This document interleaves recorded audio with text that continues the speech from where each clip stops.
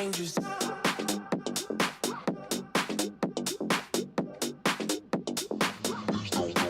Get dangerous. Shameless. Basic. Shameless. Get dangerous.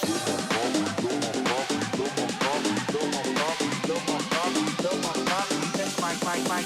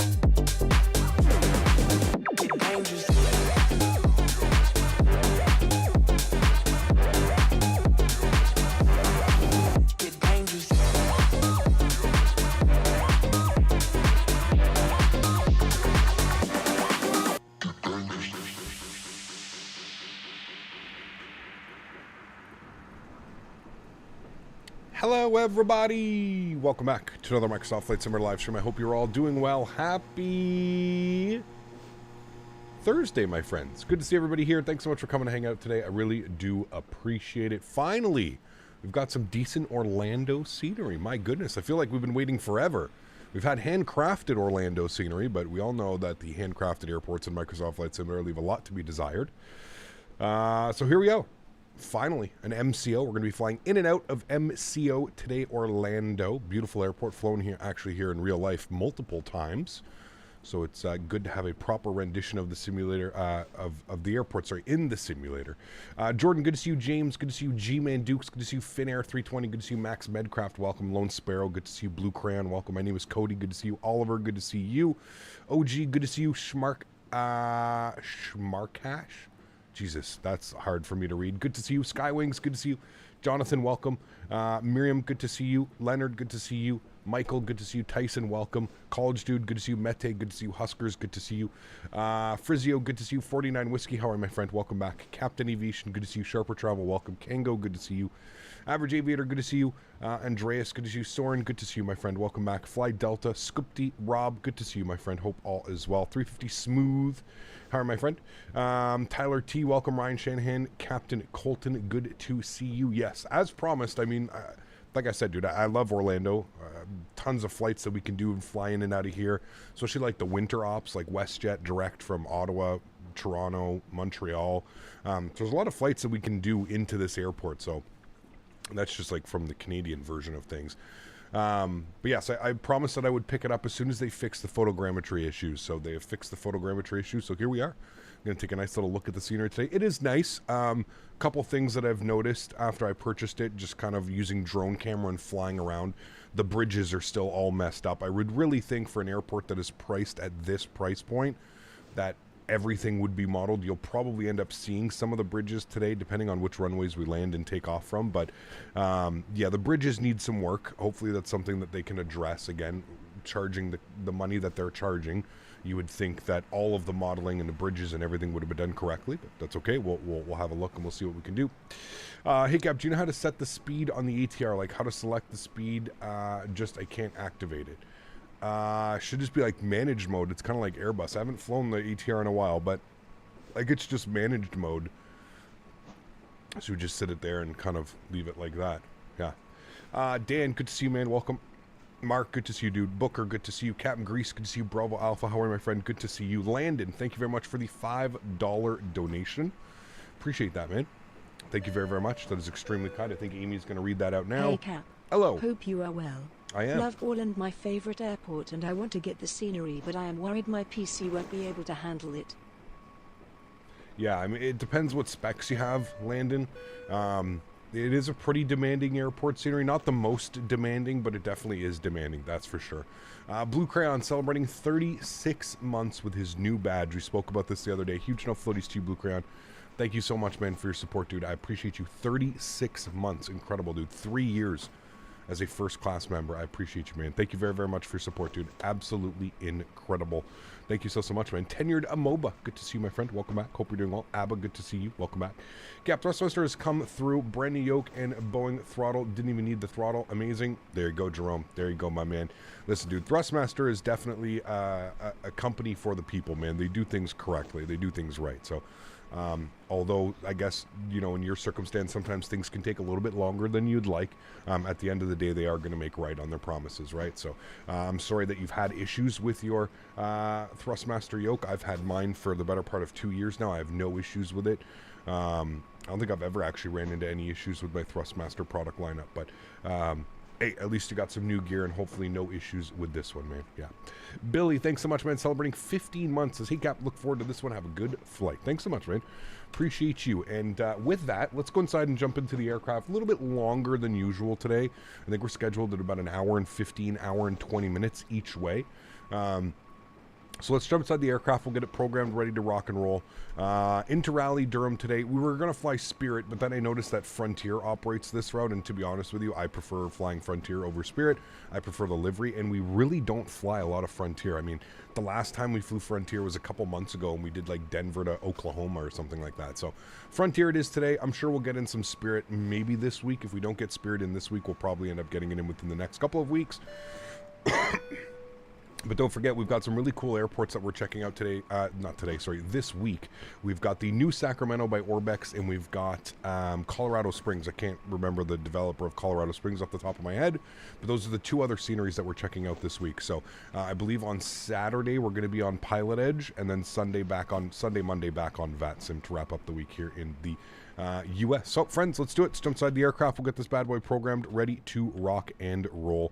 First things first, overhead. Oh, first things first, let me make sure we got our sounds up good. We'll get our external power to the on position.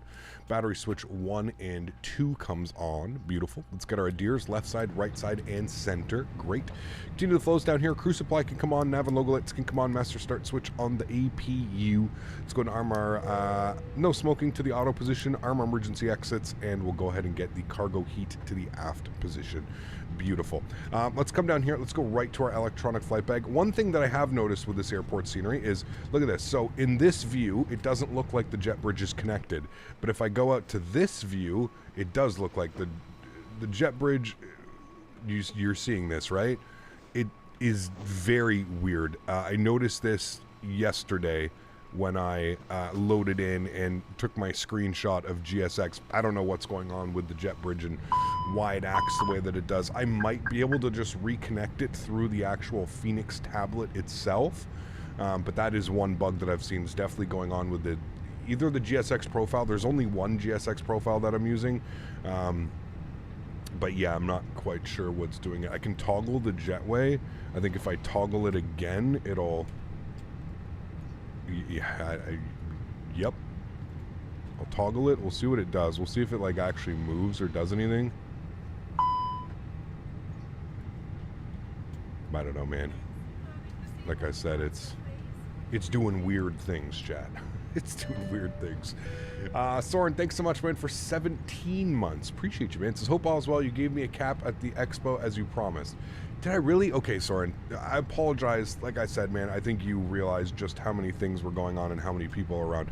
I'm glad I was able to give you a hat and you were able to, we were able to hang out, or at least we were able to meet each other. So thank you for that. Thanks for making the trip, man. I know that was a super long trip. Okay, there we go. Now the jet bridge is coming.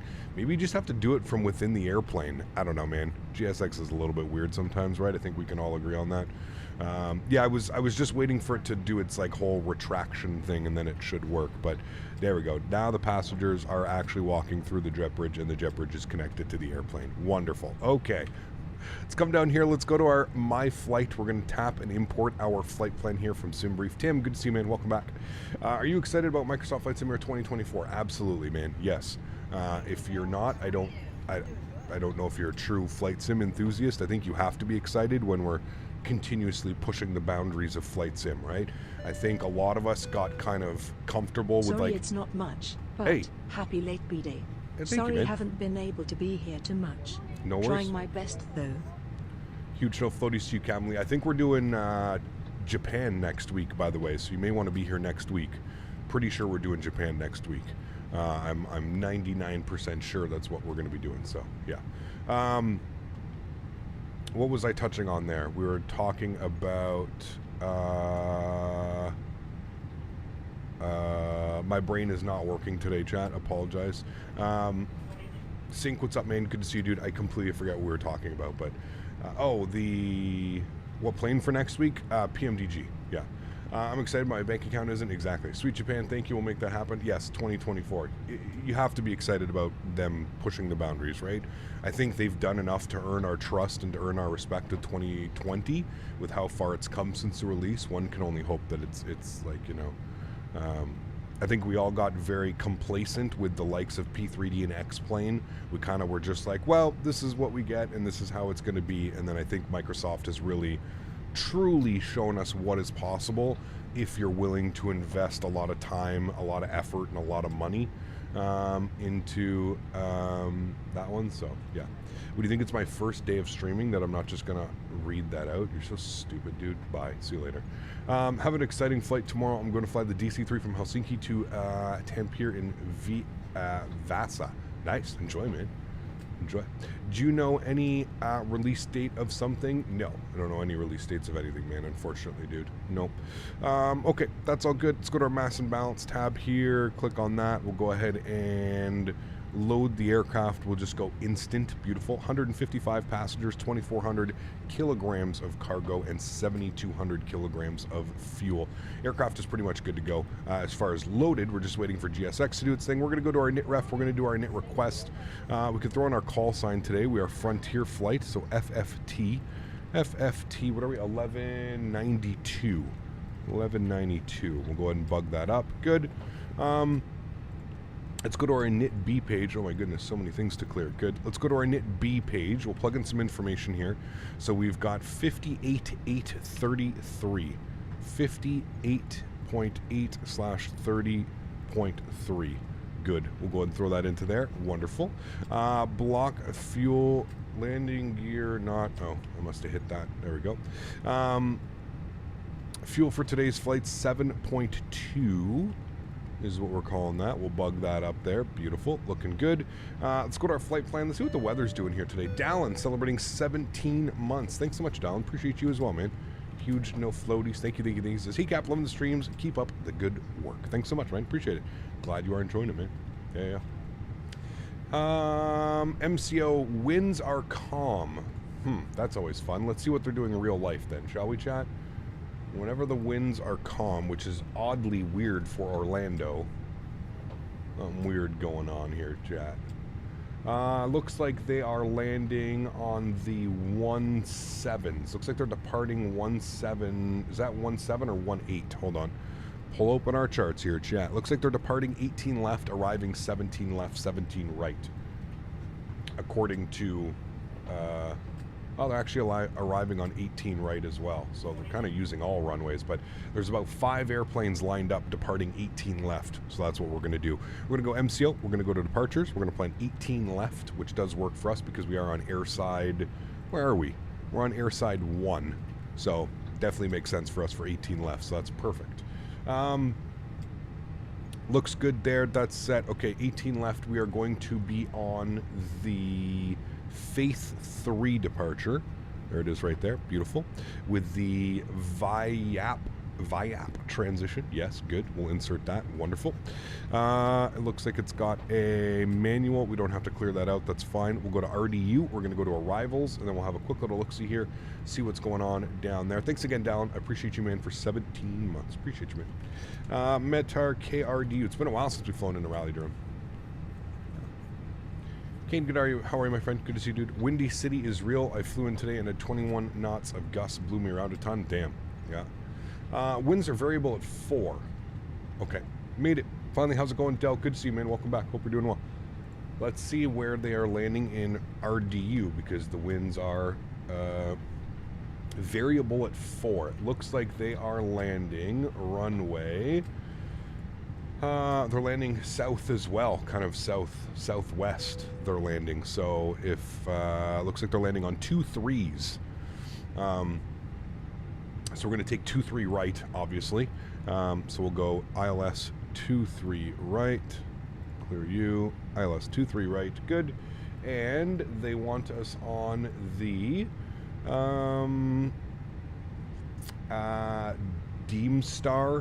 Damster. I don't know what they call that. What do they call that, chat? Let's have a look at the charts. What is this? This is usually, it tells you like at the top somewhere. It'll say what it is. The Dempster, like the bread. Dempster 1. Good. We'll go ahead and throw that into there. We want the pedo transition, and we're going to go with the transition. What do we want? There's Glees. Hopefully take us from there. I don't think I see that. Let's go to RDU. We'll go to approaches. ILS 2-3 right. We'll pin that. Probably want it via butts. That would make the most sense. We'll take butts as the approach via, and we'll go ahead and insert that. Beautiful. Let's go back to our NitRef tab. We'll plug in some information. We're going to go with a cost index of 5 initially. We'll change that once we get to cruise. Cruise level today, 37,000 feet. We'll bump that up as well. Beautiful. Init B page should be all plugged in now. Let's go to performance data. The aircraft is loaded, so we can also go ahead and spool up the EPU while we're sitting here. Let's come over here. We'll go to our departure performance. Good. Dumpster. That's good. We're departing 18 left. Good. Surface conditions are dry. Flaps will do 1. Force token no. Anti-ice off. Packs on. Sync load sheet. Sync live weather. Go ahead and calculate our V speeds today. Beautiful. 52, 52, 53. 152. 152. 153. Good. And then we've got our flex and flaps 1/up 0.0 and 64. 1/up 0.0. That's how you know you've balanced the aircraft out well, and 64 on the flex temp. Beautiful, chat. Everything looks good there. I'm happy with that. Let's go to the overhead. EPU bleed is on. External power comes off. Fuel pumps go on. Seatbelt signs are on. Red beacon light is on. We'll go to GSX. We'll prepare for pushback and departure.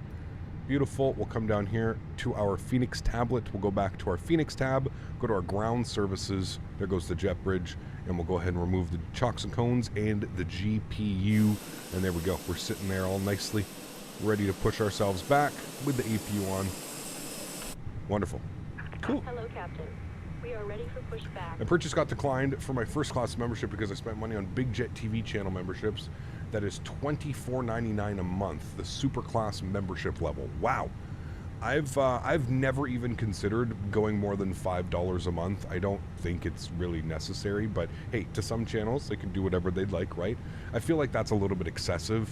Like if you wanted to support a channel that way, you would just donate. Becoming a member at $25 a month just seems a little bit excessive for me. I don't think anybody should be paying $25 a month for membership. If you want to support the channel, $25, just donate it, right? Like that's my outlook on it. But yeah, that's why I do the $2 a month and a $5 a month. I don't think we really need anything more than that. Hey Gab, I bought a new gaming laptop for FS 2020 with an RTX 4080. So excited to receive it and rock 60 FPS. Hell yeah, dude. We're going to go tail left, nose right. Good. One thing that I can suggest, Sólríkt, for your gaming laptop, please, please, please, as somebody that had a gaming laptop and it eventually burned itself out, please make sure you go and order either from Amazon or Best Buy, whatever you have around you, order a cooling pad for your laptop. It's basically this pad that your laptop sits on that has 3 or 4 fans that are continuously spinning, giving much better airflow, giving much better performance and thermals. So definitely pick up a laptop cooling pad is what they are called. 100%. Yeah. All engines clear. Start at wheel. Is the Fenix as easy to fly as the A320 Neo standard? I actually prefer the flight model in this. The aircraft feels much heavier while taxiing and like doing all that kind of stuff. So I actually prefer flying this aircraft. The A320 Neo by fly-by-wire is still a great alternative if you don't want to purchase the Fenix. But I do think that the Fenix is slightly better in that retrospect. Yeah. To me, at least, it feels better. All right, engine mode selector, the start position, and we shall go ahead and spool up engine numero 2. Enjoy. I'm getting a warning for something. What's that warning? What is it saying? Nothing. Okay, good. No, it's still saying something. What are you yelling about? Nothing? Okay, good. Flite, what's up, my friend? Good to see you. Hey, Cap, can you please fly the PMDG? Next week, we will fly the PMDG. Yes. Been flying for 11.8 hours going from New Zealand to Vancouver. Still got another hour or so to go. Jeez, man.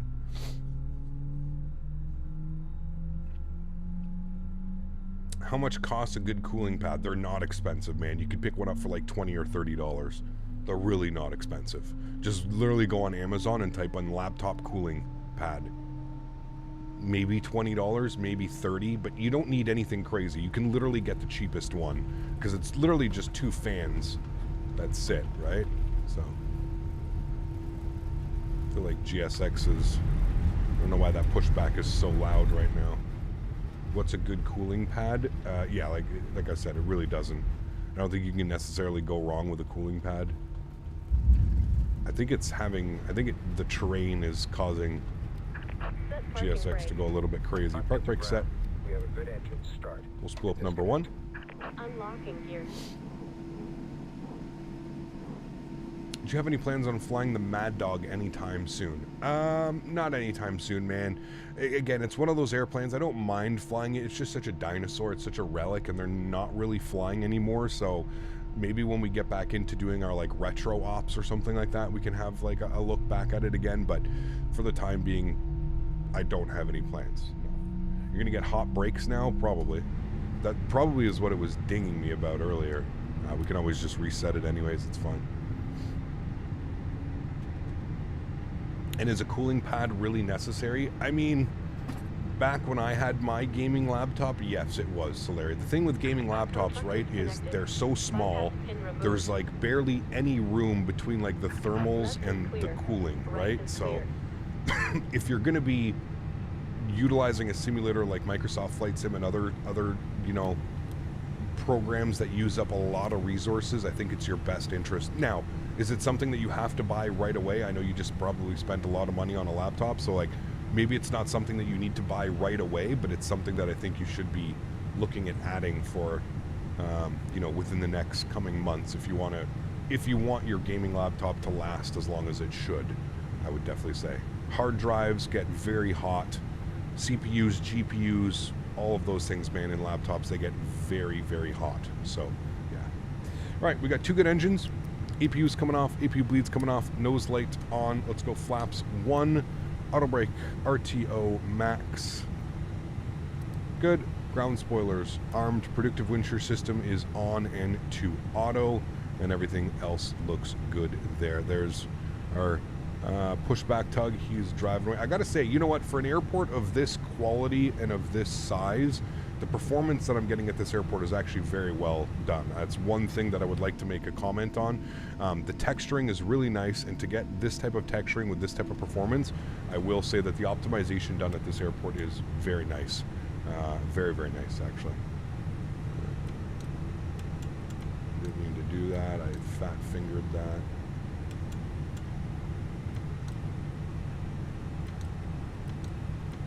There we go. Okay, cool.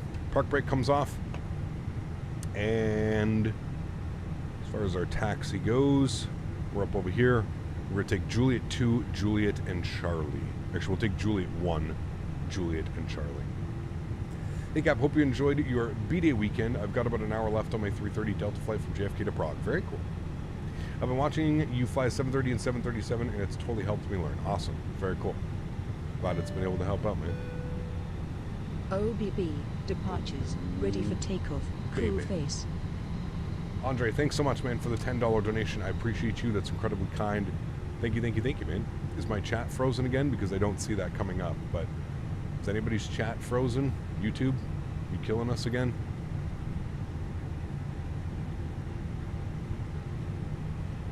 Yakfu, what's up, man? Good to see you, dude. Welcome back. Hope you're doing well. Late today. I was at the dentist. Don't ask. Hey, fun, man. Welcome. I feel like chat's completely broken again, and I'm not seeing anything because the chat hasn't moved in a little bit. If it is there, just know that I do know that chat is broken and that it's not moving, so give it, I don't know. We had this same issue the other day. YouTube must be having an issue with like their live chats and something right now. That's something in the terrain right there that was causing that. That was not very good. Maybe that's why GSX was going a little bit crazy.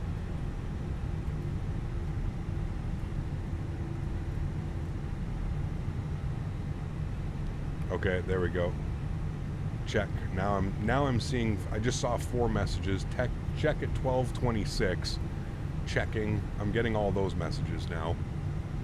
All right, it looks like we're good now. Again, YouTube with the, I don't know what's going on, man. I don't know what's going on. We see some JetBlue ops in Orlando. Maybe once we get the,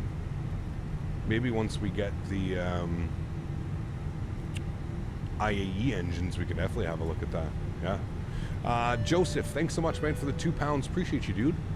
Says favorite aircraft to fly on as a PAX in real life. Any one of the newer ones with nice comfy seats. Really, to be honest with you. I want to get this in here for almost 30 USD. It seems too buggy. Yeah, there's definitely, like I mentioned, man, there's some things for 30 USD I would be expecting better. One of the bridges is right here. You can see that the texturing on the bridge is, and the cars drive like right, I don't know, man. It's not what I expected for $30, that's for sure. Thankfully, you know, I'm a content creator and a live streamer, so I'll make my money back on sceneries that I spend money on, but yeah, a little bit of, for $30, I was expecting a little bit more. Like I said, performance and visually, it's a pleasing looking airport, but at the same point, I think we also need to have, oh, he's gonna wait for us, okay, thank you. I also think it's important that, you know, if you're gonna charge $30 for some scenery, everything needs to be on point, right? Everything needs to be working as intended. And who was the other donation? There was a donation that came through, but it didn't, well, it did come through, but it didn't come through. Who was it? That was Flite 001, I believe, with the 13 Swedish kronen. Thank you very much, Flite. I appreciate you, man. That's incredibly kind. Thank you, thank you, thank you. Or no, that was Andre, sorry. Andre with the $10 donation says, oh, baby, ready for takeoff. Yes, thank you, Andre. Appreciate you. And then we had Flite 001 with 13 Swedish kronen. Thank you very much, my friend. I appreciate that. That was incredibly kind as well. And then we had Joseph with the £2. Yeah, and I basically said any of the newer aircrafts. Yeah. Big dip in the taxiway there? There is, yes. Spent $2,500 for the laptop with a 4080 and an i7-13700 with 14 cores, 32 gigs of DDR5. I mean, that's an absolute beast of a laptop. Like, you will have no problems with Microsoft and other. You could almost run anything on that, and you'd probably be fine, man. It's an absolute beast. I mean, in reality, it's probably better than my gaming PC with my 10900K and my 3080. And you're gonna have frame generation. Had no idea it was $30. Sheesh, I wonder if I should stay with the default then. So they've pushed out one huge update, Rookie. I would say probably by the next update. I think they're committed to fixing the scenery and doing the best that they can. Like I said, I would, in my opinion, at $20, much more acceptable, right? Much more acceptable. I think $30 is a little bit of a stretch. That's just my opinion.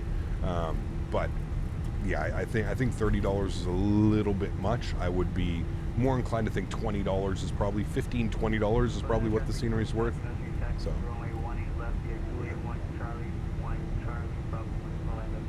Spark it up just for you. Nice. Enjoy, man. Melvin, thanks so much, dude, for 16 Swedish kronen. Huge no floaties too, Melvin. Thank you very, very much for support. I appreciate you. That is incredibly kind. Thank you, thank you, thank you.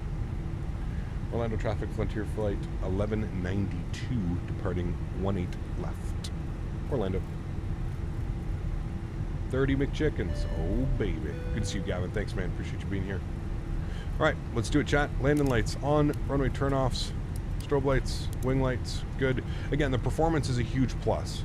You know, getting 40 FPS at the gate while taxiing and pulling onto the runway in the high 30s. Performance is definitely there. They've done a good job optimizing, and we're in the Fenix, which is one of the more heavier aircraft on performance. But yeah, hopefully they're committed to fixing it. I think for $30, like I said, I would expect an absolute flawless scenery. So with some of the issues that they've had with the photogrammetry and some of the other things, $30 I do agree is a little bit of a steep price to pay. Definitely is. Cool. Joystick cam's going on. Enjoy the departure, my friends. Sounds are going up. I'll catch you on the other side. Throttle's up to 40%.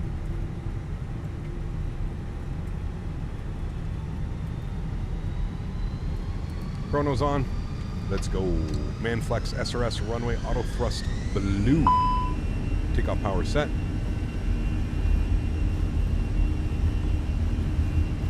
Getting like a weird, it's saying my toga's not set or something. I don't know. We'll just nose down pressure. 100 knots, we're neutral.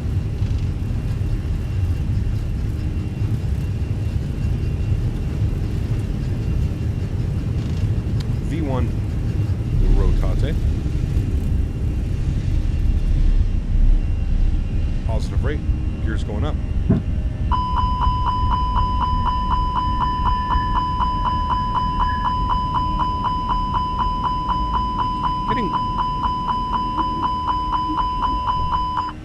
Airplane's doing weird things right now. It's doing that. That's my fault for not saying. It's doing weird things right now. Like real weird things. Hopefully we get there in time. It just was giving me a gear horn for a departure. It acted like that departure was a go-around. Very weird. Throttles to climb. Weird things going on with the airplane today. It was also saying something, I got a warning about something about my throttle not calibrated or set correctly, which is not true at all. We've got everything calibrated as well. Toga and then a landing gear error. Yeah, it was very weird. Not quite sure what's going on with that one. Let's go flaps clean.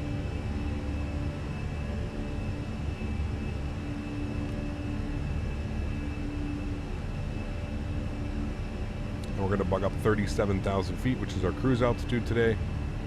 Good. And I believe we are on our vector now. We keep that climb going so we can maintain 250 on the speed. And then we want to go direct to Vilnius. Execute that. Okay, that's not what we want. We want to go direct to... What do we want to go direct to? Buffy, I guess. Okay. Direct to Buffy. It's a weird departure.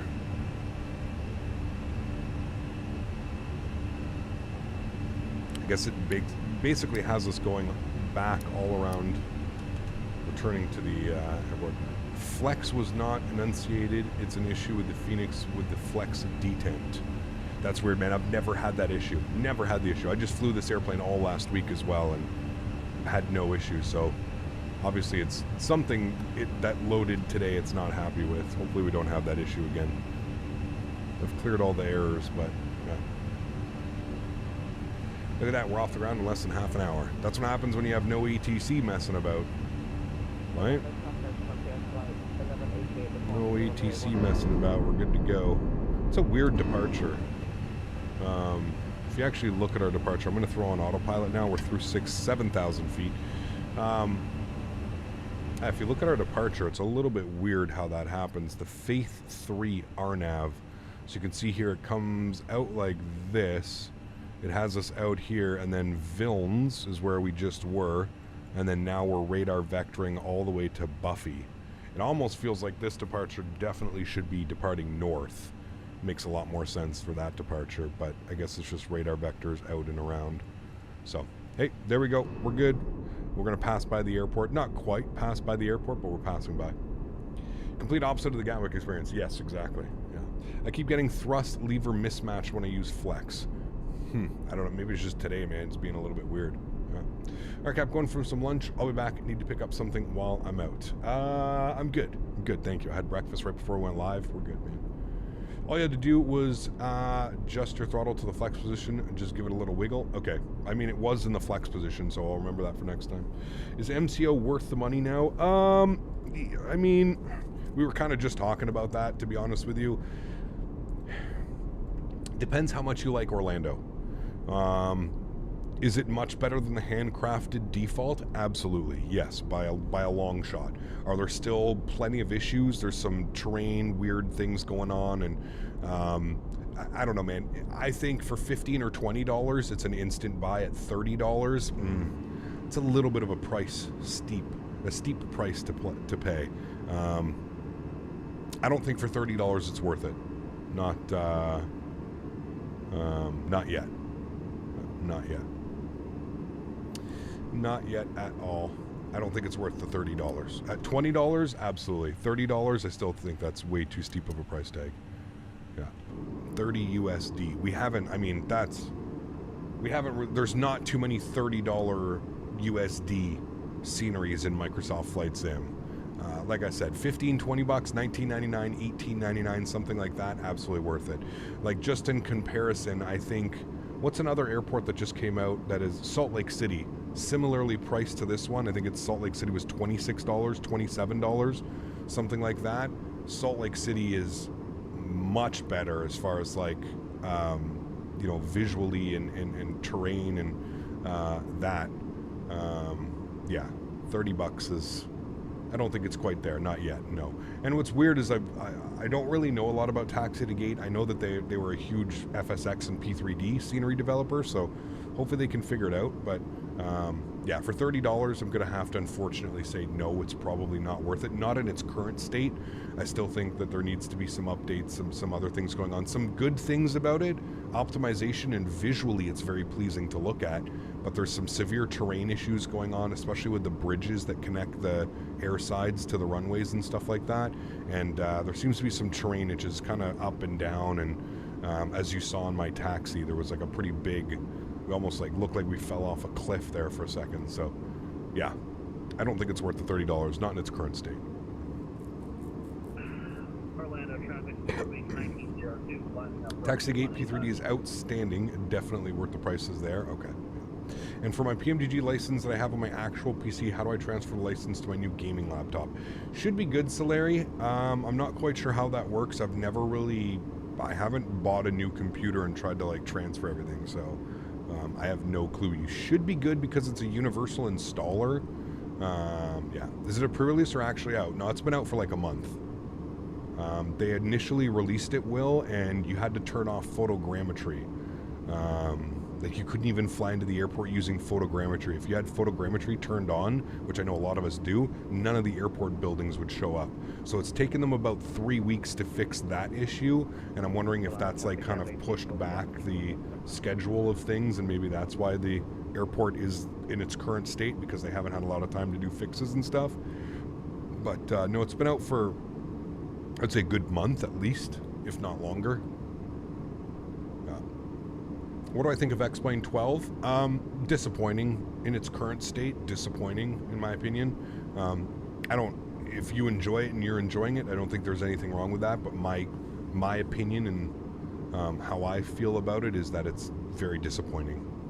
For a next-gen simulator in X-Plane, very disappointing. Am I using Volanta today? Nope. Like I mentioned, man, I probably won't be using Volanta all that much, man. I don't care about tracking flights and stuff like that, dude. To me, it's just one extra program that I have to worry about launching, starting, running. Yeah.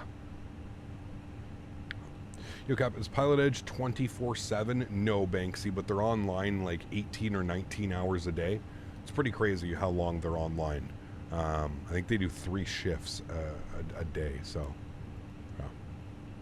What's your take on the RDU scenery? I mean, it's feel there, so 5 or a 6 out of 10 probably, and it's Feel There's first scenery, I believe, that they released for Microsoft. So it's, yeah, definitely not the best. But hey, we don't fly in and out of Raleigh very often. So G-Mark celebrating 28 months. Awesome, man. Huge enough floaties too, dude. So where's the time gone? So happy to be a part of this community. Well, thank you, man. We are glad to have you here. Huge enough floaties, guys. Got some love and chat for G-Mark. 28 months. Thanks, man.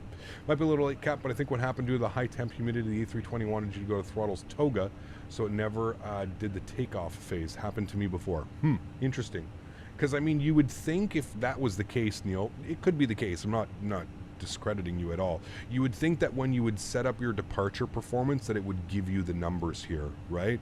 I don't even know what was the temperature. It was 32 degrees Celsius. I mean, that's warm, but that's not like Vegas or like Houston warm, right? So I don't know, man. I still think we should have been able to do a flex. I don't know. Who knows, really, to be honest with you. Hopefully we just don't have that issue again. Or if we do, I'll know to like kind of jiggle the throttle a little bit. So I checked the benches on YouTube on that laptop with DLSS and frame generation. I'll have 95 FPS London Heathrow Airport. Awesome, man. Very cool. Yep. It will look damn good. Building my PC next summer in July, and Microsoft comes out in August, just like last year. Well, if it does, yeah. Should I buy 2020 and play it for a month, or should I wait and buy 2024? It's a good question. I don't know. I don't know. I think it really depends on the release, man. There's no confirmation that it's going to be releasing in August. We really don't know, right? We really, really, really don't know. So, I don't know. I don't know. I think really it's up to you at that point. I would say maybe get it, but don't invest. Don't buy like, well, everything should work, right? They're saying that all of your add-ons, all your airplanes, PMDG, Fenix, it all should work, so. Does the Airbus auto-tune ILS frequencies? Yes, correct, Pierce. Yeah. Look back on the stream. It's the flex detent problem. You'll see it after stream. It's really common, happens less to you because you have the throttles. Ah, okay. So I'll just kind of jiggle them and make sure they're good next time. Thank you, guys. Yeah, forgot to ask, how was it to meet Swiss at the expo? I'm surprised he didn't ask you to go to Lukla in the 7-4. It was good, man. He was a great person, like I said, and I think people are like super quick to like listen. Just because I've had comments about how I'm not a fan of like Swiss's content, like I don't watch his videos. I don't think his videos are like right for me to watch. Doesn't mean that I don't like him as a person. I think he's great as a person. He was perfectly fine. He was polite. He was kind. He was genuine. He seemed genuine. So to me, I have no issues with him, man. It was perfectly fine meeting him. He was really cool. He sat down. He tried the landing challenge that we did. I have absolutely no problem. Just because I don't watch his content or think that his content is for me doesn't mean that I don't like him as a person or a human being, right? It's just not my type of flight simulator content. There's nothing wrong with that. Obviously, it's working with what he's done. So, you meant for the ATR? I can't remember if it does it for the ATR. I'm not too sure. Yeah. Cap, did you see about that Air Canada 777 caught fire from a service truck? That was a while ago, wasn't it, Atto? A couple of weeks ago or a week ago or something like that? Yeah. What's the story behind what happened to Chewie? I mean, I don't... Has he explained what's happened, Will? I don't want to... Maybe he doesn't want people to know what happened, so I don't know, man. I believe the story was that he was leaving a cab, he was getting out of a taxi, and his foot got caught in the seatbelt. And as he went to go out, his foot was stuck. It was like wrapped around the seatbelt, and he didn't notice. So when he went to get out, he like put all of his weight like you would to like get out of a car, and it like held onto him, and his arm went like picture this being a curb. His arm went out and went like that right on the curb, and really messed up his arm. So, yeah. That is, I believe, what happened. It kind of sucks. And for FS Realistic, same thing for license the new laptop. FS Realistic should work, yeah, because it's just an install, right? It should work, no problem. You should not have any issues. Yeah. Does the ATR auto-tune the ILS? Yeah, sorry, Pierce. I don't know, man. I don't know. Yeah, I really don't know. I can't remember. If the chat, does anybody know in chat, does the ATR auto-tune the ILS frequencies? I can't remember. It might, but I'm not sure. What are your PC specs? Sorry for asking. Building my first PC. Husky Wave, ! Specs in chat, man. Yeah. Always found it annoying how sensitive the detents are on the Fenix. You have to get near to... Oh, exactly. No, I agree, Sonny. I agree. There's a lot of people that actually say it's not the Fenix, it's actually the hardware that's giving it those issues, but I don't know, man. I felt like it was a lot easier to like kind of configure and set up in other sims and other airplanes, but I don't know. Did that happen at the beginning of the event? It happened on the Friday. So I think he arrived Thursday and it happened Friday and he left on Monday. So it was, yeah.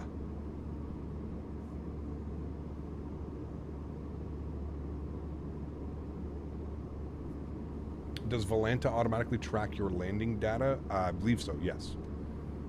think that's bullshit. I haven't had an issue with any other plane except the Fenix. Yeah, could be. Could be, man. Like I said, that's the general consensus, is that it seems to be a Fenix problem. Is pilotage the same as VATSIM, or is it harder? It's much more realistic. Much more realistic, Banksy. You really got to know what you're doing. You really got to have your charts and your frequencies, and it's very different, right? Because there's no like on VATSIM, when you're flying on VATSIM, you have like all these frequencies, right? And a list of frequencies that you can like check, and you can do this. There's none of this on Pilot Edge, so it's very, you got to listen attentively to frequencies, and if you do want frequencies, you have to refer to your charts because they use real world frequencies. So if we were flying on Pilot Edge, we would have to tune to like, you know, Orlando clearance 134.7, Orlando ground 126.4, tower 1243. You'd have to use all of these, so it's a little bit different. It's a little bit different in the aspect of how you kind of fly it, but overall they both offer ATC services, obviously, right? So yeah, it'd be great when the IAEs and performance upgrade finally come to the Fenix. I agree. Yeah, I do agree.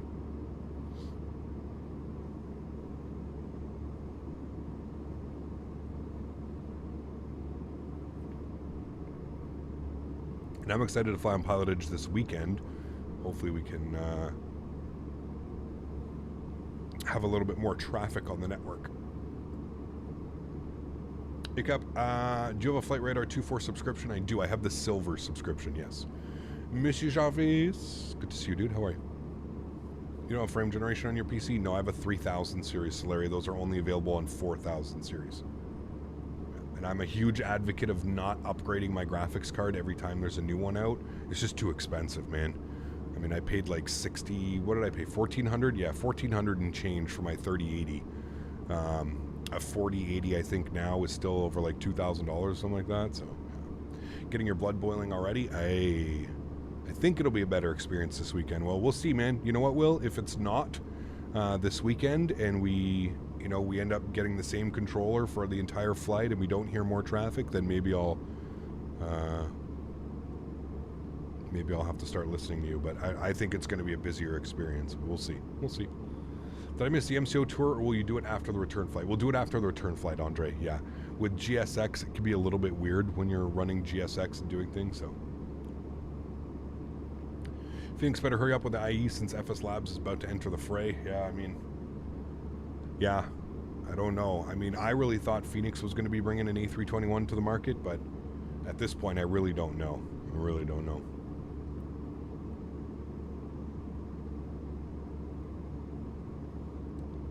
Setup tour. I'm one of those modest people, Banksy. I don't really like to show off what I have in my setup. But every year I'll post a picture up on Discord or something. If you do want to see what my streaming setup looks like, you can put ! Insta for Instagram. It's up on Instagram, Facebook. It's in my Discord as well. So, Cap, do you use photogrammetry and lock your frame rates out of interest? I use photogrammetry. I do not lock my frame rates. No, it's flight sim, man. I find locking your frame rates is kind of, unless you've got frame generation on and you're constantly getting above 60. Yeah, no. Phoenix crushed it, then they abandoned the scene. I wouldn't say that, Santiago. I think they're around. They are providing updates, although I think some people and myself would probably agree that they need to be a little bit more precise. They need to be a little bit more clear when the upgrades are coming. Who knows, man? But we really don't know, dude. We don't know what's going on in the background. Phoenix could be heavily working on a new airplane, right? That they're also going to be pushing out, you know, after their A320 gets, you know, V2 and stuff like that. So who knows, man? Aviator Trav is using the FS Labs and P3D and he raves about it. Says it's on a whole other level compared to Phoenix. Well, there you go. Sorry, I'm late. Just out with a couple friends. No worries, kid. Hope you had fun, man. Already used your local airport in the U.S. Nice. Very cool. I've noticed that they've been doing more ATC there, which is amazing. Very cool. Maybe it's getting busier, right? JH Pilot 83 coming in with 31 months. Huge show floaties to you, man. Thanks so much, dude. Says, wait, why you take off? Well, you know, we wanted to. That was one of the all-time moments in stream, dude. Why you take off? He was so upset. Do you fly larger airplanes on stream? We do, Josh. Yeah, we flew the 747 and the 787 a couple weeks ago. I don't know if we'll be, I think we'll probably be back in the 787 once they release their version 2.01, which has a whole new custom flight model. So whenever that gets released, we'll probably jump back in the 787, the freeware, and give that a go, see how that goes. What runway are we landing on? Right now I have planned 23 right, so. Speaking of Fenix, Amar, one of the main developers, said that something from the V2 update was huge fixes, etc. are necessary, are ready to go. They won't hold back, and they will release ASAP. There you go.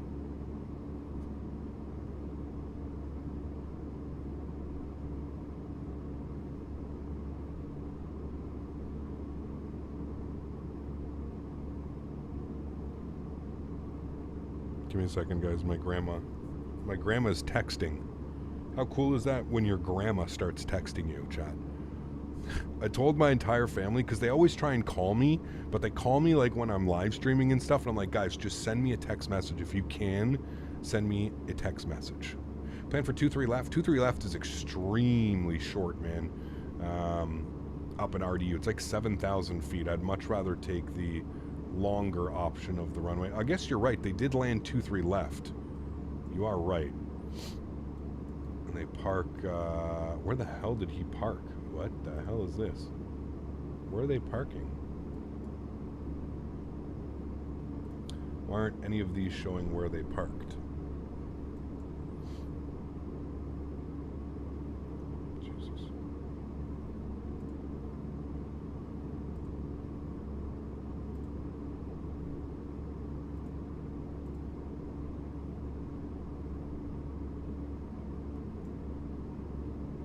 So where do they park at RDU? Because apparently it's not showing me. They're not over here, are they? They're down here, or are they over here? Are they at Terminal 1? They park at Terminal 1? I think Terminal 1 is all southwest, isn't it? According to Flight Radar.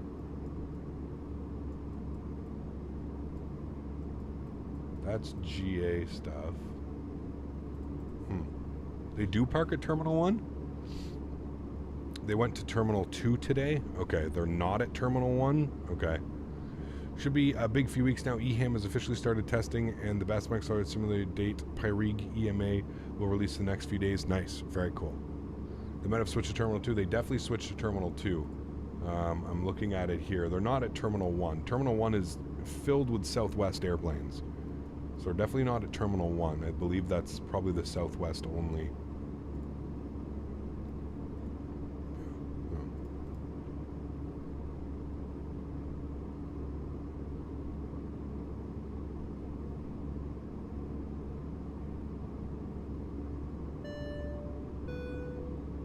Grandma is the best. Yes, I agree. Dan, thanks for support, man. I appreciate you, dude. With the 25 Ron. What's Ron? Dan, thanks for support, man. I appreciate you, dude. Thank you, thank you, thank you. I don't know if I've ever seen Ron. That's where the Atlantic Aviation. Yes, I was just looking at that. That's Atlantic Aviation.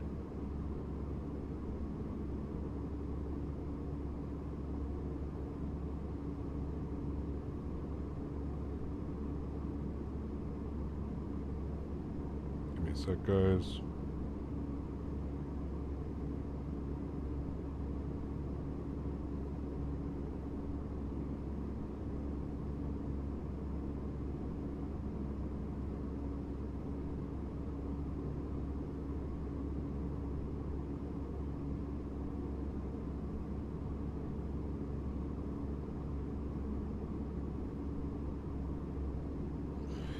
Okay. Greetings from Germany, Captain Tick. Good to see you, man. Welcome back. Cap, is there a way you recommend to practice ATC calls? I mean, you can always try and listen. There's like great little tools that you can use, right? There's liveatc.net. That's a good one. You could watch a bunch of streamers. It's a bunch of stuff that you could come online. We're going to change our cost index now. We're going to bump that up to 55. 5 on climb, 55 on cruise, which should give us about Mach 7.9 on the cruise. We're currently at 37,000 feet and top of descent's in 218 miles. Beautiful. We got the coast over there. We're just flying by the coast now. Very cool. Do you remember if you use the sim pack, the FT sim pack for the CRJ? I believe I do, Davis, yes. Brian, good to see you, man. all is well. RDU is good. Currently flying into our CRW. Love the model of ASR radar. Very cool. Very, very cool. BMB, how are you, man? I have a problem with the Kiro 77. I put the sound mod into it and there's no sounds. Yeah, you have to, Banksy, read the README. When you get the FT Sim sounds, you have to make sure that you read the README. Yeah.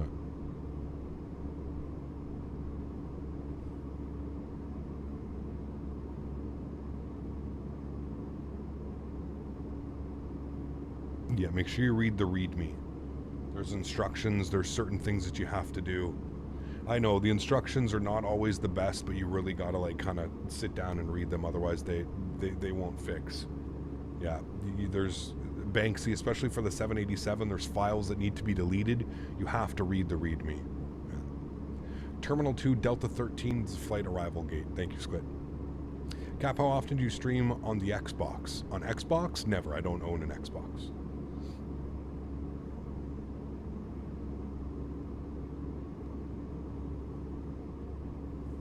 Sadfair, we'll see, man. I got a couple PC sponsors in the works, so we'll see, man. We shall see. There's a whole installer for the FT Sim and the Kiro. It's not really an installer, Fires. It's more of like the Kiro making sure that everything's well. There's other things that you need to do. Yeah. You had 44 degrees Celsius 2 days in Bucharest. Damn, that is warm. 1 hour to go and I'll be down in Auckland. Wait, you went Vancouver to Auckland or Auckland to Vancouver?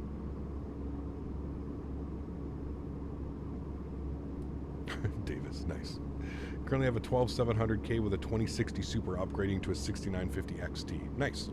I'm not a fan of AMD GPUs. I just don't think they're price to performance. I mean, price to performance is decent. They're just nowhere near NVIDIA cards, so yeah. Kiro 787 ANA hops in Japan is calling my name. Oof. I think we're going to take the 737. What do they fly? The 800, right? Japan Air? Flies the 800 around out there. Doink, what's up, man? Good to see you, dude. Welcome back. Hope you're doing well.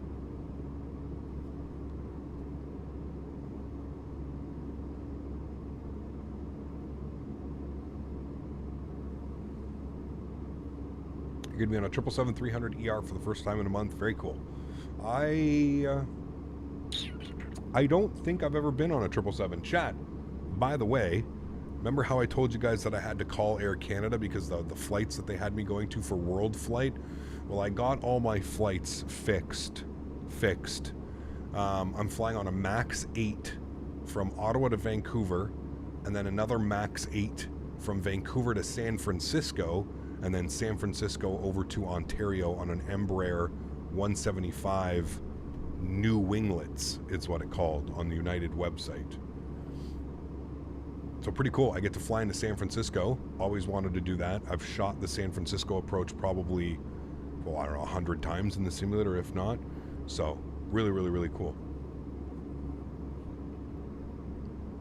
I heard nothing but price to performance is better than NVIDIA, Jerome. NVIDIA is still, in my opinion, yeah. MAX 8s are so nice. United has a bunch of them and they fly all the time out of Houston. Yeah. The MAX aircraft motoring takes 3 minutes for an engine to start. Cool. Do you know Python code? No. Are there any good shared cockpit mods for Microsoft? Yes. There's one called Your Controls. Very good.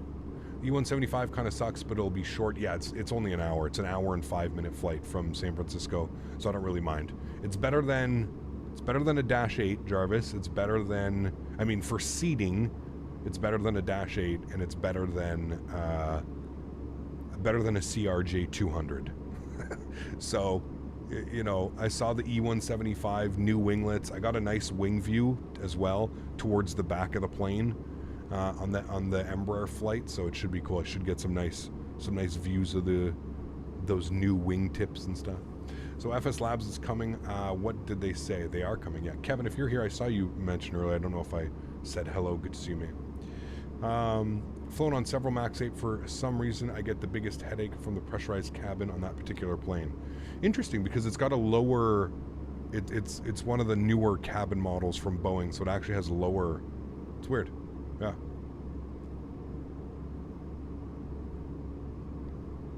American does Omaha to LAX on a 175. Oof. Air Canada does a lot of flights actually in the 175 as well, down to the US. Yeah. Cap, have you tried the Captain Sim 777? No. I will never fly those airplanes here on the channel, man. I don't want to promote that type of stuff. Yeah. What should I buy? Yoke, joystick, and which one do you recommend? Depends what you like flying more, Sebastian. Do you fly Boeings more or do you fly Airbus more? ANA Flight Connections does CRJ hops in Japan. ANA also does very short 787 as well from RJTT. Yes, but they also have 737s, right? Is it the 700 or the 800 that they have? I believe it's the 800. Cap, my controls are completely frozen in the Fenix. What's going on? I have no clue, Sync. I'm sorry, man. Sounds like a sim hiccup. 777, I'm going to be honest, 15 hours from Qatar Airways. Usually take the 787 via Royal Jordanian. That takes 12 hours. Sucks, but oh well. That will be fun, man. I've never been on a 777. Yeah. Did you fly the 800 over there? Perfect. That's what we'll be flying next week. Yeah. Your HOTAS is completely gone. Yeah, I don't know, Sync. Never had that issue, man. I'm sorry. I wish I could help out. I do not fly Frankenstein airplanes. Correct. For the most part. I think the Kiro 787 is probably the most Frankenstein that I've... Or the Headwind A330. Yeah.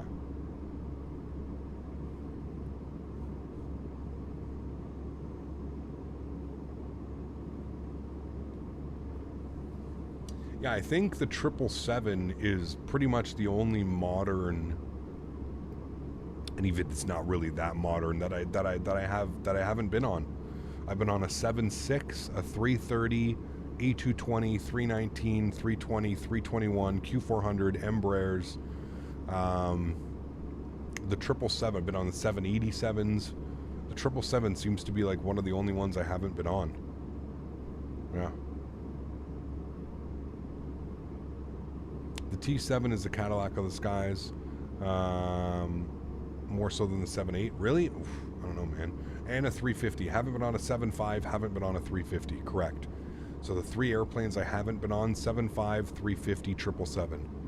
The rest of them I think I have. Like, I've been on some weird airplanes, man. I remember like Air Canada back in the day. Air Canada Jazz. 380 is another one that I haven't been on. You're correct. But to be fair, we don't really have 380s in North America unless you're flying over to like Frankfurt and stuff like that for work and stuff. That's probably the only one. I've been on a 340. I've been on an Air Canada 340, Jarvis, believe it or not. Air Canada 340. Yeah. I've been on a 310. I've been on an A300, an A310. Yeah. I've been on the 350 from Atlanta to DFW, and the 350 is gorgeous, very comfortable plane. Yeah, no kidding, I bet. Flew the 350 to Japan. That thing is nice. It is, yeah. Fired up X-Plane 12 yesterday after a long while. Installed the Tolos 319 graphics stocks. Plane felt nice though, especially on the ground.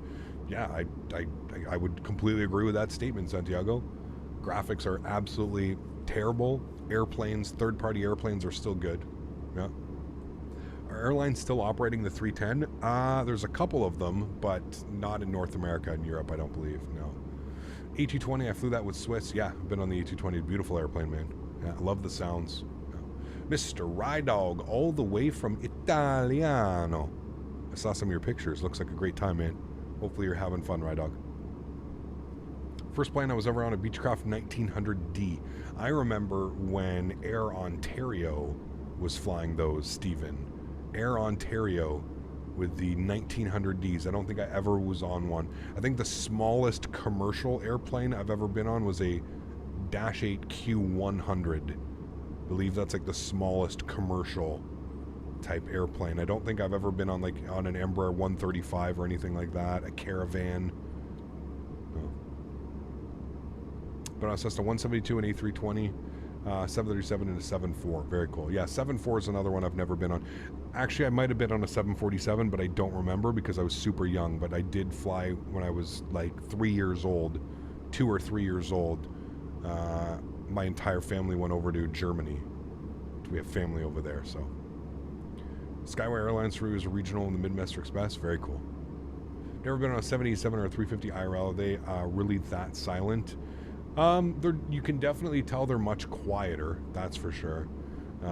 Even the A220, man. Once you get up to cruise in the A220, you realize how quiet those engines are compared to like regular. I think it also depends where you're sitting, right? Obviously, if you sit in front of the engines, it's quieter. When you sit behind the engines, it's a little bit louder. But, yeah. First ever plane was a 319 Allegiant from Bellingham to Las Vegas. Very cool. Do you recommend the Airbus throttle and side stick? Absolutely, Sebastian. Yes, especially if you like flying Airbus. It's absolutely fantastic. Yeah. Having an amazing time. Drove down to Rome to Sorrento today. Isle of Capri tomorrow. Man, this guy out here just living the best life, Rydog. I need to send those adoption papers through the mail there, Rydog. I got... need to be included on these family trips, please. What's the longest flight you've ever been on? Longest flight that I can remember that I've ever been on was probably Toronto to London. I think it was about 7 hours. 6.5, 7.5 hours, something like that. Saw an EasyJet 320 landing in Naples this afternoon and started to geek out. My wife shook her head and laughed. Nice. The MD-80 and MD-80s were the best. Hate that Delta retired them. I have been on that as well. I've flown on a Delta. Delta or American? Might have been American. Again, I was young. Do when FS Labs will make it to Microsoft? No clue, man. Longest flight is 12 hours and 35 minutes. It's a long one, man. Been on quite a few 747s, Manchester and London to New York City. Interesting. Huh. First flight was on 737-800. I believe my first commercial flight would have been on a... Yeah, I don't know. It would have been when I was like 2 or 3 years old. But my mom had been bringing me down to Florida to see my grandparents and my great-grandparents for a while. So...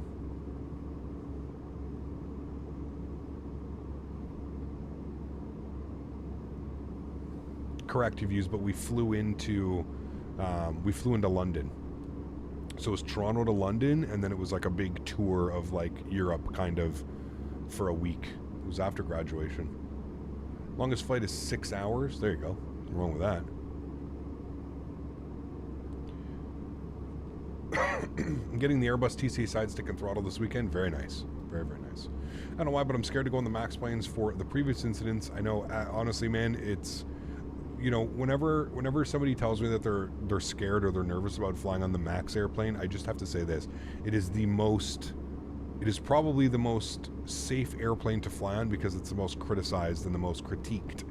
They literally had to make this thing perfect. So I would feel extremely safe flying on the MAX, more so than probably any other airplane, you know. First flight on a Piedmont Airlines to Kingston, North Carolina back in 1981. Wow. That's pretty cool. First flight was on a DC-10. Very cool, Daryl. Yeah. Mine was 13 hours or so, London to San Diego. It was probably on a 777. Gonna be on 2 7.5s next week. So excited for it. Man, I really want to get on a 7.5 before Delta retires them.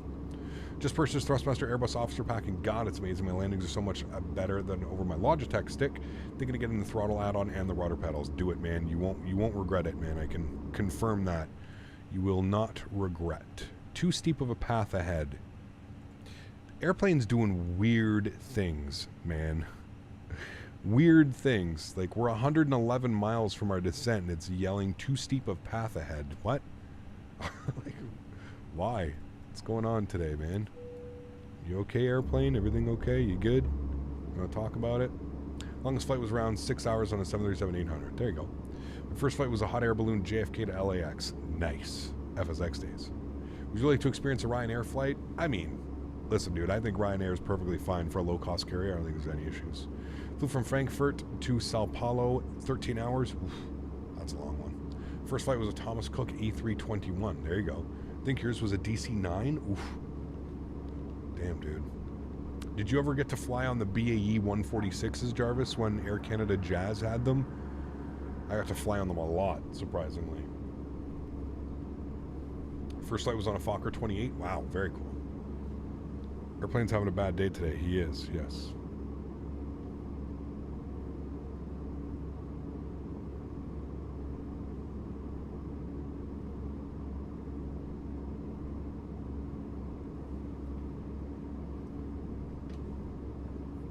Got my CDU in. Communication with Cockpit Master was interesting, but it's a game changer with the PMDG. Nice. Hey, as long as you got it, It's a great product, Chris. I've had mine for over a year now, and I have absolutely zero issues with it, so, yeah. Out of interest, did you change any sensitivity settings? The only thing I have found is the throttles are very sensitive. They are, Joseph. I have not changed anything. I'm running completely default sensitivities. Yeah. My first commercial flight was Delta MD-80 from Atlanta to Buffalo. Missed the MD-80s? Yes. Captain Riyadh, nice. It's your home airport of RDU, nice. What initially sparked your interest in aviation years ago? My grandfather. My grandfather was an avid PC enthusiast. He loved building computers and buying all the parts. He was, I don't know where he got into that, to be honest with you. I mean, nobody else in my family was like really interested in that, but he loved it, man. He would build a PC, and within the next year he'd have all new parts, and he'd be giving me his old PC, and he'd built this all new PC, and I think his neighbor got him into it. His neighbor was really, really, really into them. But yeah, man, I grew up like, you know, being 4 or 5 years old, sitting on my grandpa's lap, and he had the Logitech little joystick, probably the 3D Extreme, because I don't think it's really ever changed in 30 years. And I used to, you know, like, woo-wee, and like do everything, right? That initially sparked it, and I always used to get that, like I mentioned, I used to get the hand-me-downs, right? So when he would build a new computer, he would give me the old computer, and he'd give me a couple copies of Microsoft Flight Simulator, right? MS 2002, 2004, whatever, 98, 95, whatever they were that came out late in that. So I would always be like, you know, like he would have the newer version, and I'd have the version, you know. And I remember when he gave me FSX, because he was like, I think he moved to something else. And I remember him giving me FSX, and it was, yeah, it was obviously game changing. And then I stopped, man. I stopped for like a good, I don't know, 5, 6, 7, 8 years. I just wasn't interested anymore, because, you know, all my friends, like, let's play Call of Duty and stuff, right? Like, that's what they were more interested in, instead of like playing flight sim. So I kind of lost interest in it. And then when I went away to school, when I went away for welding school, I had not a lot of money. I had a lot of time on my hands because I was in school full time, and you know, when you weren't at shop or you weren't at class, there's not much like studying to do when you're a welder. A lot of it is hands-on practice, right? So I had a lot of time, and I kind of just restarted. I had a buddy that was in flight school, and he told me about this simulator that was out. I installed FSX, and I had FSX, but at that point FSX was kind of dated. It looked a little bit dated, and I didn't know that like third-party airports and scenery, like I didn't know any of that, right? I didn't know you could buy a PMDG airplane for FSX, and I didn't know any of this. Yeah, he told me he started flight school, and he's like, they have this simulator called X-Plane 9 is what they were using at his flight school for their simulators. And so I bought X-Plane 9, and within 2 months of buying X-Plane 9 and like kind of playing around with X-Plane 10 came out, and I got X-Plane 10, and I remember my friend coming over and saying, hey, those like these are called payware airplanes. And I remember I bought the Jar Design A320 for X-Plane 10. That was the first ever payware. I'd like had no comprehension of it. I couldn't believe that like an airplane cost as much as the simulator cost, and like I was like, wow, like this is really interesting. The Jar Design A320, believe it or not, I'm not that old when it comes to like flight sims and buying airplanes. No, it was terrible, absolutely terrible. The Jar Design A320, when it first came out for X-Plane 10, literally had a mind of its own. You would be flying and everything would just go haywire. You know what it's like, man. X-Plane, it's not really the best third-party developed friendly aircraft, and Jar Design is not really the best option either. But yeah, it was very interesting. But that was my first ever payware. It's the first time I ever bought an airplane. So like, I'm not that old. I've only really been, I guess, this hardcore into the sim for like maybe 6 to 8 years, probably, buying add-ons and buying airplanes and doing stuff like that. I was never, like I said, when FSX was out and that type of stuff, I didn't know there was PMDG and other airplanes, and I didn't know third-party development. And yeah, the Jar still has a mind of its own. Oh yes, absolutely, for sure. All right, winds are, let's throw this in now before the FMC starts, the CDU starts yelling at us, the McDo. Winds are 190 at 4, so we're perfectly fine with keeping runway 23 right for our arrival. Temperatures are 31 degrees. Oof, warm. It's that warm out here today as well. 3001 on the altimeter. And we're going to go with a radio minimums today of... Radio minimums of 609. 609. Right. Sorry, barrel minimum, not radio minimums. Barrel minimum, 609. All right, cool. That's good. Top of descent, 60 miles. Wonderful. Cap, how come SimBrief doesn't put SIDS and stars for routes outside of the U.S.? It should, G-Mark. Sometimes what happens, you'll notice when you fly in Europe or any other part of the world, the actual air traffic controller will give you your SID and star. It's not, you don't pre-select it like you do in the United States. It's very weird flying outside of North America. They do things quite differently. So, yeah. Cap, where do you find the barrel and radio numbers for decision height? If you look at your approach chart, so this is the ILS runway 23 right approach chart, you see if you scroll all the way down here, straight in landings, these are your minimums. So if you're on the ILS, your minimum is Barrow 609. It's all barometric minimums are always your bold numbers. Radio minimums. Some airplanes cannot do barrel minimums. Older airplanes can only do radio minimums. So radio minimums is always in quotations. And then if your ILS is out, so you're only on localizer, your minimums would be 980 feet. Yeah. Even Canada differs from the US. I mean, no, I don't think so. We're very similar, Will. I mean, we share kind of the exact same. We share the exact same. I don't think anything. I think they might be just different in Canada because they're shorter, because they're just way smaller, right? There's really only 5 or 6 Canadian airports that would even come close to touching what some of the American, as far as like travel and stuff, right? I think they're pretty much the same. Kind of new to flight sim and don't really know any of the terminology. What does minimums mean? So minimums is the, as a pilot flying the airplane, you have to have a visual of the runway by the minimum call out. So by the time you have minimums, you have to be able to see the runway. If you don't, you have to refer to a Cat 3, which would be an auto land, which modern airplanes can land themselves based on the ILS, the landing instrument system. So that is the terminology. Minimums is the minimum altitude at which the pilots have to see the runway. If they don't, then they either have to go around, so you have to go around, you're not allowed to land, you obviously can't land in zero visibility, and or you have to prepare for an auto land. Yeah. Hopefully that helps. Do you think an i5 12th gen is good for Microsoft? It's not bad. I would say I would honestly be looking at an i7. Minecraft would be much better.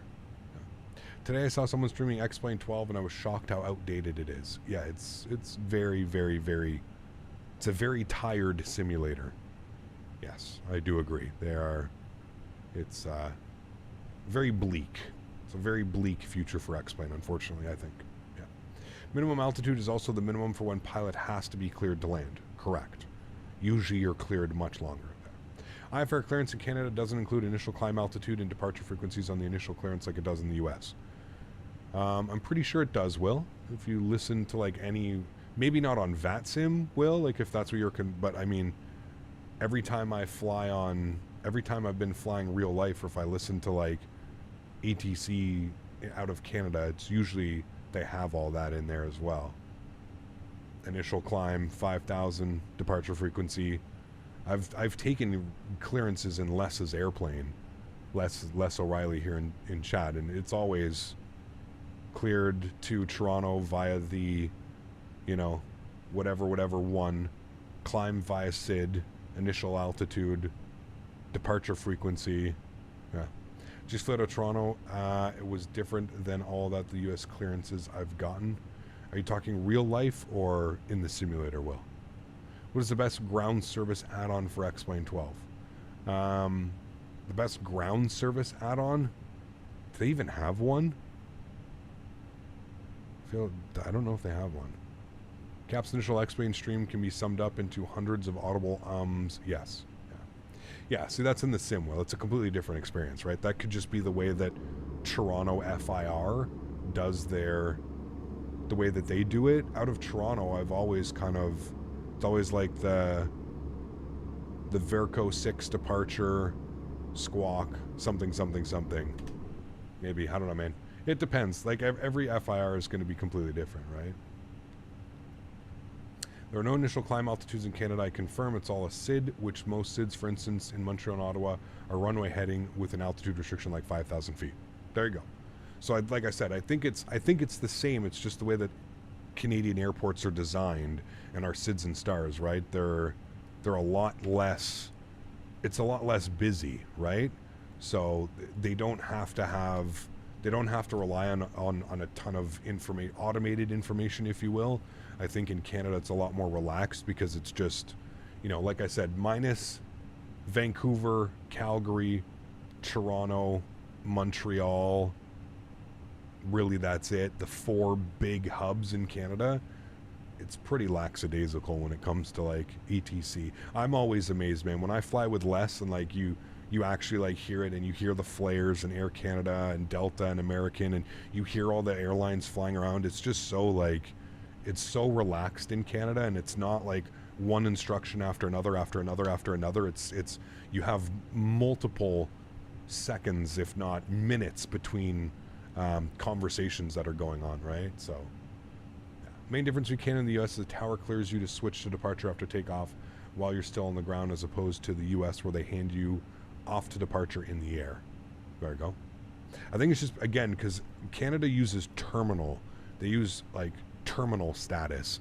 So like Ottawa terminal is like, it's not Ottawa Center, right? It's because the way that Ottawa, I don't know, it's weird. It is weird. I will say that the ATC is weird as well here because, like, for example, Ottawa, where I live, is in Ontario, same as Toronto, right? You would think Ottawa would be controlled by Toronto FIR, Toronto Center, right?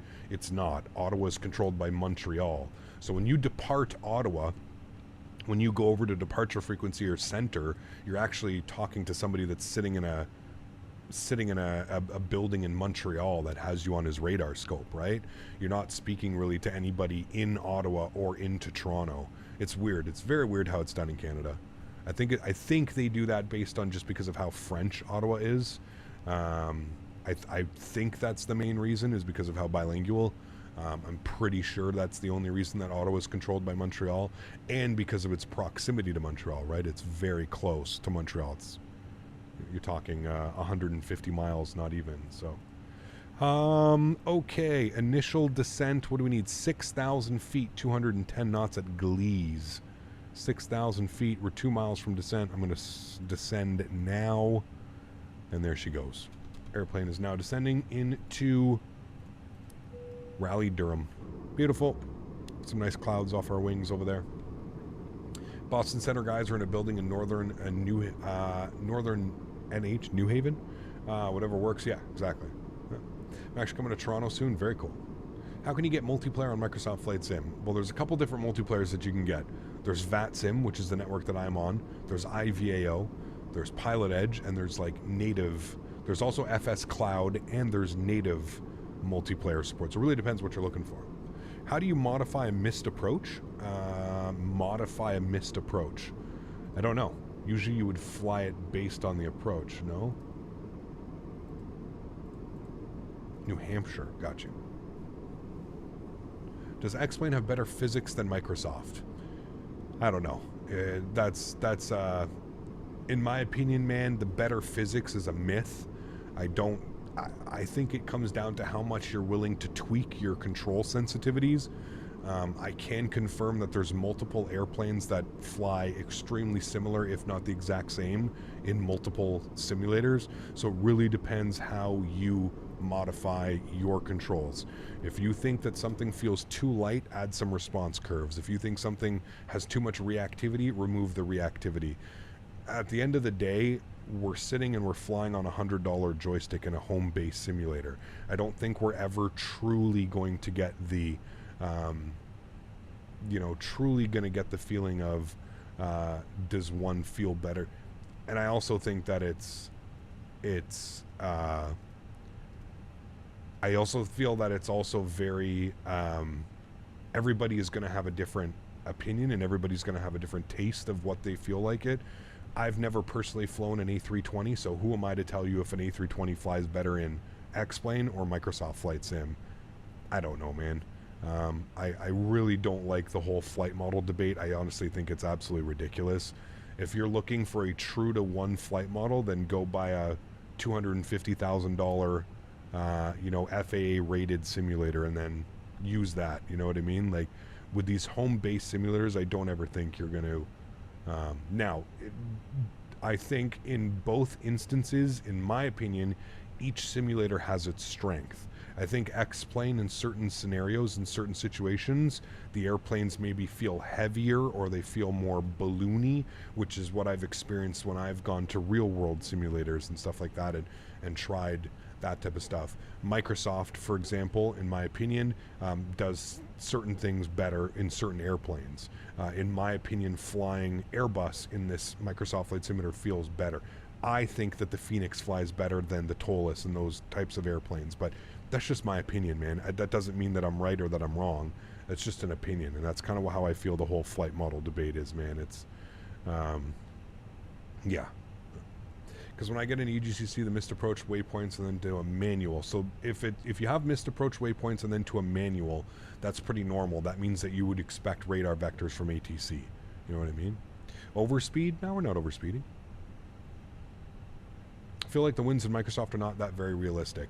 Honestly, G-Mark, what I've done, dude, is I've turned my turbulence down to low, and I've been loving it, man. It's actually giving me like proper wind readings. The wind's not kind of sweeping all over the place. If you have your turbulence on medium or realistic, I find it's just, you almost basically lose control of the airplane. I've really been enjoying, I've done a couple flights now with my turbulence setting set on low, and it feels far better than getting these crazy wind readouts and stuff like that. So what do you do with the Microsoft ATC, and how can I turn it off because I started using VATSIM? It's in the settings somewhere. Can't remember where it is, but I think it's under voices or something. You can turn them off. I think you can also, like in here, I think you can turn like ATC off. Just turn that off completely, and then the ATC menu should never pop up again. Do you know when the Flightbeam SFO comes out? No. Hey Cap, is X-Enviro worth $42? No. Absolutely not. Absolutely not. Is there a speed restriction here? Where are we? Jordy. Flight plan. No, Jordy's coming up. Okay, we have the 280 knot speed restriction. And there we go. Now we continue to descent. There's 280 on the speed restriction. Maybe that's what I was saying, too steep ahead because of the speed restriction. May have to play with the ground spoilers here a little bit. Variable winds are realistic in life. Winds are never exactly what the METAR says. That's why we are trained to look at the windsock before landing. I can agree with you, Will, on that one. I 100% agree. And even the way that, even with it on low right now, Will, it is still, you're not getting the exact reading that you are on the METAR report. So I still think it's done well. My issue is when you have it on medium or when you have it on realistic, the winds will be calling like, let's say 120 at 4. And in reality, when you're coming into land, the winds are variable between 020 and 220, and they're like 19 gusting 30, for example. The amount of times that I've had winds that have just been absolutely blown completely out of proportion, which is not realistic at all, is why I changed it, man. And I have no regrets. I don't care. Anybody can say, oh, you changed it to low. It's, listen, I don't know how many thousands of landings I've done in live in front of people. My concern isn't having good landings. My concern is having a simulator where I'm not getting absolutely pineapple pushed in every single time. You know what I mean? Yeah. You don't experience that with realistic settings? I mean, well, all you gotta do is watch any of my streams, man. It's not like I don't show you guys. I've had it on realistic. Just go and look at my last couple of streams, man. The winds and the weather are absolutely insane. It's not even close to matching what it should be in real life. And the Fenix in itself right now, even with like gusting wind conditions, are not. Yeah. Yeah, well, like I don't know what difference is between your simulator and my simulator, Will, but what I'm trying to tell you is I'm not hiding anything. You can go and watch any one of my streams, and you can literally see how we'll look at the METAR report. The METAR report will be saying winds 120 at 4, and then we come in for landing, and the winds are actually, like I said, variable between 020 degrees and 200 degrees, and it's like 19 gusting 30, and the winds are supposed to be like 120 at 4. That happens to me more than it doesn't happen to me. So, like I said, I don't know if there's something wrong with my sim. I've got some weird type of weather or something. I don't know, man. All you have to do is go watch any one of my streams recently, and you'll see. Yeah. The International Council of Wills does not support this man's wind opinion. Well, of course, Will doesn't support any opinion of mine. That's just known fact at this point. You don't know, explain yourself, Cap. You fly like it, as everyone should. I just think it's more realistic. If my winds are showing 120 at 4, that's how it should be. You know what I mean? So yeah. When do you plan on flying to SMF? This weekend, Saturday. We're going to fly to Sacramento Fiber. Saturday. Yeah. Like right now, winds are showing 190 at 4. Let's see what it actually gives us into RDU. But you would expect 190 at 4. Pretty calm experience, right? 4 knots of winds. Hey, even if it was double that, 8 knots of wind, I would say that's, you know, yeah. But that's just like real life. Sometimes METARs can be outdated. Yeah, but will not every single landing, man. That's what I'm getting at, dude. That's, again, I've flown for how long with the realistic setting onto it? How long have I flown that with it? 6 months, 8 months? It's not. It's atrocious. It does not replicate, you know, what the actual METAR report would be. Like it never is even close to what the METAR is reporting, is what I'm saying. Hence why I turned it off. If it was close and I was getting an experience of like, okay, you know, it's showing winds 190 at 4, winds were coming in 210 at 8, cool, I could live with that. Again, the big problem I'm having is the winds are reporting 190 at 4, but the simulator and the aircraft is showing, you know, some crazy number. Also, we're not flying in the real world. I'm not here to pretend like I'm flying an A320 in the real world and have things, you know. So the turbulence is different than wind speed, though. I agree with you. Will, are you listening to the words that are coming out of my mouth? I don't know why it's behaving the way that it's behaving. This is what I've been trying to explain to you. I don't know why the turbulence would be affecting my wind, right? How my wind is coming in and stuff like that. I would agree that turbulence is turbulence. You would get more turbulence flying through clouds, you know, solar, certain situations, flying hot, humid, whatever it may be. I agree. But I'm saying, for whatever reason, when I have my turbulence setting to realistic, my winds are absolutely out of control, to the point that they do not make sense. Every single approach, the METAR is not even close to what it is reporting. We're getting winds that just are not, they're not real. The winds are being reported as something, and that's not what we're getting at all. That's why I changed it. I'm not disagreeing with you that winds and turbulence sometimes act differently in the real world. That's not what I'm saying at all. I'm saying, in my experience over the last couple of months, having it on realistic has not been realistic. It's been far from realistic. Can confirm, I had turbulence set to realistic, and every time on approach on every airport the wind went crazy. It has to be a bug. No weather ever would go insane like that on every single landing. Correct. Thank you. That was my problem, is because it was happening at every single landing. I could understand, okay, here or there, you know what I mean? It could be some problems. Yes, absolutely. Just like in real life, there's some winds that have picked up, but it's not picking it up on, you know? I agree. We're also in a simulator. I would like to, you know, not worry about that type of stuff, and yeah. Will you fly the Pyrig East Midlands? I'm sure I will, yeah. Hopefully he can reach out and send me a copy of it for sure. Why does Flight Sim automatically put 50% fuel when I change to 100% fuel? It gives me like unlimited fuel. I don't know. Depends what airplane you're flying. I'm not quite sure. Default airplanes or something like that? Is there a specific amount of time a controller has to look to change the METAR every hour or two? I believe it's done every hour or every 30 minutes or every hour, unless there's a significant change. So if the Mentha report pretty much stays the same, it won't get changed, or it'll get updated every hour or something like that. But if there's a significant amount of change, let's say the winds completely switch directions or something like that, they will definitely, you'll definitely get a new report. Where can you turn off realistic turbulence? Go to press escape. I can't do it right now because we're flying on VATSIM. I can show you once we get down to the ground. But you press escape and you go to, I think it's assistance, and somewhere in there. Sometimes the live weather can be a joke. Well, that's what I'm saying. Honestly, man, ever since, this is my third stream now where I've switched the turbulence to the low setting, not realistic. And I've had, not exactly, but very close to what the actual weather is reporting, right?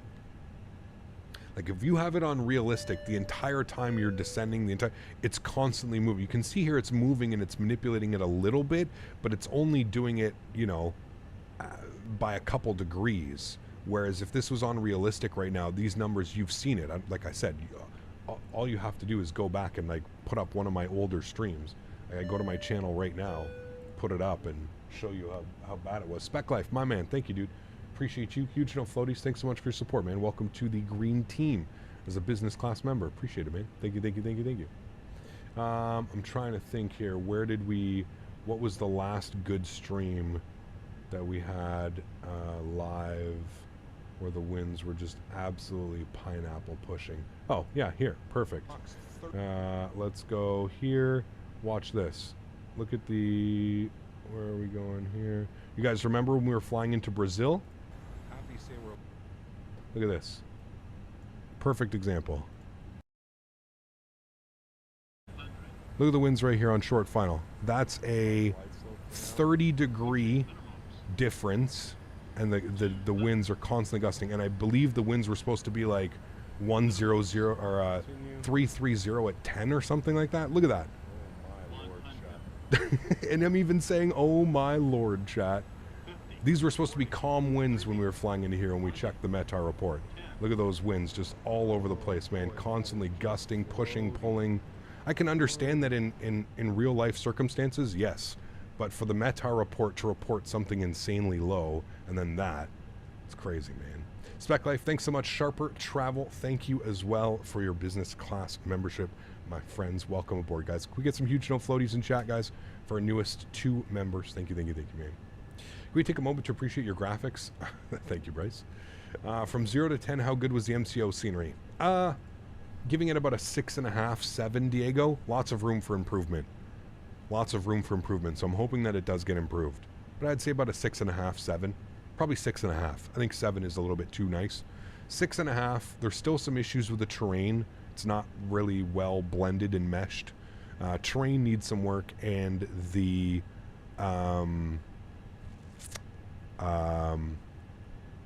terrain and the price. At $30, that's far too expensive. Far too expensive. I can understand it's a big scenery, but like at $30, I want everything modeled. I want actual bridges modeled where I'm going up and over the roads, not the cars cutting through the you know what I mean? Like you go over the bridge at MCO. Hopefully we may be able to get to do it here when we come in for the arrival, but you go over the bridge and there's still cars running through it just like a default bridge would, you know what I mean? So, yeah. Is Latin VFR Fort Lauderdale worth it? Great scenery, a little bit high in performance, but good scenery. Yeah, good scenery. Latin VFR does good work. How much FPS do you think you'll get with 2024 on the same main thread? I don't know, man. I don't know, Haycon. They're gonna, obviously, optimization is key, so, yeah. Is there a scenery for the airport in Zurich, Switzerland? There is, yes. I believe it's FS Dream Team, the same guys that do GSX and stuff. Yeah. Should fly Edelweiss from Zurich Airport to Cyprus. Very nice fly over the Mediterranean. We could, yeah. If you throw that in the flight suggestion channel, Sebastian, that would be awesome. Flight suggestion. Put exclamation point Discord. Join the Discord. Time to get a 4090. Ah, man. I just can't justify spending that kind of money, man. It's just insane, dude, how much they cost. They're you know, it's 3,700 Canadian. It's very good. EJ 145s? No. We have the 175, but it's not really good. It's still in development, if you will. What is my favorite airport scenery? I don't know, man. I don't really have like a single favorite. There's a lot. Why is it doubled in price compared to USD? What's that? What's that, G-Mark? Is the default 747 flyable now after AAU2? It is, Captain Grease, yes. Can confirm. Best Buy near you has an i9 13900K, 32 gigs RAM, and a 4090 for 3500 USD. That's not bad. I would never, I'm just going to point this out, I would never buy a pre-built from Best Buy. One, the power supply is probably junk. The motherboard's probably junk. There's reasons that they can price it at that price point, right? You're not getting full, you know, if you were to build that, 3,500 USD isn't a bad price, but I'm pretty sure that's still like 5,000 Canadian. USD to CAD, probably close to 5,000. 3,500 US, yeah, it's 4,600 plus tax, so 13% tax on that. You're well over $5,000 for that PC, but it's not bad. It's not bad, but I'm just being honest with you, man. I would never buy a computer from Best Buy, not a pre-built, no way. Buying your parts there and building it yourself, sure, maybe different, but there's no way in hell I'm buying a pre-built from Best Buy. I know how these guys make money. It's been very, you know, like I said, they cheap out on parts that you really, power supplies, motherboards, RAM, they cheap out on that type of stuff, so, yeah. Sales tax is 13%, yes. It's crazy, isn't it? You should see the tax on the gas we have up here, dude. It's absolutely insane. Almost $1 a liter is... So we do it in liters, but almost, I think it's like 80-something cents a liter is for taxes. It's insane. Absolutely insane. Half of the price of gas is for a tax. Yeah. Cap, does OBS affect FPS? What's the average FPS between streaming and not? Well, I have a stream PC now, Captain Riyadh, so that's not really an issue anymore. I have a dedicated capture card, so my gaming PC can pretty much run at its max potential now. I may still lose a couple frames just because when you run a capture card, it works as it basically makes it so it's a third monitor plugged into your GPU. So yeah, 13% is wild. Have you ever thought about living in a different city, Cap? It's 13%. Well, you're right, Bryce. I could move out west. I mean, that's what I wanted to do, Bryce, until I met my fiance and we bought property and stuff. That's really not an option for me anymore. Yeah. How much does gas cost where you live? Right now, it's $1.70 a liter. Yeah, $1.69, $1.68 or something like that. Yeah, 5% Alberta. Alberta is where I'd probably want to be. You feel the default 787 after the update? I did, yes. Sales tax in Greece is 24%. Wow. See, that's what I mean. Some people tell me about stuff around the world, and I'm like, okay, I'm going to shut my mouth now. You know what I mean? Because, like, here I'm thinking it's bad at whatever. Oh. I believe Alberta is the best tax-friendly state in Canada. It is, for sure. Yes. $1.95 in Vancouver. At least you're not over $2 yet. I thought you for sure you would have been. ECAP just joined. We're going back to Orlando. We are, yes. We're going to land in Raleigh, and then we're going to go back to Orlando. Is the 787 and Microsoft good now? Good is a stretch. Is it flyable? Yes. Enjoyable? Sure. I'm probably giving it about a 5 out of 10, though. It still needs a lot of work. Should I wait for another dev RDU, or should I go for the Field Air? If you can get the Field Air on sale, it's probably fine, Diego. So... I bet the farm is a good change of pace from looking at the screen for hours. 100%, Bryce. Yeah, big time, man. I actually, you know, like I go out there and it's just completely different, right? Like the internet's so bad, you can't really sit on your phone and be on the internet. I don't have a PC out there. I don't have a game console or anything either. So like there's nothing really. I'm pretty much there and I'm outside 99% of the time, right? So it's good in that aspect for sure. Yeah. All right, we got a speed restriction, 220 knots. 7,000 feet, looking good. I'm actually going to bug that up. We're going to go 220. There we go, good. Just because the airplane can get a little bit lazy if you don't do that. And we're going to vector ourselves into here. So I need to see what's Preston at 3,000. Okay. So We'll wait for Glees. We need to be at Glees for 6,220 knots. And once we get past Glees, we'll continue the descent down. Just landed in London. FS LTL took away 10 FPS. Yeah, pretty common. In Hungary, it's 27% tax for everything. A liter of gasoline is $1.95. It's crazy, man. You guys see that? The power just flickered. That's why you gotta love UPS. Have you considered to buy Starlink? Yes and no, Diego. The reason why I haven't done it is because one of the major internet providers has confirmed that they're putting up fiber running across the farm. So, yeah, we're going to. We should have fiber within the next year or two out at the cottage. So we're just banking on that. It's not worth it. Starlink is super expensive, dude. Not only is it expensive to like buy it and invest in it, but per month it's very expensive as well. AJ, 14 months. Huge floaties to you, man. Thanks for support, dude. We don't have very many of those rants anymore, man. Thank you for your support, though. Appreciate you, man. What's the map data sheet thing you bring up now and then? That is called Navigraph.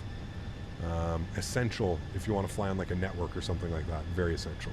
All right, 6,000 feet. Let's bug up 3,000. We're going to go and, wanted to do open descent to 3,000 feet. Wonderful. And then what we're going to end up doing, this guy's behind me by 2,000 feet. I'm not quite sure what he's doing. A little bit scary. He's coming in quite quick as well. So we're going to fly this out, and we're just going to, basically once we get parallel with Preston, we're going to right turn. And he's going real fast, and he's 3,000 feet above. I don't know what's going on with him, but... So you have federal income tax, Ontario income tax, sales tax, and property tax, plus a smaller MISC tax. Yes. Welcome to the land of free healthcare. We're just going to tax all your money. You know how much I paid in taxes last year, dude? 43% of my income. 43% of my income went to my income. That's just my income tax.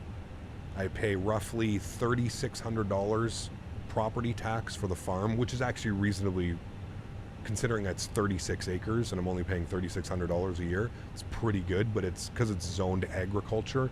Yeah, I bought a car, dude. I bought a new car. I bought a 2019. I bought a 2019 Corolla, and like the tax on the Corolla was like, fuck, I don't even remember. Was it $5 or $6 grand? Just insane, man. Insane.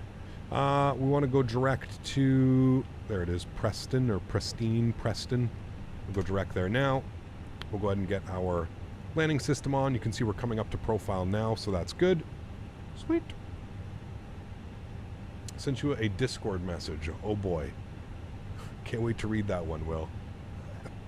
I'll do it after stream so I don't boil my blood today. I'm worried about the Airsoft 330. Sounds aren't great and the systems don't look great. Hoping that new builds makes the 330 and not a 340. We already have a 340, the Tolus, and X-Plane. Well, just because we have a 340 in X-Plane doesn't mean that we don't need a 340 in Microsoft. I'm with you in the fact that I would much prefer a 330 over a 340. I do agree. Yeah. Cap, I had Papa's barbecue the other day. Sorry in advance. Oof. Did you get the Papa platter, whatever the hell it was called that we got? Man. Oof. That shit is delicious.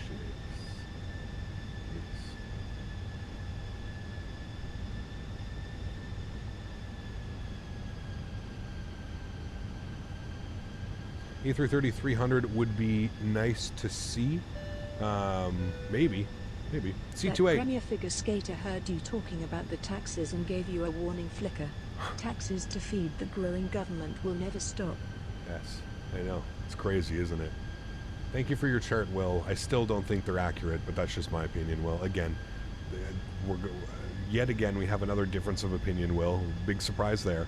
I still just don't think it's realistic. Maybe the Sims being realistic, and maybe the aircraft are the issue. Maybe the aircrafts are not behaving realistically to the winds and the stuff going on. But I don't think that having I don't think that having turbulence set to a level of whatever realistic should affect the way that the airplane winds are, affecting the aircraft. So there's something going on. we've heard PMDG and Robert Randazzo speak about how the way that Microsoft interprets winds makes it difficult for the aircraft to interpret the winds, because there's like a million different ways that it's inputting the winds into the simulator and stuff like that. We've heard about that. So, yeah, in reality, who really knows? And also, you have to keep in mind that the real world weather, I think, is about 20 or 30 minutes behind. I don't know if we're actually getting true real world weather when when we're landing at an airport. I think we're a little bit behind as to what the real world would be. But I'm not too sure. I don't really know. Like I said, man, it's just an opinion, and that's exactly it. I find it's just a little bit too much. A little bit too much. And just to give you an idea, like, it's not putting the turbulence on low doesn't affect the winds at all. You still get the winds. What's happening is you're not getting that insane oscillation of winds going crazy, or the insane gusts. You can clearly see I'm still getting winds, and if the winds are gusting, they're still going to gust. There's just something wrong with the way that it's being done, in my opinion. It's not right. So again, it could be the airplanes doing it. It could be the simulator doing it, the way that the simulator's interpreting it. I don't know. All right, final approach speed. Flaps 3, upstairs. Get all of our lights on. Good. Gears down. That's all done and set there. Beautiful. And we'll wait for 160 knots. We'll go flaps full. Am I using HDR? I think so. Yeah. It was 160 knots. We'll go flaps full. Landing checklist. Gear down, 3 green. Flaps are full. Ground spoilers are armed. Auto brake is set. Cabin crew's advised. You guys are advised. Joystick cam's going on. Enjoy the arrival, friends. I'll catch you down on the ground. Jace, thanks so much for 5 months. This is what's up, Cap. Gonna fly some EasyJet from Gatwick to Belfast. Huge no floaters. Enjoy, dude. Thanks so much for support. 1,000 feet. My airplane. Beautiful. Let's go. Sounds are up. Enjoy the arrival, friends. Catch you down on the ground. Nice crosswind right now. 14 knots.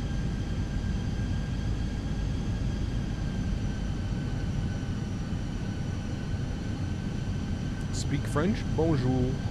Still can't turn off the engines for replay? I don't know. We can't do a replay because we're doing a turnaround. If we weren't doing a turnaround, we could do a replay. But we're doing a turnaround.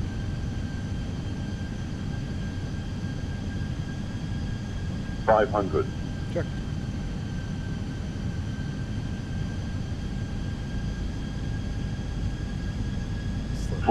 Glide slope, pull up the nose here a little bit, get back on track, 2 white, 2 red, thank you. Now, we haven't flown into this airport in a while. I don't remember there being any issues, other than it was just a little bit lackluster. The airport 300. Just a little bit lackluster. Minimum 200. Continue.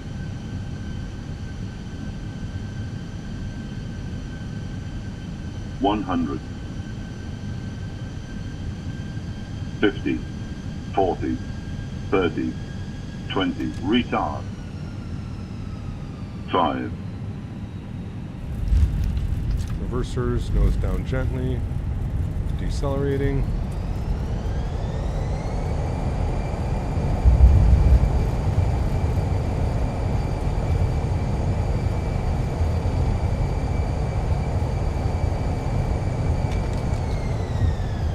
Knots, reverser stowed. We'll keep it rolling out. We're going all the way down here to the terminal anyways. So somebody said we're at something 16, gate 16 or something like that. I think we're going to.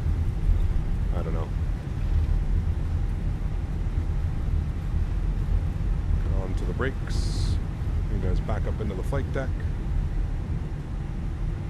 Beautiful. Ladies and gentlemen, welcome to Rally.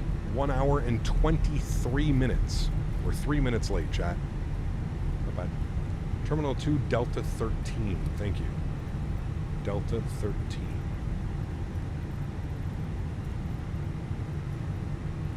No. And Frontier.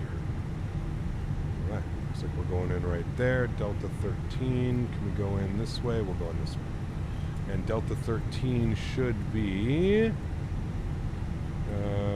Delta 13. Oh no, we should have gone the other way. That's okay. We'll go into the ramp here anyways. Why can't you have the replay when you're doing a turnaround? It does something when you start doing the replay and then you end the replay and you go back to the gate, it creates some weird issues. Yeah. Egap, how much do you think you've spent on Microsoft Flight Simulator add-ons? Thousands probably at this point, yeah. Probably a good like $2,000, $3,000. Thankfully, the channel is starting to grow and we're starting to get recognized by a lot of developers. So, luckily, I don't have to always buy certain sceneries and stuff like that. But all right, ground spoilers and flaps are going clean. We've stopped the clock on 1 hour and 23 minutes. Landing lights off, nose light over to taxi, runway turn offs off, strobe lights off, wing lights off, AP master start switches on. Good. We've got a United 777 that just spawned here at the gate. Interesting. Am I going to get 2024? Yes. Are the add-ons considered business expenses? Correct. Yes. I am able to write them off as tax expenses at the end of the year. Yes. If I remember to keep all my bills. And thankfully, everything's bought online, right? So, yes, I'm able to. Cap, how are your graphics so good? High-end preset, man. I don't know. I actually see a lot of people that I think their graphics are better, but yeah.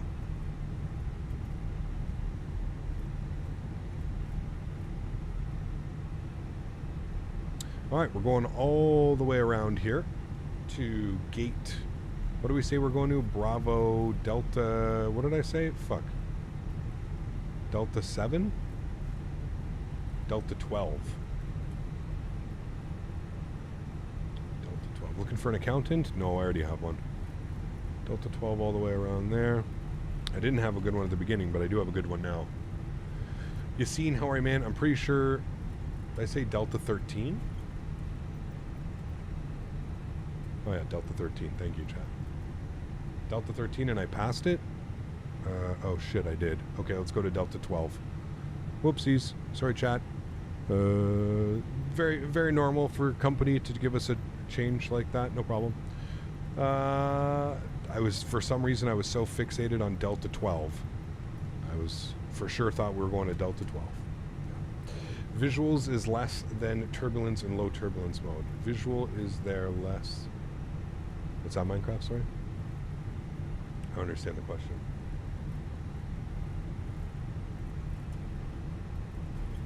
It's okay, chat. Can't you tell it's very busy here today with all these open gates? They switched gates on us.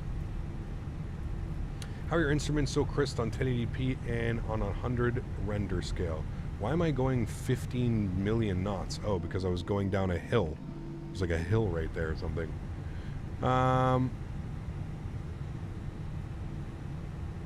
What is that? Is that a Walker Embraer? It is a Walker Embraer. What the fudge is going on with the terrain out here, chat? Shit, we made a mistake coming out here, guys. We definitely did. I literally think that Walker Air is a Delta 12, by the way. Or no, he's not. He's beside it. I think the airplane's about to do a big nose dip down. Here it goes. Jesus. Captain, are you Hi. sure that you haven't been parked at Delta 9 for a while? Kappa. Maybe a little bit. Here's Delta 12. Our home. Delta 12. We finally found it. It is an Embraer, isn't it?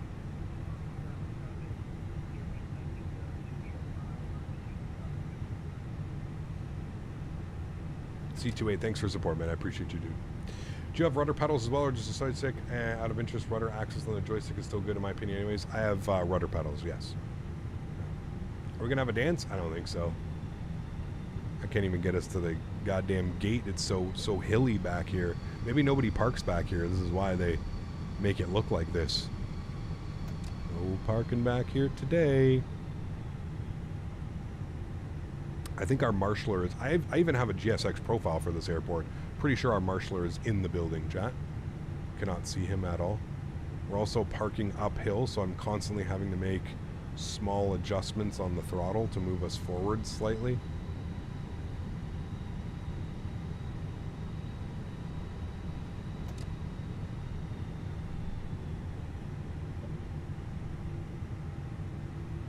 Have you touched NVIDIA control panel in some settings? No. There's only one thing that I did, and that's because our good friend Q8 Pilot, something about the like cache or something. I have deleted the cache once on in the NVIDIA, but I don't think that was anything to do with the control panel. You just delete the cache. Reminds me of the Nashville scenery. Yeah, it's not good. Like I said, man, I give Feel There probably a 4 or a 5. I picked this up. I think I paid like $8 or $7 for this scenery. That's really the only reason I bought it.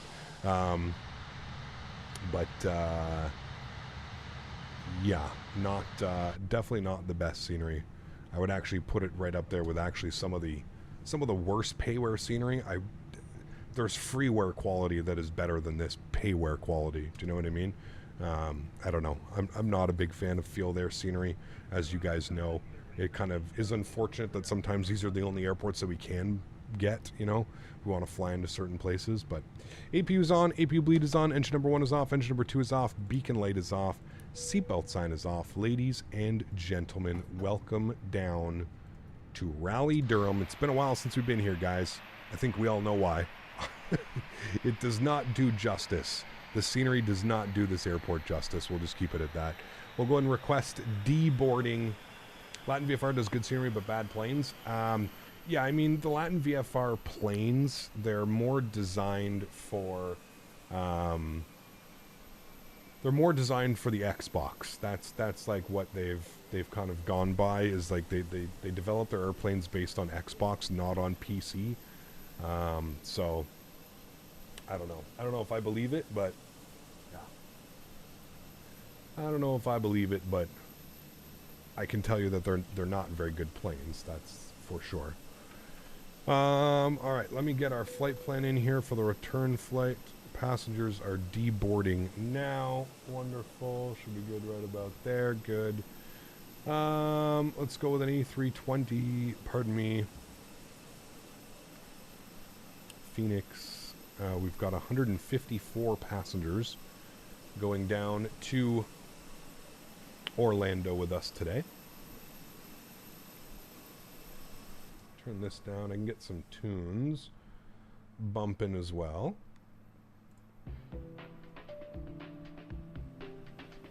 While we deboard the aircraft.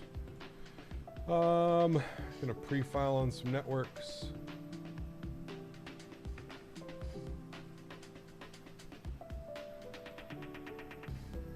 Good. Good. I feel like GSX is more European airport operations than American operations. No, does a good job for either or, man. Yeah. You're blind in the ground crew. Did I leave my, did I leave it on? Oh, I did leave it on. My bad. I just thought I turned that off. Maybe not too much now that the PMG is coming. What's that? What's their planes hit the perfect spot for Xbox users to give them credit. They say that gap, they saw the gap and nailed it. Well, there you go. So there you go. Maybe they are designed for that as well. Yeah.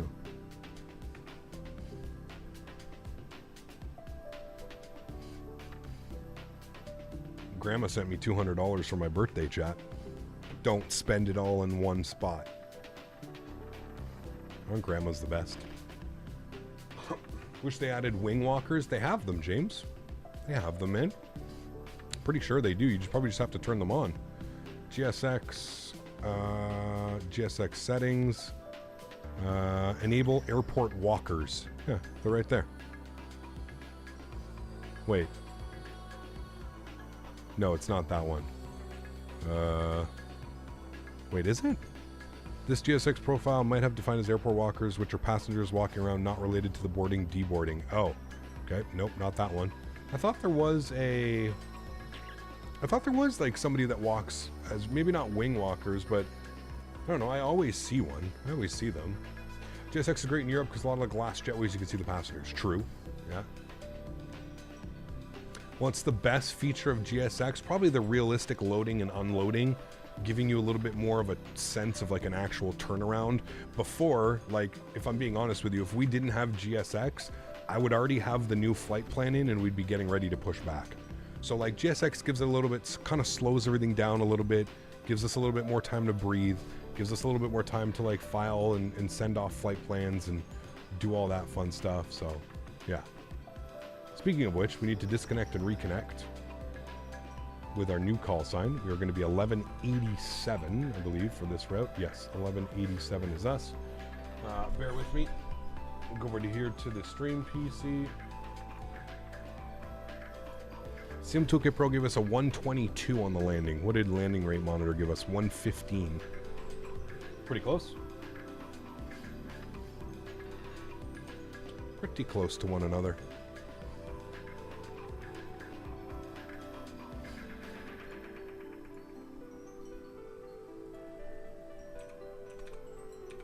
A320.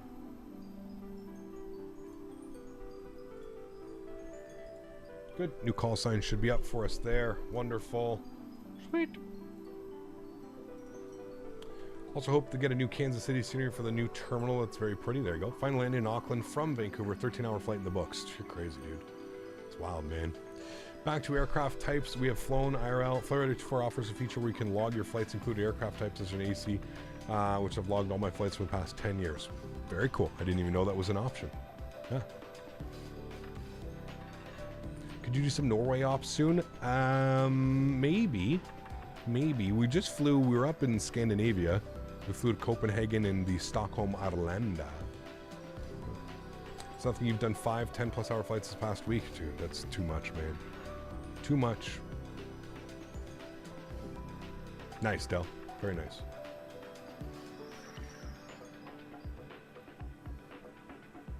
Cap, what's the easiest way to practice landings in the Fenix without starting cold and dark? Load onto the runway and just do circuits. Load onto the runway, set a departure, and then plan a star and just set it up. Or not even a star, just set like an ILS. And just constantly do circuits, man. Do circuits. 3,000 feet, you know, 2,000 feet, circle yourself around, vector yourself around. This guy, man. Tanush, huge no floaties to you, dude. 20 gifted members. Huge no floaties, my friend. That is incredibly kind. Thank you, thank you, thank you for the support, dude. Guys, if you haven't done so, please, please, please make sure you say thank you in chat. If you got a gifted membership from Tanush, thank you very much, man. Let's get some no floaties, guys, in chat. Bunch of people just getting free memberships. Thank you much, man. Appreciate you, dude. Another free member? Hey, dude, there you go, man. Pays to watch the channel, doesn't it? How was our landing? Good. 115. 115 on the landing rate. Nice and smooth. 1.02 G was good. Was good. And look at this. Our wind direction at touchdown, 199 at 6. The METAR report was showing 190 at 4. So not completely accurate, but close enough. Something that you would, in my opinion, again, my opinion, I know Will's not going to agree with me, my opinion, that is more realistic of what an actual METAR report would be showing you. Not some crazy ass winds at, you know, 250 gusting 15. The METAR was showing 190 at 4. When we touched down, wind direction was 199 at 6. To me, that's realistic, man. That's normal. At least from what I'm used to flying. I don't fly in the real world, so as simulators go, that feels normal. Can you have a free membership? Just make sure you turn them on. Make sure you have membership accepting gifts on. Cap, having issue with GSX loaders with the Fenix. Use the big containers loading, which is a bit unrealistic. How can you change it? Mark, go to your GSX, go to your aircraft, customize airplane, click on the cargo, and make sure that you have belt selected. And don't use auto. If it's got auto, make sure you untick that. Just keep it as belt. And they're always going to be belt. You have to do it for the first cargo, and you'll have to do it with cargo 2, belt. You have to do that. That should save it. Beautiful. They are quickly deboarding the airplane, so that's great. We're going to restart the Kutao script. We'll jump back inside the airplane, and we'll go ahead and kind of load it up for our return flight to Orlando. We're going to go to GSX. We're going to go sim brief. Good. 154 passengers back to Orlando, and we'll request boarding. Beautiful. We're going to be Frontier once again. Wonderful. Let's go to flight. We're going to go to import next flight. Aviator, we're going back, man, so you didn't miss it, really. We're going back to Orlando. All right, RDU to Orlando. We got 26 minutes to depart. Should be perfectly fine. We're going to go to our mass and balance tab. We're going to go ahead and load the aircraft. Load the aircraft, and we're going to go instant. Nope. Crew is already on board. Beautiful. Passengers are now starting the boarding process. Great. Let's come down here. We're going to go to our NIT ref. We're going to do our NIT request. Our call sign today, Frontier Flight 1187. We'll throw that into there. Our alternate is KDAB, so that's good. Ruben, what's up, man? You're saying goodbye? See you, Ruben.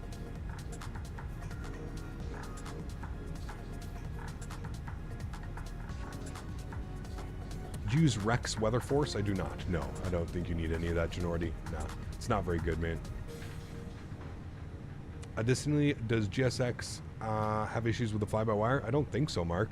You may have to just change like that little thing for every airplane that you're flying, but it should do it automatically. As long as your GSX is up to date, should be good.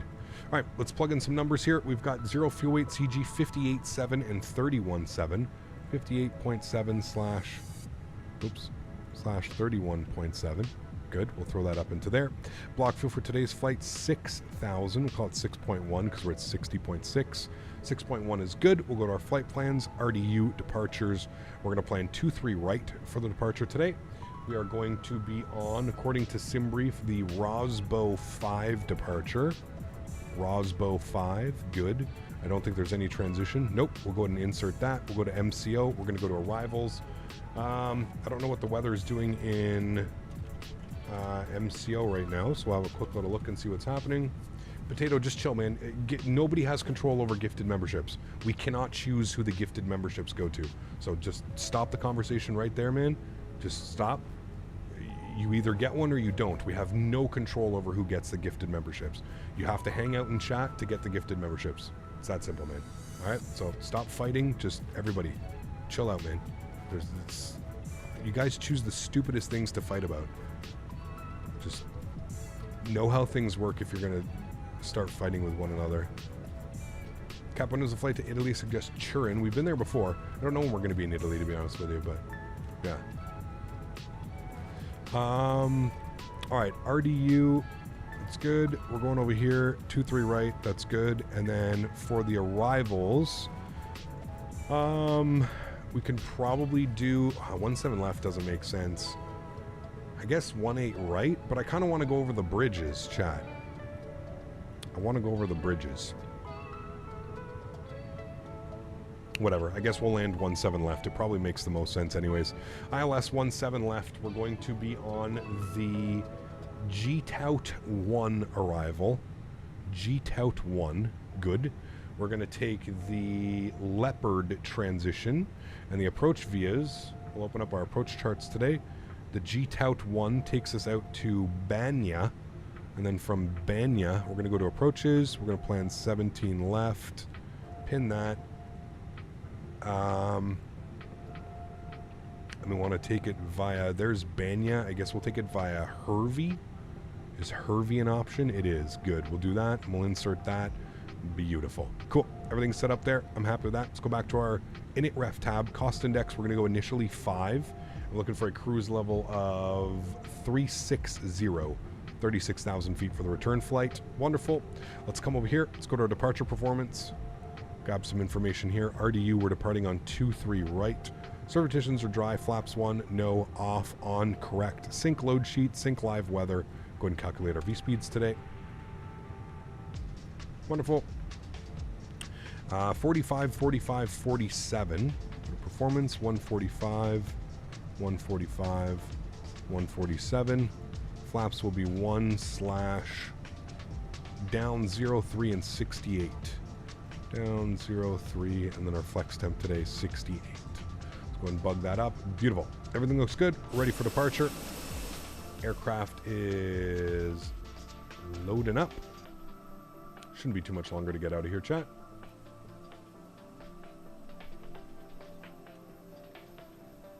Would you do a flight from JFK to PHL? Yeah, it's a good one. Yeah. 17 left just reopened. There you go. That's where we're going. I just want to do 17 left so we can actually go back and go over the bridge so I can kind of show you. For $30, I just don't think it's... I don't think it's quite worth the $30. Hopefully one day it gets there, but...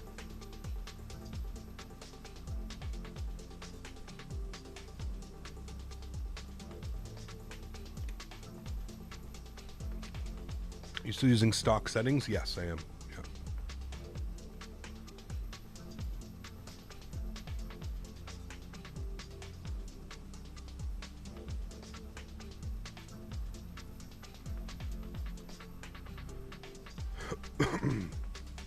Hope Microsoft updates Orlando Airport. There's a new terminal that opened. Yeah, I don't know, man. I wouldn't hold your breath with them, but Is the route in chat? I can put it in chat if you would like it. It's not.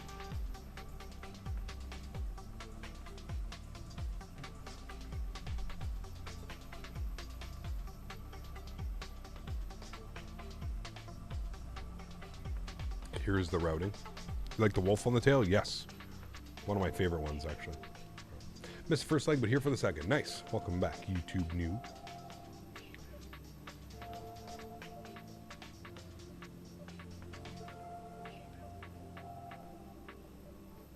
Daisy's been sick all night, guys. She woke me up like 4 times last night. I took her outside at like 2 a.m., 4 a.m., 5:30 a.m., and then she puked on the hardwood floor this morning at about 10 a.m. So Daisy did not get her breakfast this morning. I've got to go to I gotta go get her some pumpkin. Just gonna have some white rice and pumpkin tonight. Hopefully she'll feel a little bit better, but definitely a very upset stomach. Needless to say, I didn't get a lot of sleep last night. I was kind of up and worried about her. Thank God though, man, she's the type of dog where she will wake me up out of a sleep before doing like a mess in the house. Thankfully. Yeah. Sounds like the chicken and rice diet for a few days. Yeah, pumpkin actually, pumpkin and rice. Apparently, I don't know, it's been tried and tested. Pumpkin is the way to go, apparently. So white rice and pumpkin for Daisy. Guys, if you are enjoying the stream, please don't forget to smash down the thumbs up. We're looking for 300 likes on today's stream. Look at like you guys see like up over here? It's just like the terrain is like glitching out here. Very weird. Yes, pumpkin and white rice. While knowing Daisy, she probably just found something and ate it. It's part of the issue with having a dog, Rottweiler and a lab. They will literally eat and do anything. So my guess is she probably found something and ate it and got sick. Happens a couple times, but usually she's got an iron stomach. I usually don't have to worry about this type of stuff with her, but something is really upsetting her.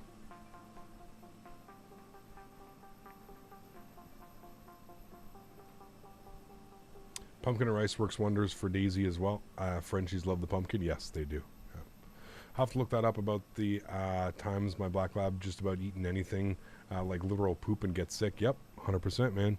It's part of the labs, dude. They like can't control it. Like it's just so. It's hard to pinpoint. Like I tried to think like, okay, well, like, what did you eat over the last 24 hours? And I'm like, you didn't eat anything out of the norm. So one of those random things, man. One of those random things. We're not going to get into that talk there, Diego. Yes, she's got a very upset stomach. It's coming out of both ends. Yes. She's throwing up and she's also relieving herself the other way. C2A with the donation, and of course I had it muted because of all the gifted subs. Oh, we'll replay that one. Thank you very much, C2A, for the $3 donation. Appreciate you. We'll replay that. Perhaps Daisy was also celebrating your birthday. Who do you think did worse, you or her? Yeah, her. I wasn't really sick. I was just beaten up. I really didn't get sick. I was just, yeah, had a rough sleep and a very rough day. Yeah. Good day, Captain. I'm not Captain Sim, Captain Canada, but just got home and good to see that you're alive. How you been doing, bro? I'm good, Tom. Good to see you, man. I'm good. What is Daisy like during daytime? She usually just chills on her couch, man. Her couch or my bed. Those are her two favorite spots. There is a way to learn landings, noob to Microsoft, and landing, just practice, stretch. That's really all I got to do, man. Practice makes perfect, dude. Start with the smaller planes, work your way up. Once you've mastered the smaller planes or you feel comfortable landing the smaller planes, start to move yourself up. Do some of the tutorials. There's a bunch of like landing tutorials and landing challenges and stuff that you can do. Just spend a good, like, you know, it's flight sim, man. So you're not just going to do like 5 landings and you're like, okay, I'm good, I'm ready to go. it's flight sim, man. It takes quite a while, a lot of time to kind of nail down the feelings for things, and yeah. Tango, my man, huge no floaties to you, dude. Thanks so much for support. Appreciate you, dude. Thank you.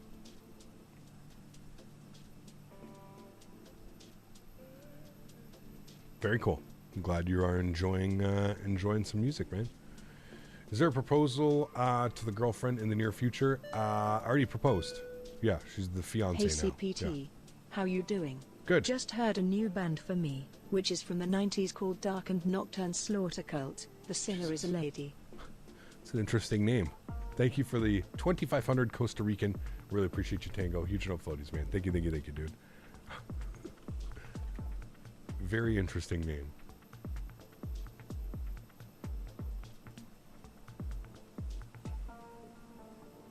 Thanks so much, Tango. I appreciate you, man. Guys, get some love in chat for Tango.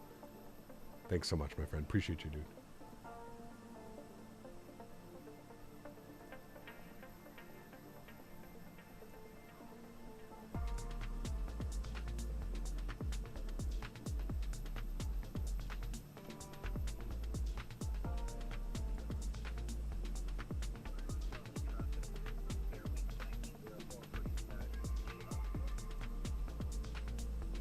What's my favorite movie?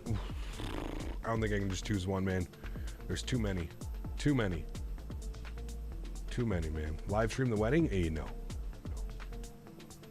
Just passed your commercial stage check. Very cool, Kyle. Congratulations, man. Very, very cool. Matthew, what's up, man? Good to see you, dude.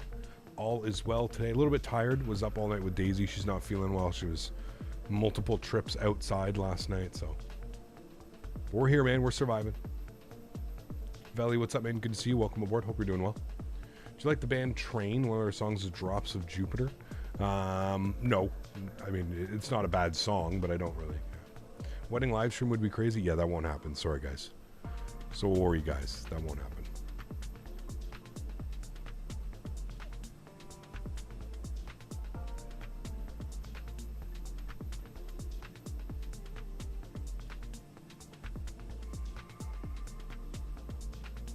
Daisy on the hangover for the birthday. No, Daisy's my dog, not my girlfriend.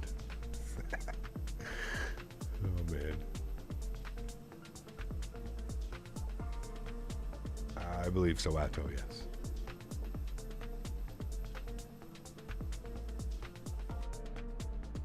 All right, we are pretty much good to go. Just waiting for the last passenger to board. There's always that one passenger, chat. There we go. Passengers are now on board. Beautiful.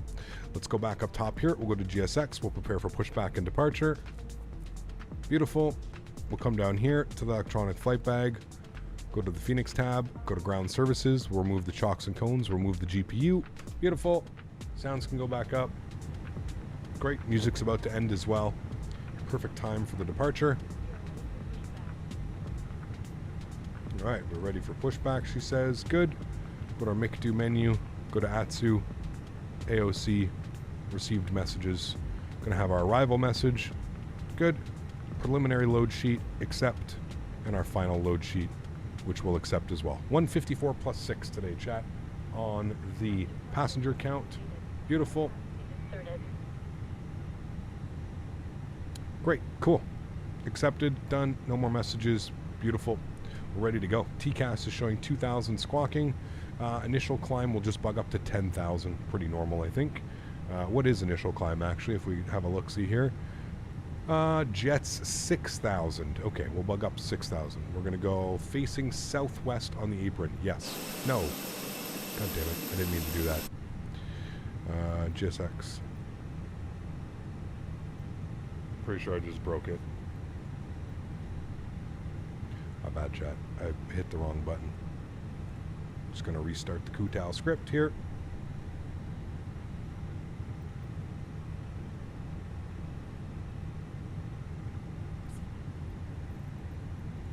Missing label. Nice. Restart. Perfect pushback. Thank you. Frontier. Thank you. There she goes. All right, cool. Sorry. That's what happens when you fat finger the buttons. 6,000 feet initially. That's plugged in. Good. Let's go upstairs. Seatbelt sign can go back on. Red beacon light can go on. Everything looks good. We still have that. No, he's gone. Okay. Nobody around us. We're looking good. She's ready for pushback. Wonderful. Cool. Wish airports in the USA had glass jetways. Probably wouldn't work because of the weather, man. I mean, maybe somewhere down here, sure. I don't think they really get wet winter here, do they? Like snow and stuff? I don't know. Tom, that sucks, man. I'm sorry to hear that, dude. Departure checks completed. Bypass pin inserted.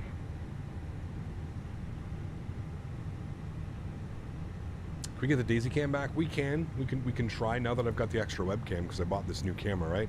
By the way, chat, new camera, everything's still looking great. Everything's still looking good.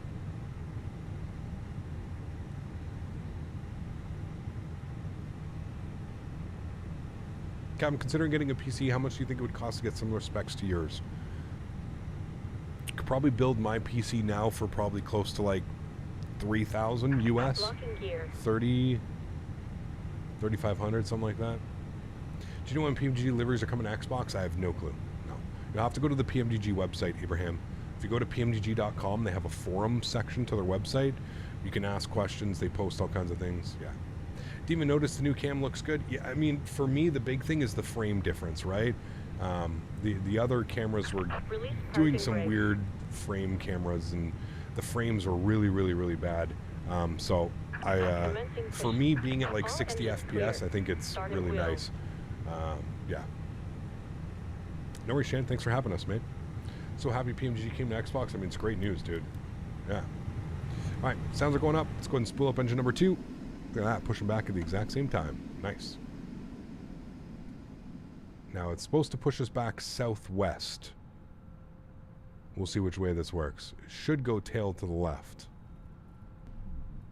There we go.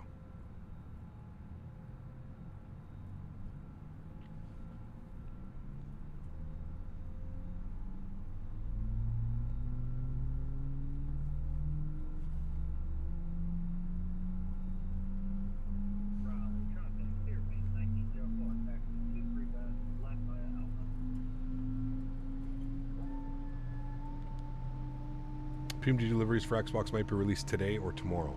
And there you go. Per PMDG, we're seeing a batch of them make forward progress through the approval process. We're hoping to see the first group arrive in the marketplace on Thursday, 20th of July. So what's the big thing with liveries not being available on Xbox? Can somebody explain it to me in layman's terms? Because I don't understand. I also hate how GSX pushes you back like 6 gates back from where you're going.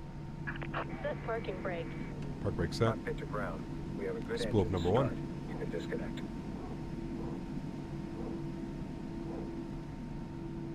Are you using a webcam or a DSLR? It's a webcam, but it's a PTZ webcam, Michael.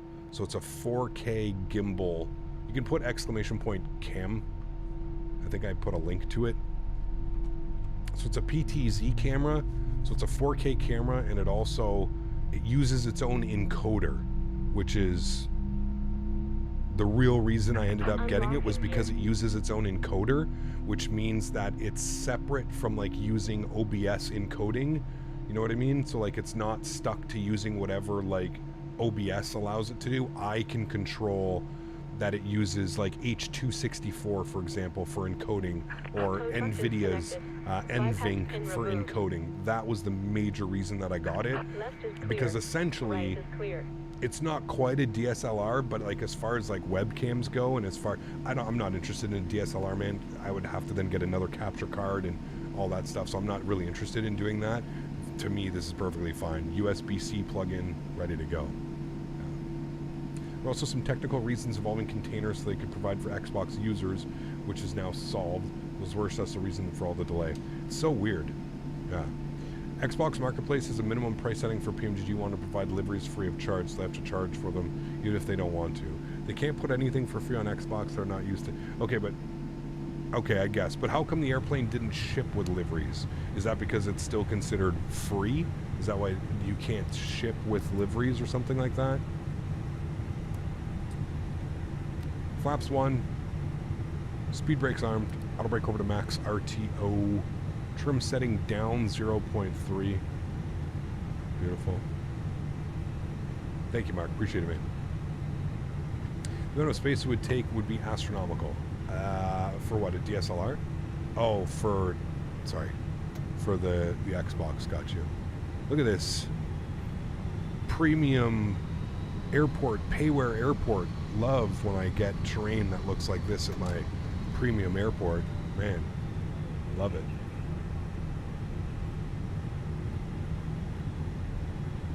The BA-146 ship deliveries on Xbox.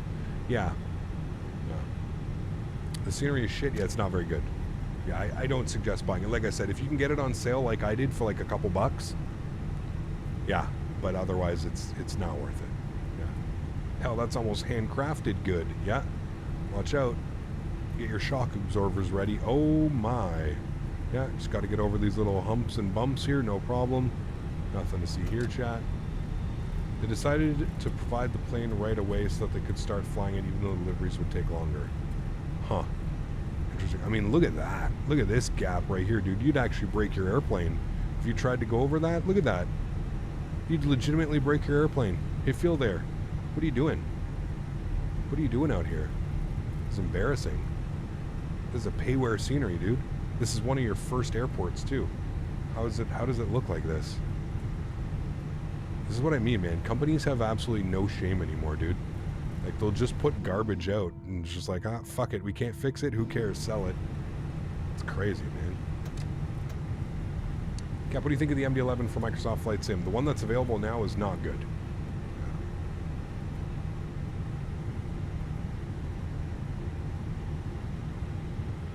I'm constantly having to adjust the throttles because, like, there's just these crazy ups. Yum Dum, thanks for your support, man. Appreciate you, dude. Welcome aboard. Why does this train issue happen? I've also experienced it sometimes. It's the airport. It's the developers not... It's the airport... It's just developers not doing a good job. They're not fixing the mesh. They're not fixing the elevation. Yeah. Do you like BM World's work? They're okay, Austin. They're not the worst. They're not the best. Definitely better than Feel there. I can confirm that. I wonder if it would sell if you posted those bumps on the... Yeah, exactly. Exactly. Hey, man, at least they can be honest. Like I said, dude, I think I literally paid $7 for this airport. It was on sale. That's when I bought it. I'm pretty sure I paid like $7.99 or $8.99 for it on like some like Christmas sale or something like that. So, RDU approaches online now. Okay. I haven't got to contact me, but I'll contact him and let him know that I'm taxiing. 132. I'm not just going to stop my airplane. We're going to keep taxiing. 13235. It's usually a clusterfuck when you try and get contact in with ATC when you're already taxiing. So we'll see how bad this goes. Air 550 Delta, thank you. Clear visual approach runway 23 left. Clear for the visual 23 left. 550 Delta. He may only be doing departures out, but we'll Raleigh approach, Spirit Wings 1904 with you on Alpha, short of Alpha 5. Spirit Wings 1904. it's 1954 USD right now. What, this airport? Yeah, that's not worth it. Not worth it at all. Nope. Don't buy it at that price. Or 23 left. Like I said, wait for a sale, man. If you really want the airport scenery, wait for a sale. Caps landing at TNCN Payware on the runway lights for 100 feet. Almost had to go around, but safely landed. That sounds like you have the default installed as well, EM Plane Spotter. So there's a handcrafted Saint Martin that comes. Make sure that you remove that. That sounds like an issue. Hi, Captain. Do you make a living out of streaming Flight Simulator, or can you make a living out of streaming Flight Simulator? I do. This is my full-time job. Yes. Very fortunate. Yeah. Raleigh approach. Good afternoon. Frontier Flight 1187 out on Bravo. We just got your PDC now. But I guess we'll pick up our taxi clearance if that's okay. Frontier Flight 1187 Raleigh approach. Good afternoon. Yep. Year number 3, follow the aircraft on the parallel on Foxtrot. You're going to be number 3, following the Delta 73 on the taxiway. Once you get to the end, give way and then follow the Delta 73. Runway 23 right, taxi via Bravo. Perfect. We'll we got the 2 aircrafts off our parallel to the right. We'll follow them and taxi to runway 23 right via Bravo. We'll slot in behind the Delta. Frontier 1187. Thanks. Thanks. Cap, are you using stock settings for your joystick? Yes, I am. Departure Spirit Wings 1904. Pyrex right Belfast is at $20. Is hot garbage for $20? Correct. That's what I'm saying. The discrepancy between some of the airports that you get for around that price, that seems to be the common ground. $15 to $20 is like the common ground you would expect. Yeah. Did you make a stable income or does it bump up and down? Bumps up and down, man. I mean, shit, dude, I just took basically 2 weeks off Acon, so I didn't make really any money. You know what I mean? See ya. Is the Stream Deck worth it for flight simming only? It can be because you can program it to a bunch of buttons. So for sure. Southwest 2438 on request standby number 1. You want PDC or verbal? PDC would be fine. Hey, Captain LAX right now. I tried the connection from Miami to Orlando, but the desk agent asked why it's a direct flight, and I didn't want to tell them that I wanted to fly Orlando for the heck of it. There you go. Would you say YouTube or the farm is your primary income? YouTube, 100%. The farm's not really my income, man. The way that it works with the farm is the fiance runs a business out of there, so she pays the mortgage for the farm. I obviously, there's certain things that I help out with, right? I buy ride-on tractors and I pay the property tax because I am gaining equity by owning the property with her. But, yeah. I don't really make an income off the farm. It's not my income anyways. What she makes is her money. She runs the business out of there, right? Just like here, right? I make money streaming, right? And I don't share this money with her, right? What I make from streaming, that's my money, right? So, yeah. I rent this. The property that I'm in now, Sturdy, I rent. And I run the business out of here. Yeah. So it also, you know, there's certain things that allows me to do, right? I get to claim my rent at the end of the year as well for my tax purposes because I run my business out of here as well, right? So.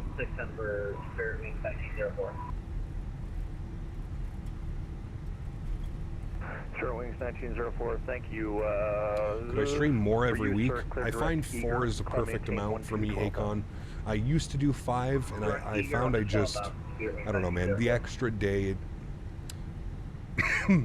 although I am extremely blessed and I get to do this and I get to call this a job, a career, you have to be very careful because burnout from streaming can be very real, man. Very real. Delta 1110, so, if you're pushing on the Foxtrot, yeah. Affirmative, are you ready now? Affirmative, we're ready to go for Delta 1110. Delta 1110, thank you.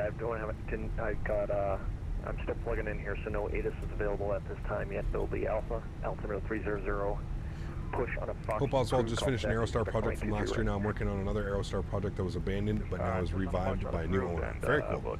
Sounds great, man. All right, he wants us to slot in behind the Delta 73 here in front of us, which we will do. Wonderful. Stream is far more intensive than what people think. It's extremely, especially mentally, Tom. That's the big thing. Mental health, mentally, again, like I said, not getting burnt out, right? That's the big thing. Now, obviously, as the channel grows and we become more successful and we become more of a known name in the flight sim community, I've been able to get sponsors, right? So I have external sponsors that pay me to use products, that pay me to do, right? So that obviously helps with income as well, right? It makes things a little bit more steady. But YouTube income's like this, man. I mean, I've filed 6 years taxes of income on YouTube, and not 1 year has it been the same number. Every single year it's different. It completely depends, man. It's you're at, you know, when you're a streamer and you're doing this type of work and this type of stuff, right? A lot of what you do is like the generosity of the community, right? And so if somebody's having a good year and they're able to donate more, or they're able to gift subs more, then it translates to me having a better year and stuff, right? So it really all depends, man. It really all depends. Any upcoming After Darks? Yes, I actually picked up Snow Runner. Yes, we're going to do some snow. I don't know a lot about it. I know that I've been told by Mr. Jeff Faviano, good friend of the channel, that SnowRunner's a great game to play.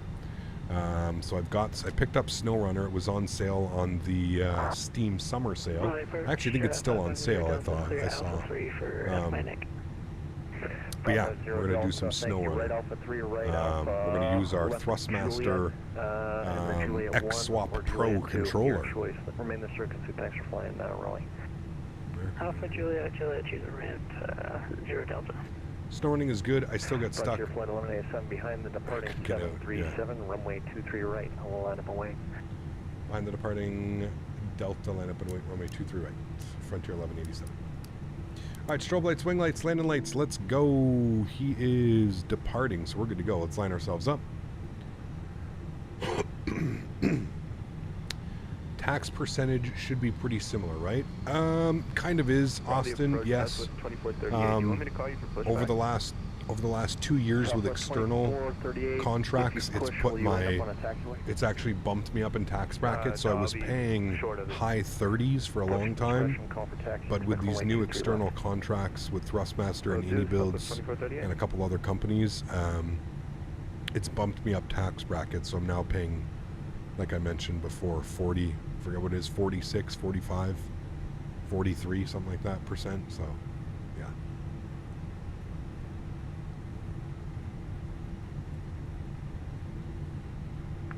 Statewi 1903, you're climbing onto my airspace, Washington Center offline at this time. Radar services terminate. Fixation approved. Have a good day and safe ride. Over to Unicom. All right, lined up, ready to go.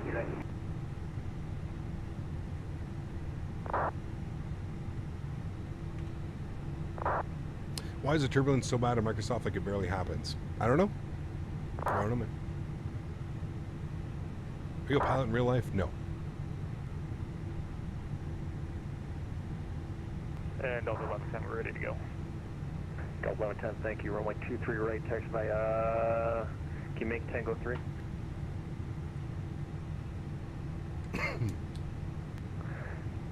Delta 1110, either Tango 3, Tango 4, runway 23 right, taxi by, let's make it Tango 4. Tango 4 Bravo, report ready. Alright, Tango 4 Bravo to 23 right.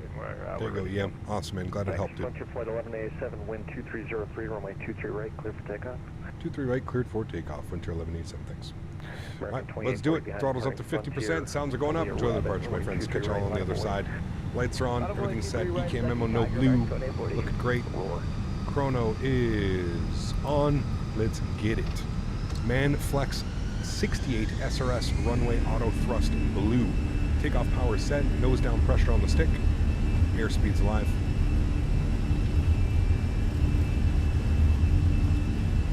Do you have a tax-free allowance? Yes, you have to put money in a tax-free savings account. TFSA. And you can contribute, they decide. 100 knots, neutral on the side stick. The government decides what you can put into it annually. And yes, if you put money into it, it goes off the taxes. V1, rotate.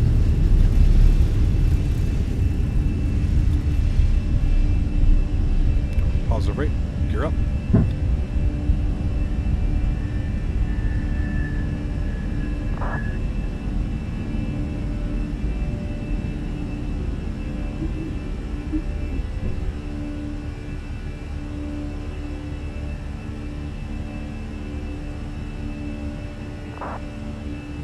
Beautiful.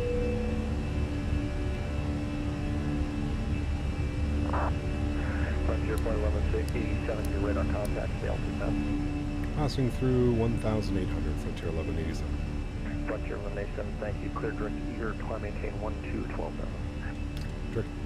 Direct Eber and climb 2000, Frontier 1187. Alright, direct eager, and we are climbing 2000. American 2840 Good. wind now. In and set. Beautiful. Runway 23 right, clear for takeoff. Let's take off 23 right, back. Nice departure, chat. Looks good down there.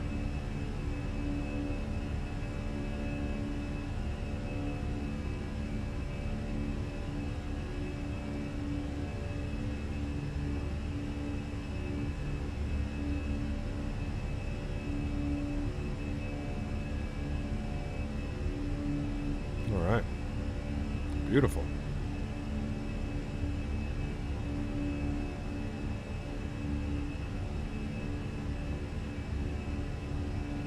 Climbing out nicely.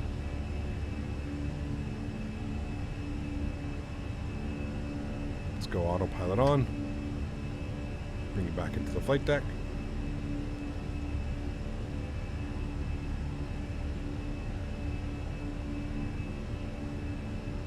And 210 knots. We will go flaps clean. Go ahead and disarm our ground spoilers. Leave landing lights on until 10,000. Wonderful. And there we go, climbing out of rally. My understanding is that the interest earned in TFSA, which can be accounted, is not taxed. The RSPs do the opposite, immediate tax deduction, but taxed when withdrawn later. Correct, yes. But you're able to, so the way that it works, Sebastian, is you're able to put X amount of dollars, like I said, every year it's determined by the government.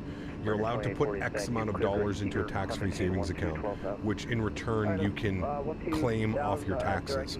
So let's say the government allows you to put $7,500 into a tax-free savings account that year, and you can, let's say you owed whatever 13, 17, 15,000 in taxes at the end of the year. That money can be deducted by that money that you owe. So it's, yeah. Frontier Flight 1187, you'll be climbing out of my airspace, Washington Center offline at this time. Radar services terminate. For exchange approved. Have a good day and sit back to Orlando. Free change approved over to Unicom. Thanks for ATC, man. Appreciate you. We'll see you soon. 1187. Thanks for the traffic. See you later. All right, cool. Over to Unicom for us. Yes. Absolutely, Sebastian. Yeah. Yeah, it's a Roth IRA. It's pretty much the same thing. Every country is going to have something similar, right? It's basically you're contributing back to society by essentially putting money in a tax-free savings account, which then allows banks and governments to spend that money, right? We all know how banks work, right? So, yeah. Right, Sebastian?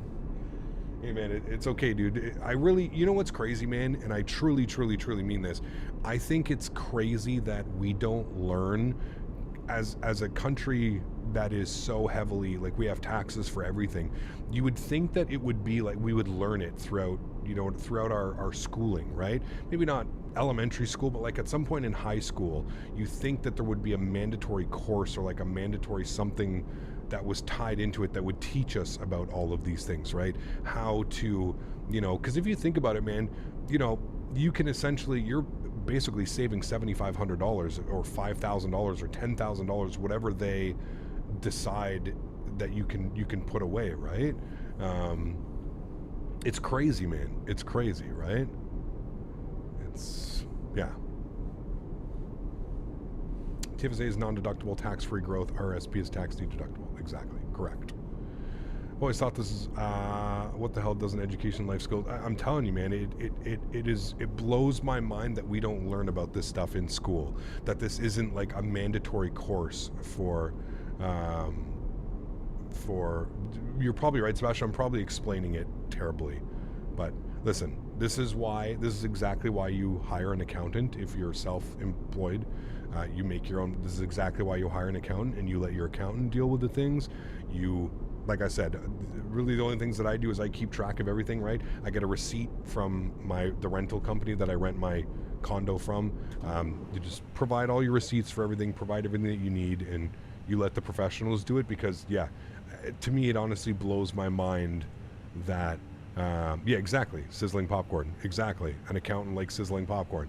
You let the professionals deal with it because, unfortunately, we don't learn anything about that in school. Do you know what I mean? And I really, truly think, and I hope that over the next whatever amount of years, this type of stuff gets taught in school so that people can be more a little bit conscious and be a little bit more aware of the opportunities that are out there instead of just getting forked with, like, you know, a $10,000 bill and you're basically paying that off until next tax season. And you know, one thing that really sucks about being Canadian and working on YouTube and getting paid through YouTube is YouTube does not withhold any taxes, right? So the monthly payment that I get from YouTube does not exclude my taxes that are owed. So I have to be very careful and due diligent whenever I get whenever I get paid from YouTube. I get my check once a month, right on the 21st of every month. I have to take that money, I have to take a certain amount of money and put it away, put it aside, because at the end of the year when the tax man comes, it's not nice to get a little bill saying you owe $13,000 and you have nothing, right? Because you've gone and you've spent it all. Not that I've totally done that before in the past. So yeah, it blows my mind that type of stuff isn't taught in schools, and like they're not more proactively, being that it's such like a major thing, and you can get in a lot of trouble for like, you know, fudging taxes or not paying taxes, and there's a lot of things you can get in a lot of trouble by not doing those things. So for them to not like be teaching us how to do things properly in school, now it may be different in other countries, but I'm just saying I'm just letting Canada, we never learned about it in school here, and it wouldn't surprise me if other places didn't as well. You know, they taught us basic taxes in high school, VAT, income, etc. Yeah, no. How do you know how much to set aside each month? You don't really know. It's more of like a ballpark, Sharper. That's why I said you have to do your due diligence. You can look at the number. Obviously, you can say, okay, well, this is what I owe. So if I get paid X amount of money per month, I have to take a certain percentage of that off and put that aside. I forget what the number is. I usually like to keep about 25% immediately that goes into there. But yeah. Self-employed, you have to put your tax money aside for the year. It's hard sometimes. Many blow through it and then go to the arrears. 100%. Almost every one of my friends that I know, Sizzling Popcorn, including myself for a couple years, was in arrears. Yeah. It's gross income, not net, which you would be earning as an entrepreneur anyway. Should be taught in schools. I agree. Yeah, it's crazy that it's not. You know. Cap, does YouTube pay $3 per 1,000 views? I don't know, man. I don't really, like, I don't make a crazy amount of money on ad revenue, to be honest with you. Like, I've never really broke it down. I think I make less than $300 a month on ad revenue. I average 200,000 views a month. So I don't, yeah, like, I think I can break this down. I'm pretty sure I can. Hold on, let me see if I can. Earn... watch page ads. No, I need to go to analytics. Analytics, income. Okay. And now we need to go.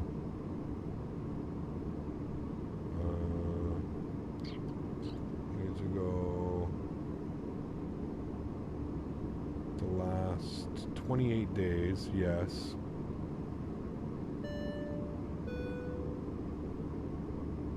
See more. Revenue source. So watch pay. Okay, so okay, I can literally break this down for you. All right, so it's pretty cool that they've added all these tools. Kyle, thanks so much, man, for your business class subscription. I really appreciate that. Huge no floaties too, man. Thank you, thank you, thank you. So I can actually break this down. The #1 income for this channel is memberships. That generates the #1 income for the channel, and I kind of knew that would be the point, right? Memberships. We got a lot of gifted members. We also have a lot of members that have been here for 50 months, 36 months, 70 months, 80 months, right? But the #1 income for the channel is memberships. The second income for the channel, the second most income for the channel, is gifted memberships. So memberships and gifted memberships, those are the two top ways that I make money on this channel, followed very closely by Super Chat. Super Chat is right up there as well. It's 1, 2, 3, they're very close. 32%, 28%, 28%. So gifted memberships and Super Chats equal 28% of my income, so they're pretty much there. Memberships #1 at 32%, all right? The fourth, all the way down at 6% of my channel income, $280 a month on average is what I'm getting for my ad revenue. So if you do the math, if I average between 180 to 200,000 views a month and I'm getting $285, that's about correct. That sounds just over $1 per 1,000 views. Roughly what, $2? A little bit less than $2 per 1,000 views. So that's how that works. And then super stickers and short feed ads. I don't even know what short feed, the shorts, I guess, YouTube shorts is what the other income is coming through. But yeah, that's pretty much how it breaks down.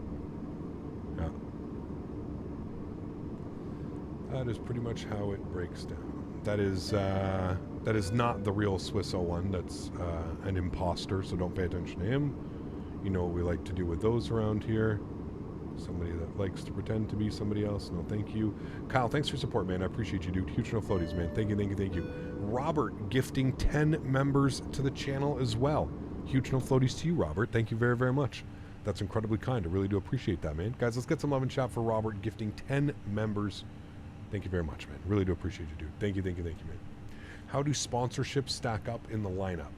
Sponsorships, I mean, I can't talk numbers, but I will say that my sponsorship with Thrustmaster has allowed me to do a lot of things. You can take it or leave it how you want with that. The Thrustmaster sponsorship has kind of like allowed me to be a little bit more, you know, be a little bit more comfortable in my living. I can't obviously speak. I can't give percentages. It's in my contract. I'm not allowed to give percentages. I'm not allowed to give you money values. I'm not allowed to give any of that. But they're very fair. They're very fair with what they pay for sponsorships and stuff. So, yeah. Not all sponsorships are money though, right? Some are exponential. Yeah, well, a lot of sponsorships for the channel just provide me with free airplanes, free sceneries, right? Those are sponsorships as well. I have 3 main sponsors that pay money outside of the whole, like instead of sending me free products and stuff like that, they actually pay the channel. So there are those types as well. So there's a couple of them. All right, I think we have our cost index set at 5. We do. Okay, we're going to wait till 360, and then we'll go ahead and bump our cost index up. Beautiful wing views right now, though. Cap, sometimes I'm able to capture the glide slope on the 737. I set the ILS the course and press the approach button. Am I missing something? Should work. Yeah. Should work. Any build Thrustmaster Pilot Edge? Not Pilot Edge. No. And the other one actually does not want to be named, so I don't speak about them. I also have on and off sponsorships. So I have some companies that will reach out, they'll sponsor the channel for, you know, 2 months, and then that's it. And then they kind of come back in a couple months and they sponsor again for another 2 months. So yeah. Currently, right now, I have 2 active sponsors. 3 active sponsors. One of them, well, we are FSIM Studios. You got the guys that released the Vancouver and the Calgary airport and stuff. They started sponsoring the channel as well, which is why you see Nightbot Command and their own. But Any Builds and Thrustmaster are the main 2 sponsors of the channel. Yes, correct. Pac-Man, thanks so much for your business class subscription as well, man. Appreciate you, dude. Huge no floaters. Thank you, thank you, thank you. It's incredibly kind, man. Appreciate you. Thank you very much. Awesome, Logan. I was wondering why RDU was stacked with traffic because it usually never is, and I heard your voice on ATC and I knew immediately. That's awesome. Thanks, man. Appreciate you, dude. It's good to fly in sometimes, man. It's been a while since we've been in there. It's been a while. Jack Center, very good afternoon. Frontier Flight 1187, flight level 300, climbing flight level 360.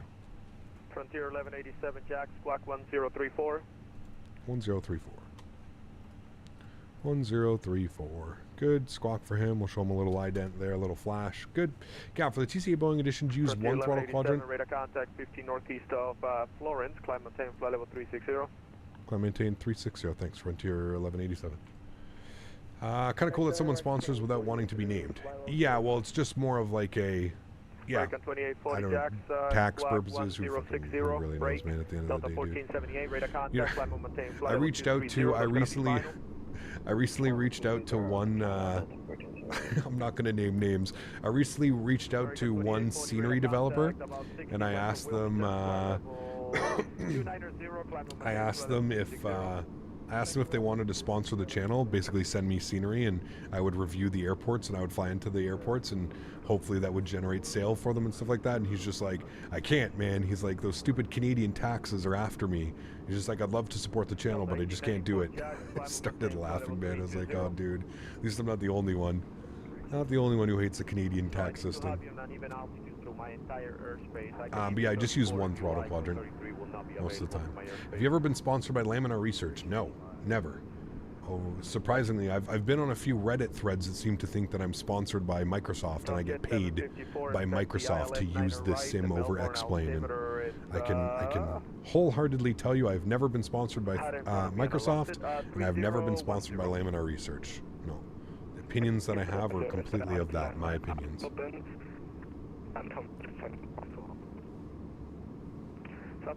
5,000 hour stream to no money. They're not interested, dude. They're looking for Swiss 001, man. That's who they want. They don't care about Captain Canada and all the other streamers, man. They only looking at numbers. They see 500,000 subscribers on YouTube and they go, oof, so many people with mommy and daddy's credit card. Let's go after these ones.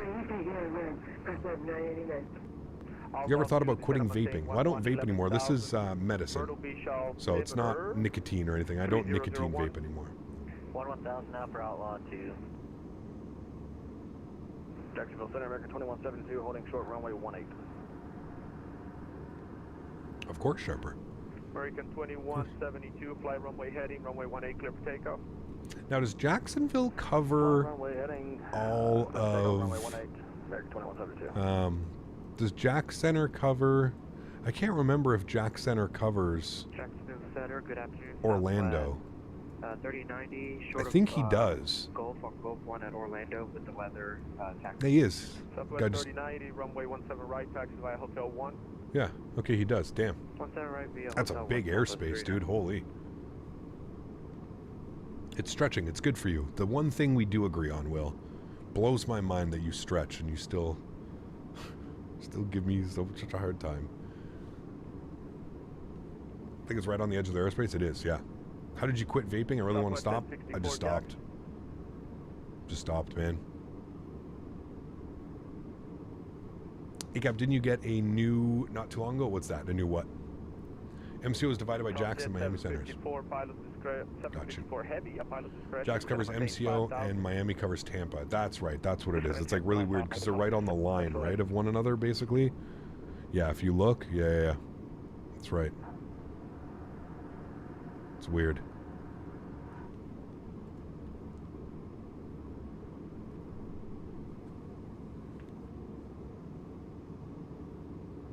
Delta 1478, clear direct. Your high school recently had a really bad vaping problem. I think everywhere did for a while, man. It was, you know. Delta 1478, clear direct type, sir. It was pretty crazy for a while, man. Wonder how long we'll be at cruise this time, chat. What do we think? How long are we going to be cruising? A new vape? Oh, it's for weed. It's for medicine. It's for THC. It's a THC, right? So it's little cartridges that you put in. THC. Hey, Cap, I'm a huge fan. Going to do a flight later to Orlando. Also nice. Did you pick up the new scenery? I need a 420 themed Captain Canada t-shirts. Oof. I don't know. Southwest 1037, Jacksonville Center, squawk 1030. 1030, Southwest 1037. I'll tell you what needs to happen, Chad. I need to have some lunch. It's 3 o'clock and I still haven't had lunch and I'm starving. Delta 1478, contact Atlanta Center, 132.97. I don't think he should be contacting me. I think we're good. We're coming up on 360. We'll wait till we get to cruise altitude, and then I'll go throw my lunch in the microwave quickly. I think it will be. What's the price again? A lot. It's like $30 US or something. For bagged milk, you put the bag into something to make it easier to pour out of? Yes. Yeah. Munchies kicking in? No, not really munchies. It's 3 o'clock, man. I'm fucking hungry. What time do you usually normally eat lunch? 1, 2? I don't know. It's lunchtime. I'm hungry. Hey, Gap, do we know where the next FS Expo will be? No. They haven't announced it yet. They usually announce it at the end of the... I just don't think they know yet. I think they're kind of just waiting to see. Probably... If it's as big as it was this year, I could totally see them doing it again every year. I think they're on the fence whether they are going to be doing it every year or every 2 years. I hope it's either in... the choices were Vegas. The word on the street, nothing confirmed, was it's either Vegas or Orlando. Yeah. I eat after your first landings before the second takeoff, usually around noon Mountain Time. See? Normal. So at this time, it's noon for you right now. But yeah, it's either Vegas or Orlando. That's the word on the street. Again, nothing confirmed from Evan or any of the guys. But word on the street was it's either Vegas or Orlando. really hope they do Vegas. And like I said, I think they're trying to decide if it's something that they want to do. Oh, that's right. You're not West Coast. You're Mountain Time. You're right. Yeah, I'm not sure if they're going to do it every 2 years or. Yeah. American 2840, same Mach number. I work my lunches at 11. Jeez, that's. I remember lunch being at like 11 in. American 2840, same Mach number. It's probably gonna. American 2840, Jacksonville Center. Same Mach number. I'm gonna bump my Mach. Frontier 1187, same Mach number. Mach .78 for Frontier 1187. Roger. Jacksonville Center, American 2172, looking for higher. American 2172, right turn heading 330, maintain flight level 230. I'll go 35, which will actually give me perfect. Mach 785 will be absolutely perfect. All right, cool. He called us. We should be good. We shouldn't have to do anything now. I'm going to go have my lunch real quick, chat.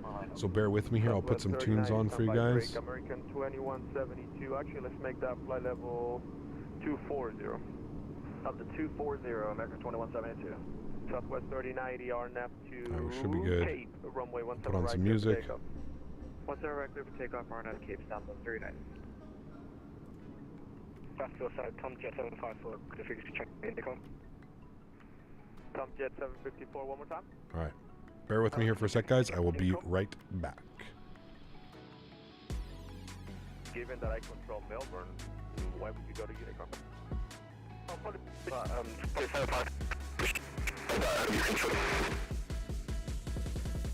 I'm not sure what's going on with your transmission, but I can only hear 1 out of 5 words and it's all static.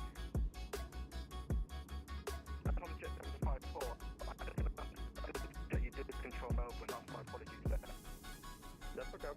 And Tomjet 754, 754 heavy, descend and maintain 3000 now. Descend and maintain 3000 please, Tomjet 754 heavy. Jacksonville, first on November 1, Mike, at Whiskey Taxi. American 2840, reduce speed to 0.76. Southwest 1037.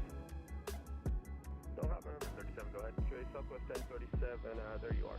Radar contact just east of the Valdosta Airport. Descend via the Grinch 4 arrival landing south. Orlando altimeter 3008. Part of the Grinch 4 landing south for Southwest 1037. Jackson Center, Southwest 2438, climbing 360.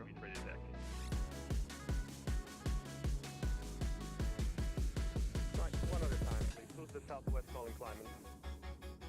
Southwest 2438 is with you, climbing 360.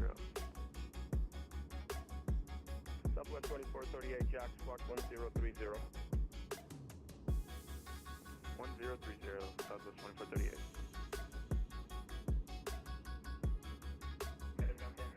Jacksonville Center, United 1071 with you, coming through 7500, direct to Finky.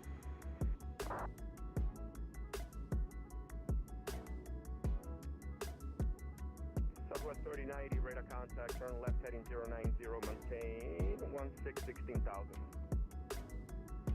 090, 16,000, Southwest 3090. Who's direct St. Pete? Center, United 1071, we're direct Finky, coming through 8,000.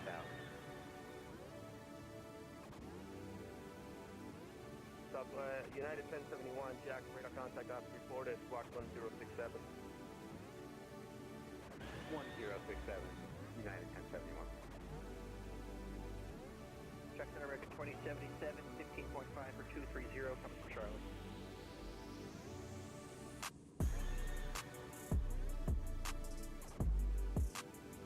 Jacksonville, November 1, Golf Mike, road taxi.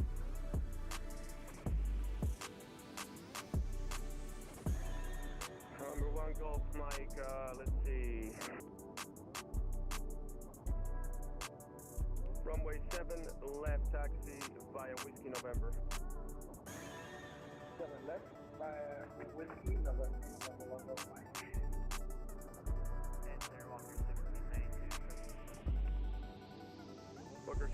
92, descend via the Looney 1 arrival, runway 26, Jacksonville altimeter, it's 3006. Via the Looney arrival. Check center, outlaw 2 for lower. Outlaw 2. Hold on, I have 7,000 targets in that area. Outlaw 2, sorry about the late descent. Left turn heading 360, descend, I'm saying 3,000. Just give me a good rate down. Left turn 360, good rate down to 3,000, outlaw 2. Now it's showing broken up 5. Would you like the ILS or the visual? We can do the visual for outlaw 2. Roger, you can expect that visual 18. Visual for 18, outlaw 2. Center Delta 2887, ready to taxi. Fair wind 2001, pilot discretion. Descend via the, I choose fair wind 2001. Orlando's landing south, it's going to be the get out 1 arrival. So a Leopard, join the get out 1 arrival. Then descend via the get out 1 arrival, 300 or better in the transition. Orlando altimeter 3008. Righty, Orlando landing south, we'll descend via the get out, we'll join it at Leopard 300, transition for Spirit Ring 2001. Spirit Wind 2001, you can disregard the message that was meant for somebody else, but read back what's correct.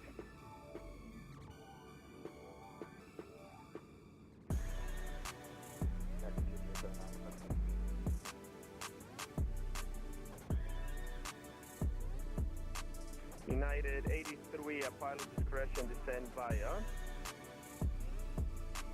the get out 1 arrival. Orlando altimeter is 3008, maintain 310 knots on the descent, please. 310 on the descent. Here we got the get out arrival for 83300 and 310 on the transition for 83. Net 83, actually let's do 290, 290 on the transition. You got it, 290 for 83.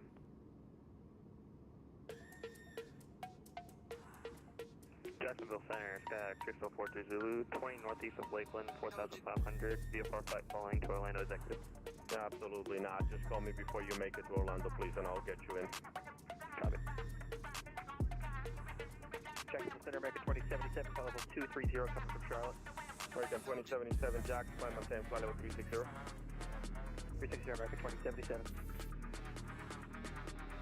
Center Delta 2887, ready to taxi.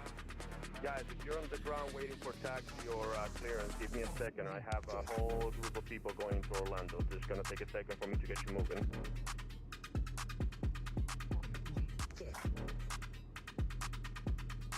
And Jack, outlaw 2, we can take a turn back towards Myrtle Beach. Outlaw 1, thanks, turn right heading 180, call the field inside. Right turn 180, we'll call the field there, outlaw 2. Southwest 1064, Washington offline, ready for the Terminator, frequency change to approved, take care.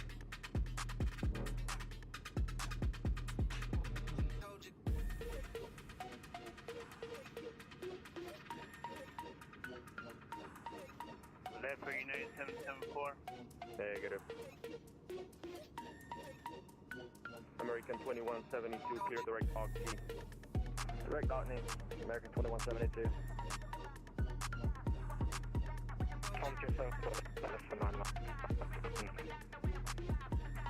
Tomjet 754, thanks, you clear ILS 9er right, runway 9er right, clear to land. Southwest 3090, clear direct Buffy, climb and maintain flight level 350. Buffy up to 350, Southwest 39. United 1071, clear direct KMCO, climb and maintain flight level 350. Direct KMCO, climb and maintain flight level 350, United 1071.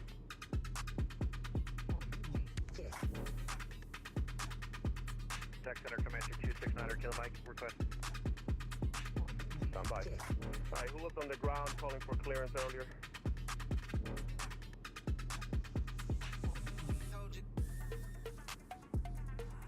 Yep, who was on the ground trying to taxi? It's Delta 2887, Myrtle Beach, ready to taxi. Delta 2887, runway 18, taxi by Alpha. 18 via Alpha, Delta 2887.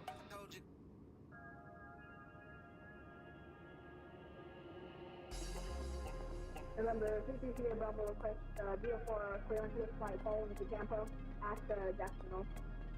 Guys, VFR is going to be a while. If you want to depart VFR, I recommend an uncontrolled field. Otherwise, clearance for VFR is going to be a while, and there's no flight following. I have about 30 IFR planes right now that I need to take care of. Break. American 2172. Turn left, left turn direct mullet. Left turn direct mullet, American 2172.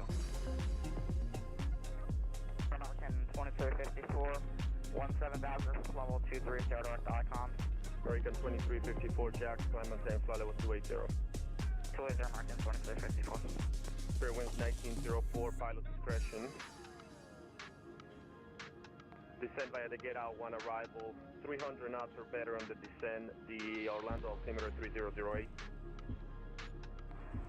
Alright, pilot's discretion for the detail. One arrival and 300 right on the descent. Spirit wings 1904. Everybody going into Orlando, if you don't have, if you have the SAM field, expect a reroute from me to the get out. Jack, Outlaw 2, field side. Outlaw 2, thank you. Clear visual approach 18, runway 18, clear to land. Clear land 18, Outlaw 2. Passenger November 1 Golf Mike, quarter short at runway 7 left. Number 1 Golf Mike, turn right heading 180, runway 7 left, clear for takeoff. Right hand 180, clear for takeoff. November 1 Golf Mike.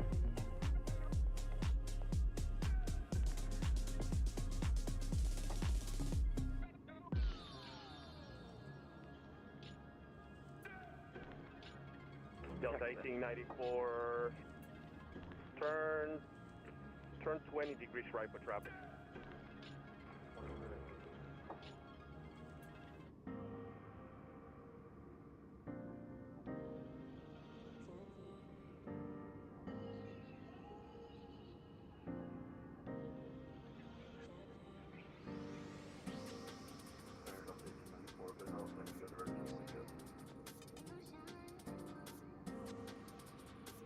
Who was that?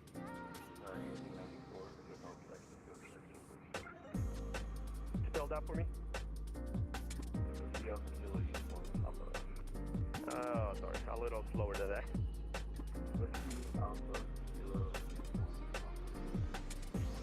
And Delta 1894, you can expect that in a bit. I just need to keep you away from that coast for a second.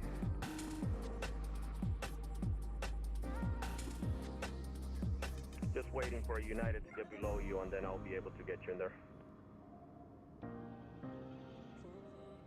Delta 1894, it works now. You clear direct wake up. Direct wake up, Delta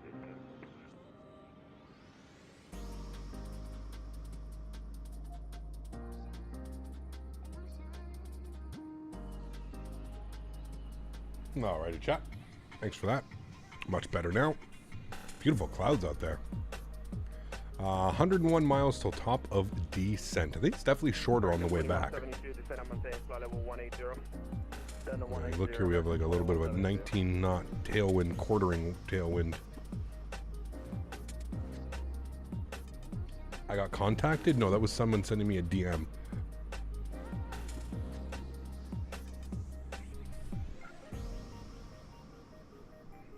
No, that's not, it was not ATC, guys. It wasn't ATC, it was somebody sending a direct message. No. The Charlotte altimeter. I don't have it. I'll get it for you here in a second. There's aircraft mullet at 14,000. Beaufort. KNBC, right down there. These beats smack what playlist? Just the Beats playlist. These are all done by Ballpoint. Ballpoint's unreal, dude. He's one of the best artists on Epidemic Sounds. 92, expect the ILS 26, depart Looney, direct T3. ILS 26. There's going to be a Rouge descent with ATC in the insane traffic. Huh? Rogue, you mean, maybe? Could be good.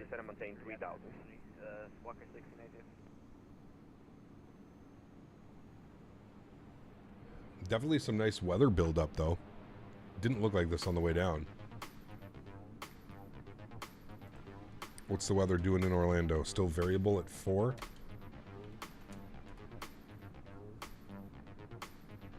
What artists do you listen to out of stream? Depends, man. I'm kind of all over the place, to be honest with you. A few at 5,000, a few at 25,000. Huh.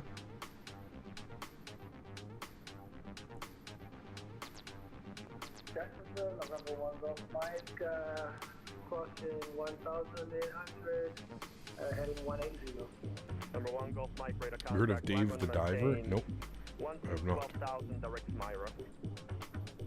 Come on, maintain 12,000 direct Myra, November 1 Golf Mike. I thought we just basically like hugged the coast. Mike, I'm sorry, climb and maintain 11,000. Most of these flights. 11,000, November 1 Golf Mike. Savannah's coming up right off our right.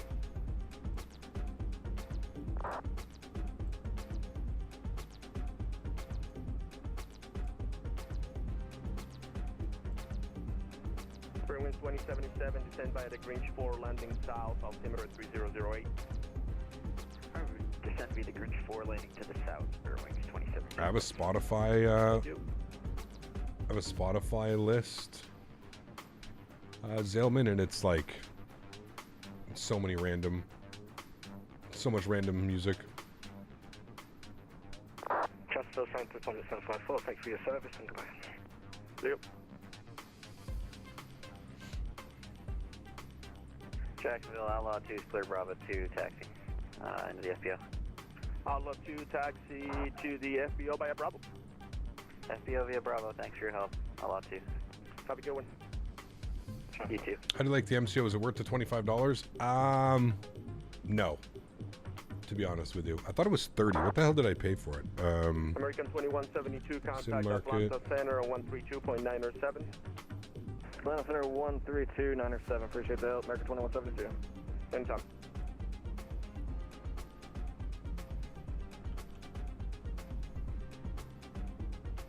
American 2079, request mission start.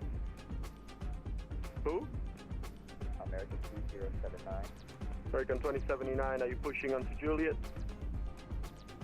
Yes, pushing on Juliet, American 2079. American 2079, okay. Yeah, it's like $27 US, I guess what it comes out to, because it's in euro, so I had to do the conversion over. It's $27 US, so close enough. For that price, no. I mean, it's not bad, but descend and maintain 2,000. 2,000, Walker 6, can I do?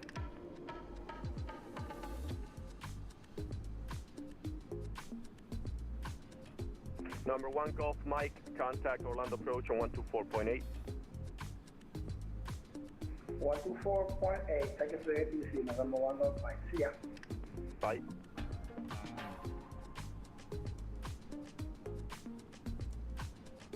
I think it would be much better priced around $18 to $20. I think at that price it would be worth it, but yeah. Would you say you like flying the Neo more than the CEO? No. Add Leopard, join the gate out 1 arrival, then descend via the gate out 1 arrival, 290 knots in the transition, altimeter 3008. At Leopard, join the gate out 1 arrival, descend via the gate out 1 arrival, and 290 on transition, 3008, Springs 1903. 60 miles for us till descent. They could probably give us some instructions soon. We can go ahead and actually throw in our Southwest 1037, contact Orlando report here. We'll grab it one more time. We'll see if anything has changed. 24-8, Southwest 1037. Have a wonderful day. Thank you so much, Aileen. You're welcome. Right, let's punch in our information here. Winds are variable of 5, so I'm just going to put like 170 at 5.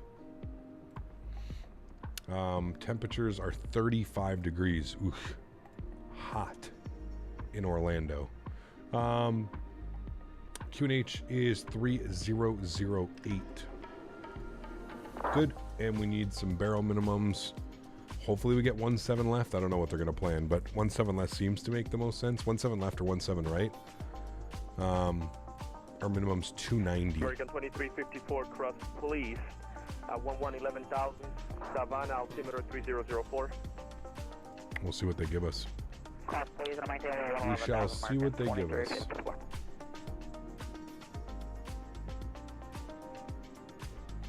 Frontier 1187, say Mach number. Mach .78, Frontier Flight 1187. Fortunately, the guy in front of you says he's going 0.81, but you're still overtaking him for some reason. Speed 0.76 now, Frontier 1187. 7.6 could be because of the weather, the winds. I don't know. I've got an 18 knot tailwind. I don't know what he's showing.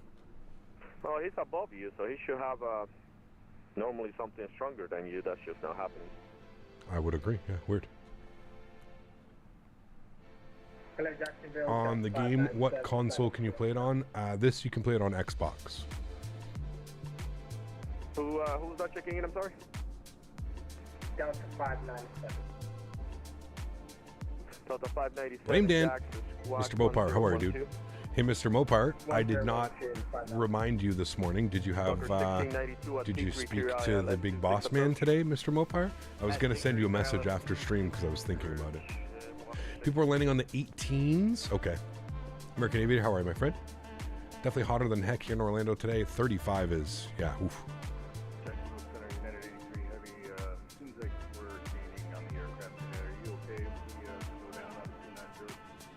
Night 83, you guys are at the same exact. Gotta wait till the end of the day when he's in a better mood. Good call.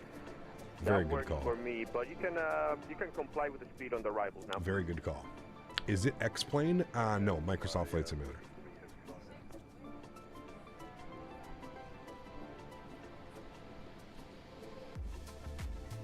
And United 83 Heavy, let's do this. Reduce speed to... Is Lisbon one of those must-have sceneries that's on sale for $10? Great scenery, Austin. Great scenery. I love flying in and out of there, man. You know what makes Lisbon so great, Austin? It's the surrounding area, especially in Microsoft Flight Sim with photogrammetry on. It's fantastic, man. Yeah. Delta 1894, Miami Flying. Might finally decide to get a fully on PC. Might just spurge my birthday next month, to be honest. Though on specs, to be determined on specs. Hey man, do it up. Do it up. 40 degrees in Vegas. Yeah, but dry heat. Dry heat. I bet it's gross. I bet it's gross in Orlando. What's crazy about Orlando is even when we were there for Flight Sim Expo in 2018, you'd be in Orlando and it would be like 104 with the Humidex, and then you drive an hour out to the coast and it would be like 90 and like nice. You know? It's crazy. Southwest 3090, 15 degrees left. 15 degrees left, Southwest 3090. RC079, request taxi. Is it muggy where you are, Mopar? I haven't been outside much today yet. I gotta go out after. Stand by.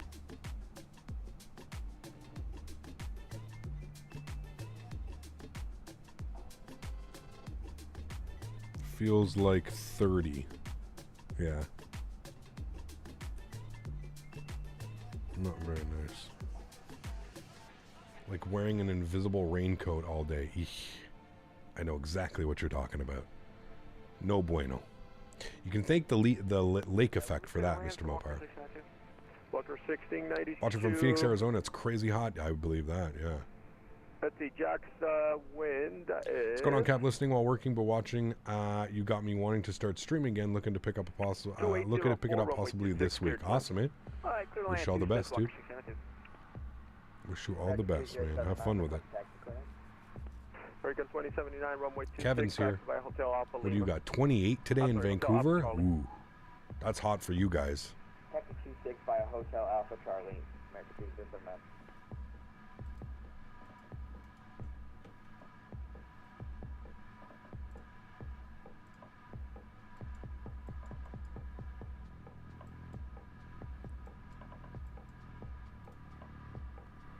All right, well, let's see if he gives us descent. 19 miles.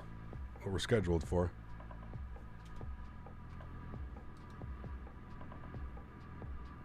United 83 Heavy, contact Orlando approach, 124.8, take care.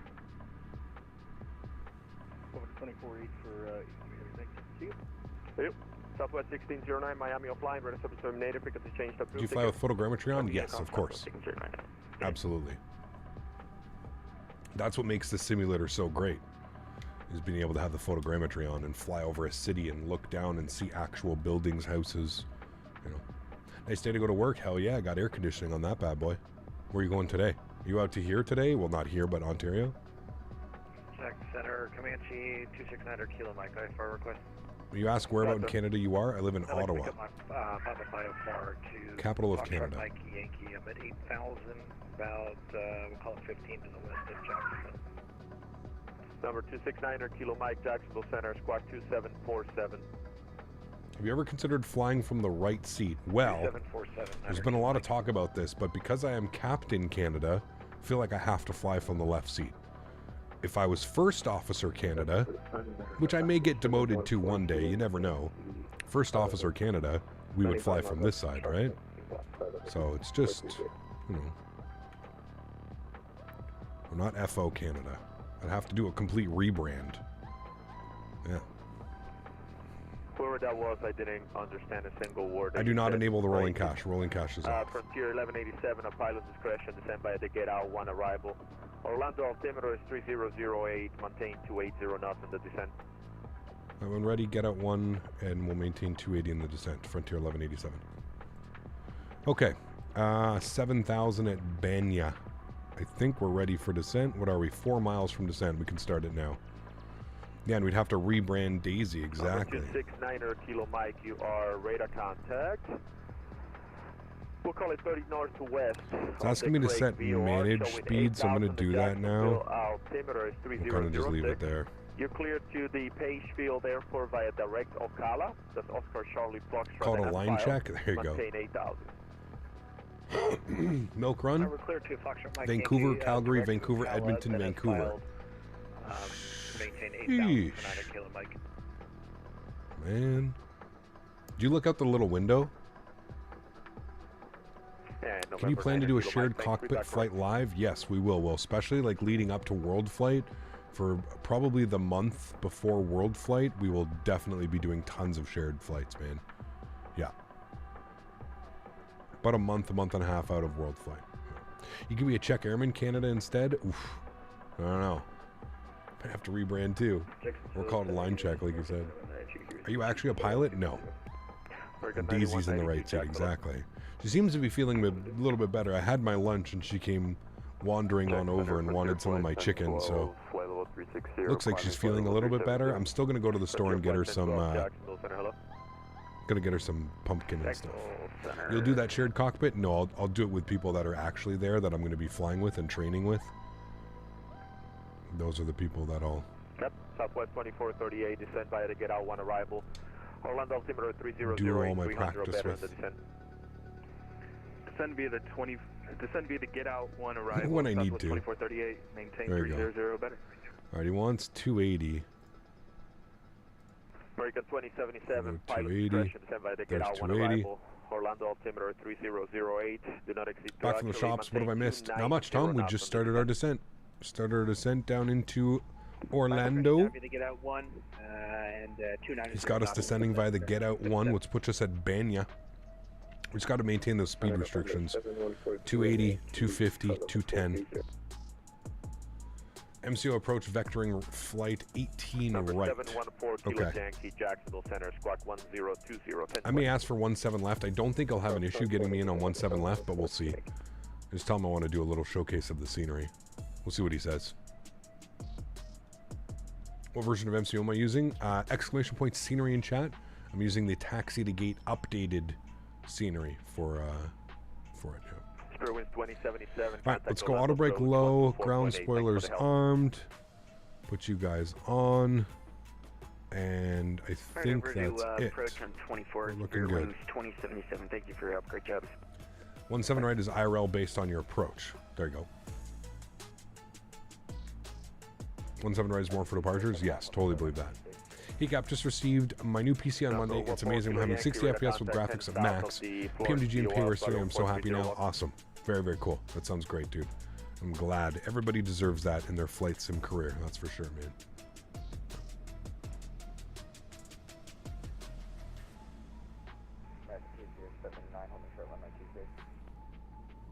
American 2079, fly runway heading, runway 26, clear for takeoff. Fly runway heading, runway 26, clear for takeoff, American 2079. This cartridge is toast.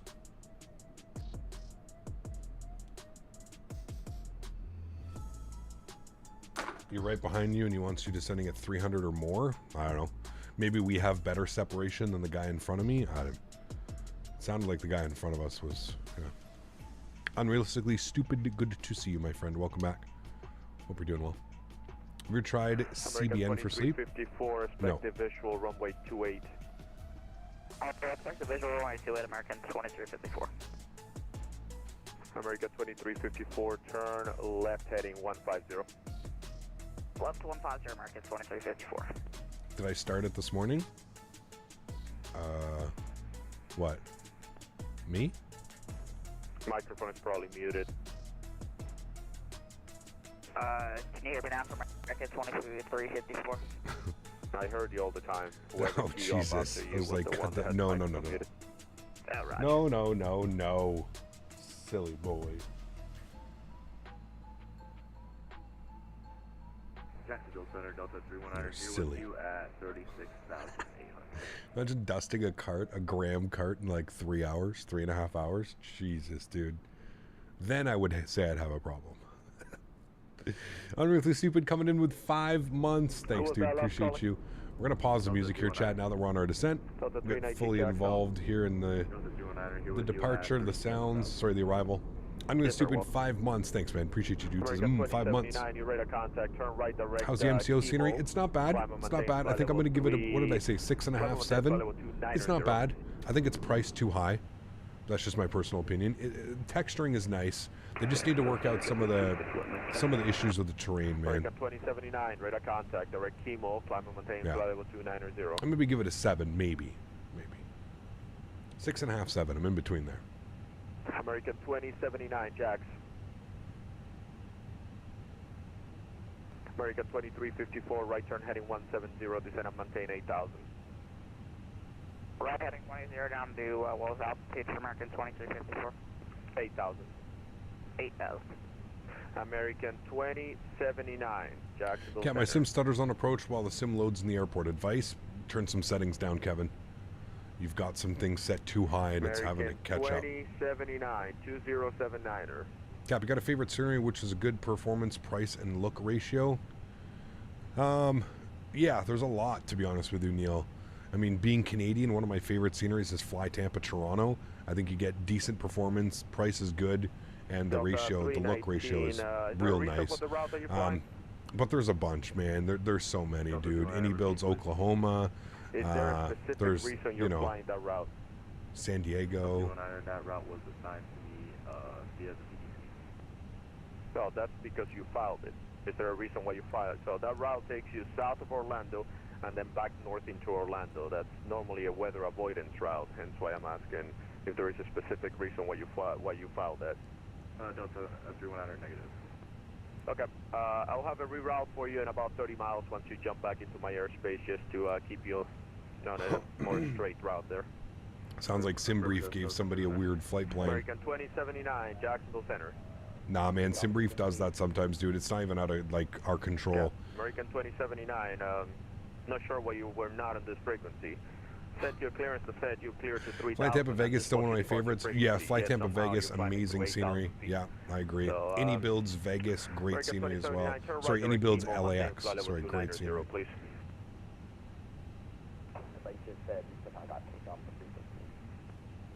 Okay, American 2079. Turn right direct KMCO, climb and maintain flight level 290. Turn right direct KMCO, maintain flight level 290.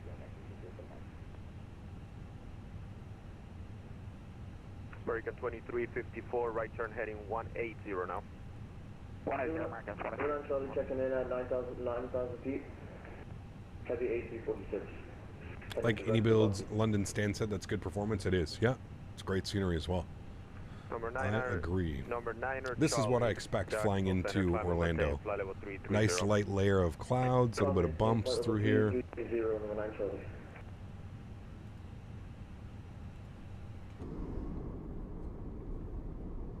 Jacksonville Center, JetBlue 351, Mike 10. About 4x5, left static. Delta 20, American 2354, descend and maintain 5,000. 5,000, American 2354.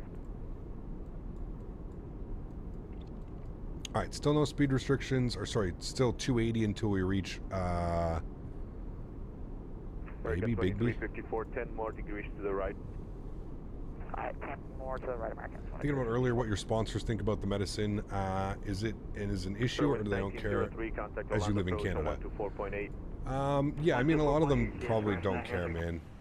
It's perfectly legal where I live. I'm not doing anything, you know.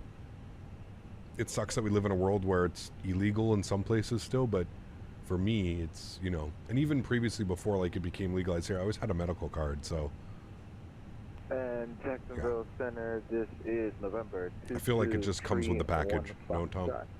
Yeah, it's completely legal, man. Like, everything that I own, everything that I do, like, it's completely legal, right? To Jacksonville International. I'm also not sitting here, you know, it's also a vaporizer, so to most people, yeah. What are the YouTube rules around weed on stream? Obviously, the content can't be for kids. That's one of the first things that, like, I made sure that my channel was not, you know, yeah, I'm honestly not sure. I don't really know, like, what they're, I've never had any issues with it. I don't know, man, I used to smoke on stream all the time. You can go back and watch some of my older videos. So, yeah, I don't know. I feel like as long as you've got your medical license and or it's legal in your state or country that you're in, I don't see it being an issue, right? Well, part, take care, man. Have a great rest of the day, dude. Sorry about that. You broke out a couple of times. Could you say the clearance one more time, please? Did you find a vaporizer that makes it easier to control a buzz? No, I find vapes are all the same. That really comes down to the cartridge. Southwest 3519, okay. Confirm you're descending to do a comes to the different cartridges that you can buy. Delta 319. All right, we're about to come through transition altitude. Delta 319, I have a reroute for you. I'll buy some red stop. And our altimeter 3008. Delta 319, you're clear. Is it a Thrustmaster vape? That's Juliet Alpha. Wouldn't that be the day, man? Zulu. Then join Wouldn't the that be the day? for arrival. Golf Romeo November Charlie Hotel. You're like a dude in the UK. It's so behind compared to you. I got to use it for PTSD. It's crazy, man. It's crazy that in today's day and age, with everything that we know, that it's still illegal around the world. It's wild, man. And they wonder why, like, organized crime and that type of stuff is, like, always on the boom, and it's always, I mean, what's one of the most consumed drugs around the world is marijuana.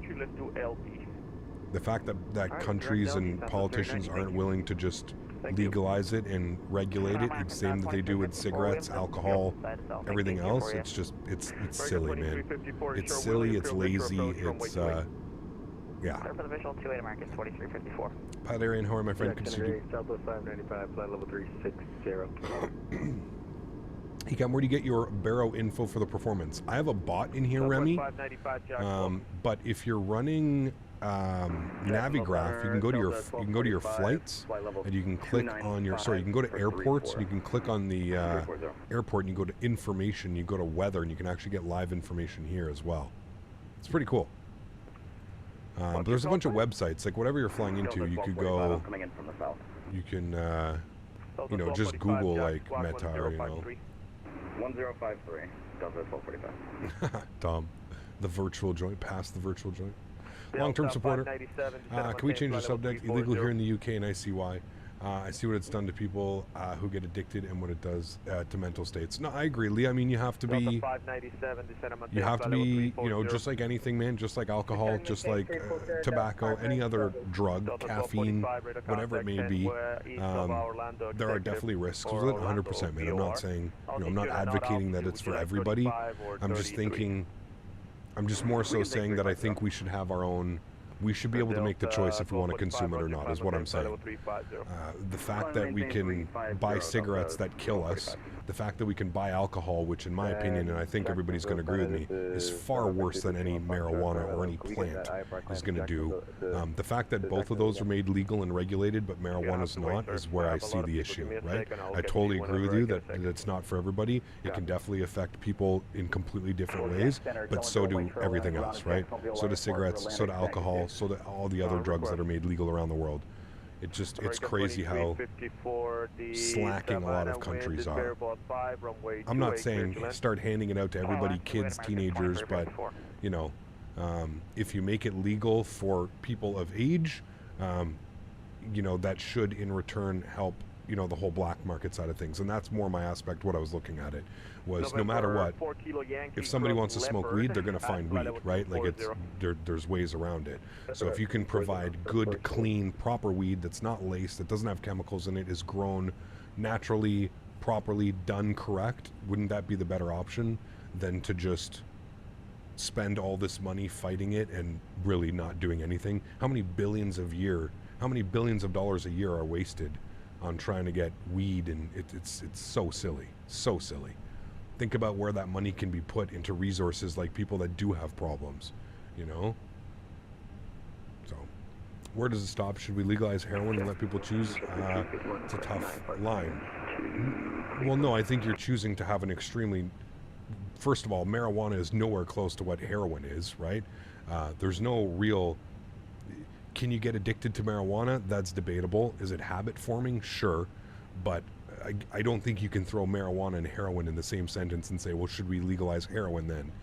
I mean, listen, dude, the world's in a state right now where, like I said, people are going to do whatever they want to do. They're going to find ways to do it. So I think we need to be proactive instead of spending all this money trying to stop it, which clearly isn't working. We need proactive approaches. We need to figure out ways of, okay, well, if people are going to keep using marijuana, using heroin, using cocaine, how are we going to, you know, are we just going to let the black market and the illicit market just continue to boom? Or are we going to try and cut it a little bit by, you know, certain things, right? So, I don't know. All right, who did I tell to stand by? Actually, hold on. American 9192. I just don't think it's fair to you know, categorize marijuana and heroin in the same.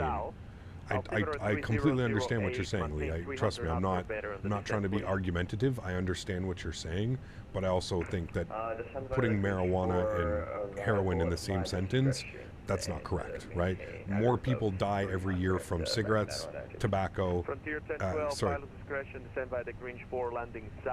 tobacco and alcohol kill far more people than marijuana does, right? I think we can all agree on that. Heroin, cocaine, ecstasy, all the illicit drugs probably kill far more than what marijuana does, right? So I understand what you're saying, and I completely agree. It's not for everybody.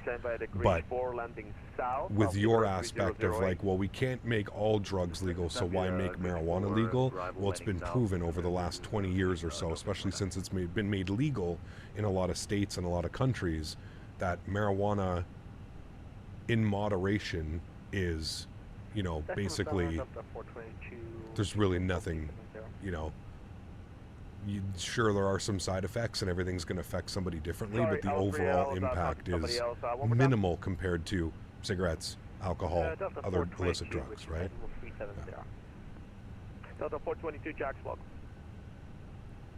Totally understand, but here in the UK, more people last year died from suicide from cannabis more than a Class A drug. See, listen, and this is where I'm just going to respectfully end the conversation here, Lee.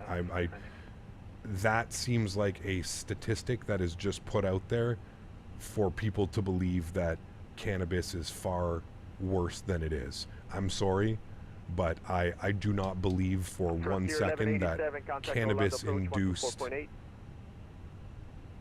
cannabis-induced suicide. I'm sorry, man. I don't. Frontier 1187, Orlando approach 124.8. 124.8. Thanks for ATC, man. See you soon. Great job. Thank you. Have a good one. Like I said, I don't want to be disrespectful, and I don't want to get to this point, but that seems like a completely made up. That's literally made up by a government agency to make people believe that marijuana is far worse than it is. I can promise you, man, sure, it can be used as an upper, it can be used as a downer and stuff like that, but we're going to respectfully end the conversation right there, just because it's not, these are not legitimate, you know what I mean? These are not, yeah. Left turn, we'll hold short 18 left. Like I said, man, cigarettes and alcohol, which you can walk into a store and buy, are far, far, far worse and do far worse than any plant that's grown that you consume. It's just factual. But yeah, land approach, good afternoon, Frontier Flight 1187. 8,000. Looking for ILS 17 left if possible, please. 1180, Frontier Flight 1187, roger. In the real world, runway 17 left's closed. Do you want to simulate that, or do you just want to forget about it and just land on 17 left? Apparently, I'm not going to throw us out. Apparently it's been reopened, as I've been told by numerous people today, so that's why we figured we would shoot it. Oh, okay, let me know. Chat, you better not let me down now. You better not let me down. You guys have been telling me that 17 left is open. Fuck, imagine chat's just lying to me and now I'm gonna look like an idiot this whole time. Oh man, here we go, dude. Here we go.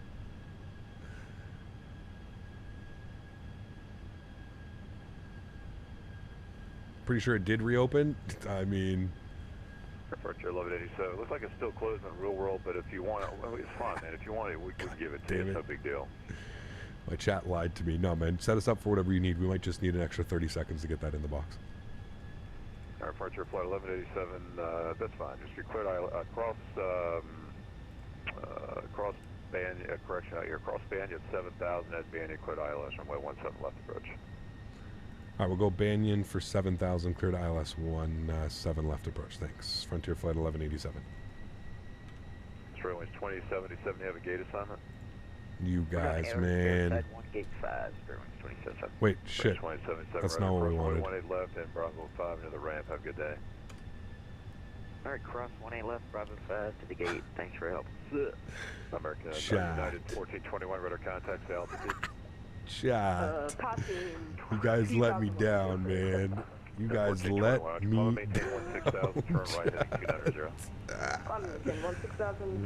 Real world ops. Whoops. Fucking chat, man. I mean, it's kind of cool. We wanted to do this anyways because we wanted a little tour. Yeah, I know. Well, that's kind of the reason, DJ Med, is we wanted to showcase the scenery. We want to go look at the scenery, so that's why we're doing it. All right, we got to go descent. I'm gonna throw out ground spoilers here because we got to descend heavily to get back on track now. Okay, back on the ILS 17 left. We're going to be going Hervey. We need to be at Hervey for 4,000. All right. Is that for Southwest 258? Oh, sorry about that. Who was calling it? Your ATC said 18, right? Yeah, he's just giving us 17 left because. Southwest coming out of the north. 258 was it? Paper. Southwest 258, Orlando, Squawk 0764. All of chat to the penalty box now. Oh, chat.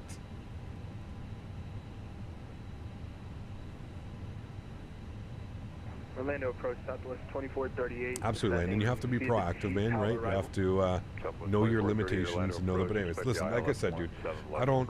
It's a very touchy subject, and I totally get that, and I don't want to disrespect anybody. And there's people that, you know, I just, as somebody who grew up in like the propaganda era where like cannabis is far worse because, you know, it's just we'll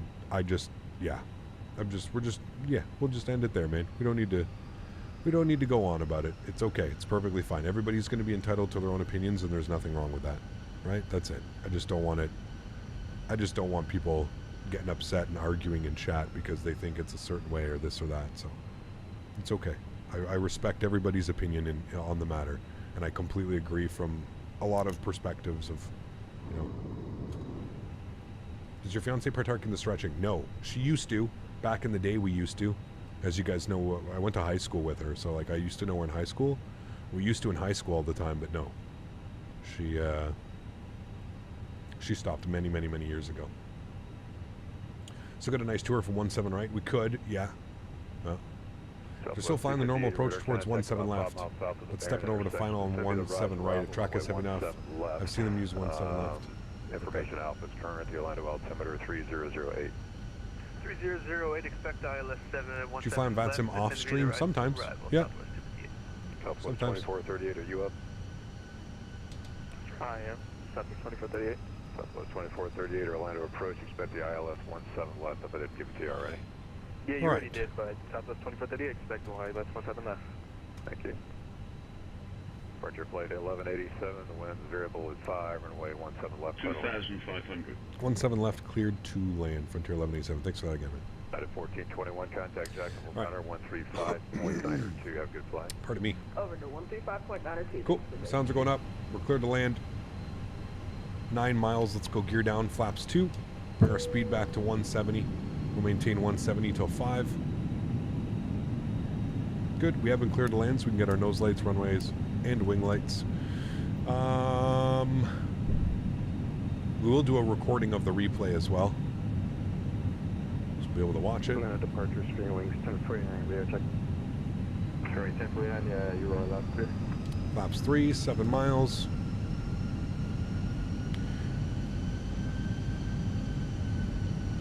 Absolutely, Tom. That's the biggest thing. That's the biggest thing I want to preach in here is it's okay to have a difference of opinion and still be friends.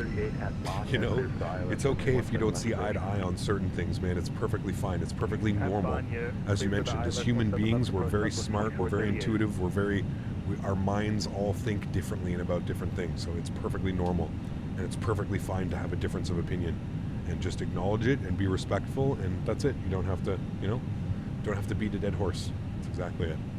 Cool. Coming up on 1,000 feet. Joystick cam is going on. Enjoy the arrival, my amigos. Get you down on the ground. My airplane. Start the recording. We're recording. Beautiful. Sweet. Sounds are up. Enjoy, guys.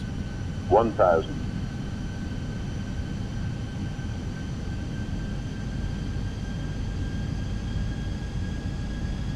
We want to go all the way down to Foxtrot, chat.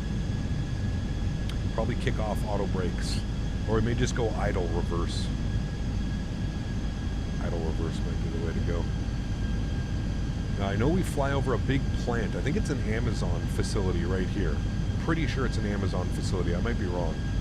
But I'm almost positive it is. Correct me if I'm wrong, chat. 500.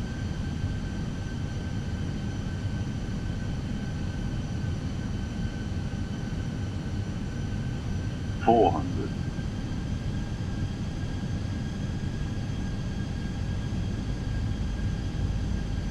300. 100 above. 200. Minimum. Continue. 100. Glide slope. 40. 30, 20, retard, 5. Reversers, nose down gently. Accelerating.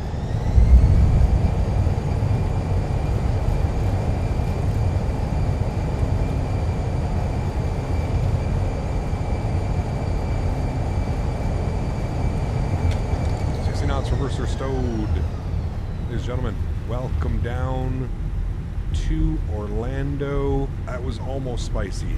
I almost sent us into the runway there. we almost sent it, Chad. It actually ended up being a really nice arrival. Sweet. Cool. And we have vacated via Foxtrot. And we are going to Airside 1.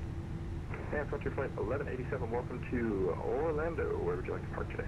Looking for Airside 1, please. Going on a little bit of a tour. Alright, Frontier Flight 1187, roger. Airside 1, taxi via Foxtrot, Golf, Juliet, cross runway 17 right. Alright, over to Airside 1, Foxtrot, Golf, Juliet, cross 17 right. Thanks for the accommodations today. Frontier 1187. Of course. Alright, sweet. Let's clean everything up. Ground spoilers, flaps, wonderful. Let's go to the overhead. Landing lights off, nose light to taxi, strobe lights off, wing lights off, APU start switches on. We're going Foxtrot, Golf, Juliet. Let's have a quick little look-see here how we're going to do that. Foxtrot, Golf, Juliet. Perfect. He sent me exactly the way that I wanted to go. Now we can have a nice little tour. We restricted 290 knots on the arrival. Can we delete that speed restriction? Keep it moving. We were past the whole short line. We were perfectly fine, man. We were off the runway. Wonderful. Let's stop the clocks as well. What was our flight time here? 1 hour and 17 minutes. 6 minutes shorter than the way down. I think the current Fenix has a bug about brake temperature. It doesn't go more than 50 Celsius after landing and using low or medium braking. Interesting. I know there's the nose. When you have auto brake on, the nose likes to like slam itself down.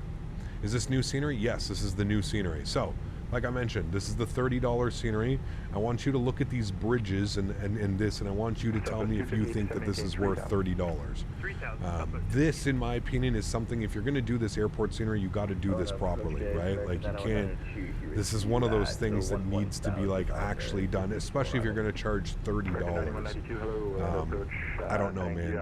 They look kind of weird and janky, and the texturing is very odd. Notice how like the texturing is completely different than like this type of texturing. I don't know. Oh, sorry, right, American Airlines. I don't know. Orlando approach. All right, Foxtrot, and then it's going to be our second right for Golf. Frontier flight 1012, Orlando approach. And just wait, we're going to see 2 other bridges, and you'll see exactly what I'm talking about. And this is what I was talking about on departure when I kind of said, for $30 US, I mean, this scenery cost me almost $40 Canadian. It was like $37, $36 Canadian. So almost $40 Canadian.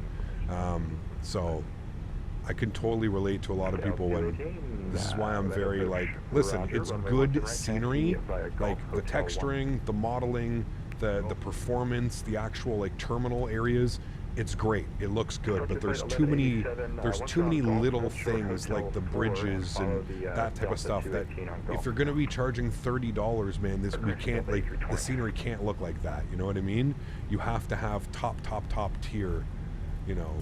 It's the only current option for MCO. It is. I mean, you have the default handcrafted, but, you know, are they maybe taking a little bit of advantage knowing that there's nobody else? Orlando approach, hold short, Hotel 4, and follow a Delta A320 on Golf. We'll hold short Hotel 4 and we'll follow the Delta A320 on Golf. Frontier 1187. Actually, it looks like he's exiting on Hotel 3, so you can hold short Hotel 3 for him. Oh my god. Hotel 3, okay. No worries. Frontier Flight 1187. For $30, it's got to be starter level inside the terminals as well. Yeah, like I said, man. Performance is great. I can definitely give them that. They've done a good job with the performance. But, you know, visually, the terminals are quite well done. They're very high quality. They're not, you know, it's not a feel there scenery, right? But yeah, it's at $30, it's... So it's 2438, the wind that's steep, 120 man. At 4, runway that is a steep price tag to pay for scenery. Runway 17 knots, Southwest 2438. Especially when you have other developers doing it way better for like half the price, right? So, who's the developer? Taxi2gate. They're a pretty well-renowned FSX and P3D developer. So that's why I you know, I feel like it may get better, but we'll see. We will see. Hopefully they can figure it out. I know that bridges cause a lot of people issues, but yeah, I don't know.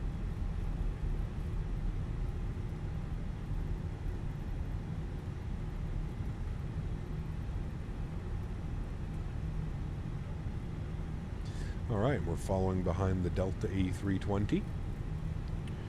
What are the third-party MCO options for Microsoft? This one or handcrafted default? Those are really the only two, Will. This or handcrafted default. Let's go ahead and stop our recording. Have that ready to go. This guy's going real slow. 1187, thank you. You can continue taxi by Golf Juliet to the ramp. Have a good one. Oh, apologies. I was following the Delta in front. We'll continue Golf Juliet to the ramp. Frontier 1187, thanks. Yeah, no, you're doing the right thing. He's just going to make a right turn here, so I was just giving you the taxi again. Ah, got you. Thank you. Would you recommend the scenery, though? If you're okay with, like, some little scenery glitches here and there, like with random, the bridges not really looking correct, I would say it's decent scenery. There's a lot of work that's gone into it. I don't want to discredit the developer by a couple of things. The overall, I would say it's a good airport. I don't agree with the price tag, and I don't agree with some of the modeling and some of the stuff that's going on, but overall it is a decent airport if you're really hard pressed and you really want an Orlando, I would say you'll probably be okay with it. But yeah, exactly. I mean, a big thing, and I think, like I always tell a lot of people, if you want to really start investing in building your scenery library, just wait for things to go on sale, man. Wait for things to go on sale. It's not worth they're not worth the price. 258, maintain 210 knots or greater until 5 DME. 210 knots or greater until 5 DME. And Southwest 258, thanks. Turn left. Cap, have you used any offline ATC FS out except default? If so, would you recommend? I have not used any offline, Tom. There's a new one coming that a lot of people are talking about. So yeah. Can you do a tour after? Yeah, when we get to the gate, I'll do a little bit of a tour. 9192 at Yago, cleared ILS 18 right approach. Yago, cleared ILS 18 right, direction 91 action. Delta 218, RNAV Cape, runway 17 right, clear for takeoff. RNAV Cape, I forget what the new ATC program that's coming out, but it looks very promising. There's a lot of people that have been speaking very highly about it.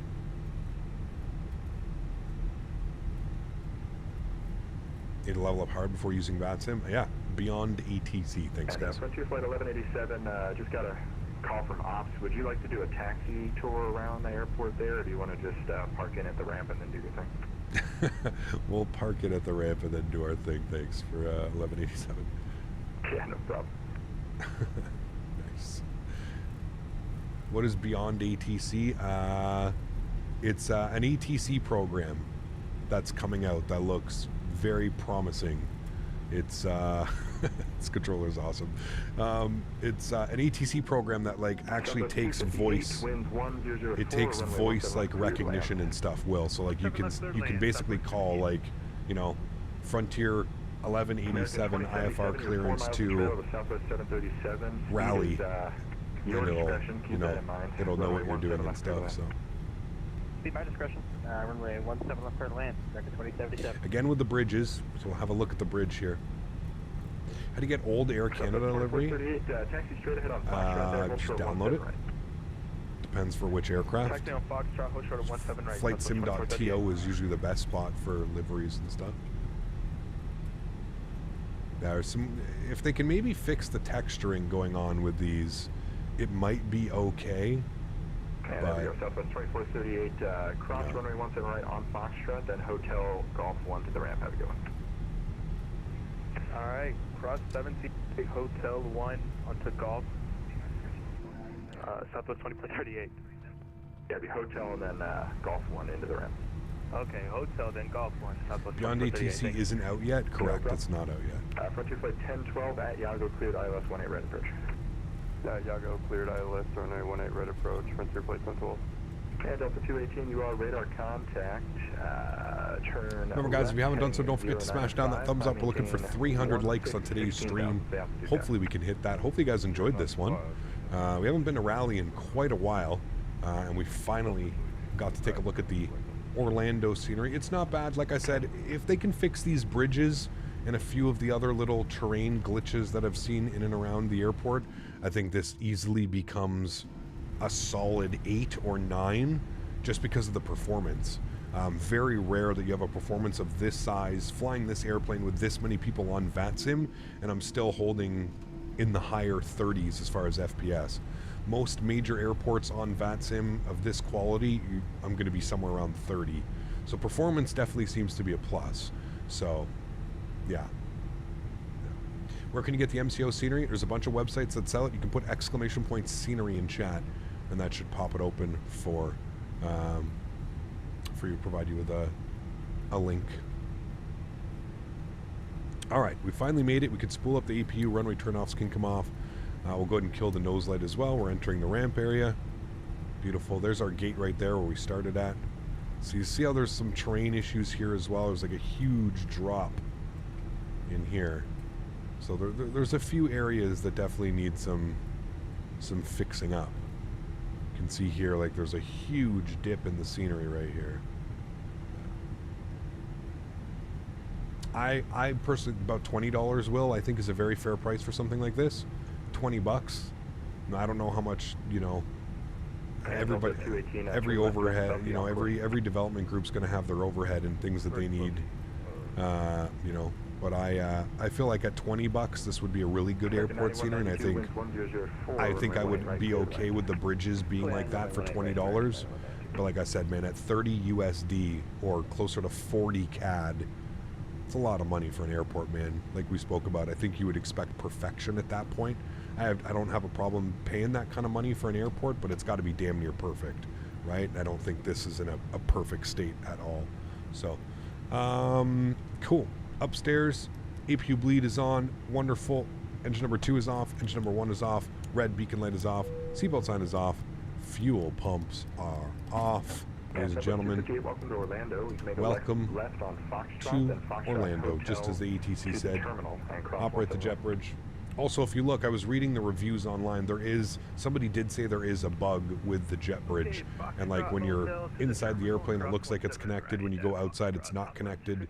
So there's weird stuff. But yeah, we'll do a little tour of the scenery. We'll go ahead and request our deboarding. Good. We'll go ahead and disconnect from VATSIM. Great ATC today, man. It was absolutely awesome. I wasn't expecting to get ATC, so to have see how it's not connected, but it was connected. See, like it does weird stuff. Yeah, when you go to like this view, it's not connected. Somebody mentioned that in the review of the airport, that the jetways are bugged or something like that. The interior is modeled. To what degree? You know, it's not that bad. I guess if you like modeled interiors, it should do the trick, right? I think all the air sides are okay. No, so the main, I think it's got animated trains also that go around. I think these are animated. I'm pretty sure, but it looks like just the satellites are modeled. Yeah, so just the satellites are modeled, not the actual main terminals. The main terminal's over here. This is the main terminal. I don't think this would be modeled. Yeah, no, this isn't modeled. This is all just there. So they've modeled the satellites. This is the main terminal. This is where you go when you like get dropped off.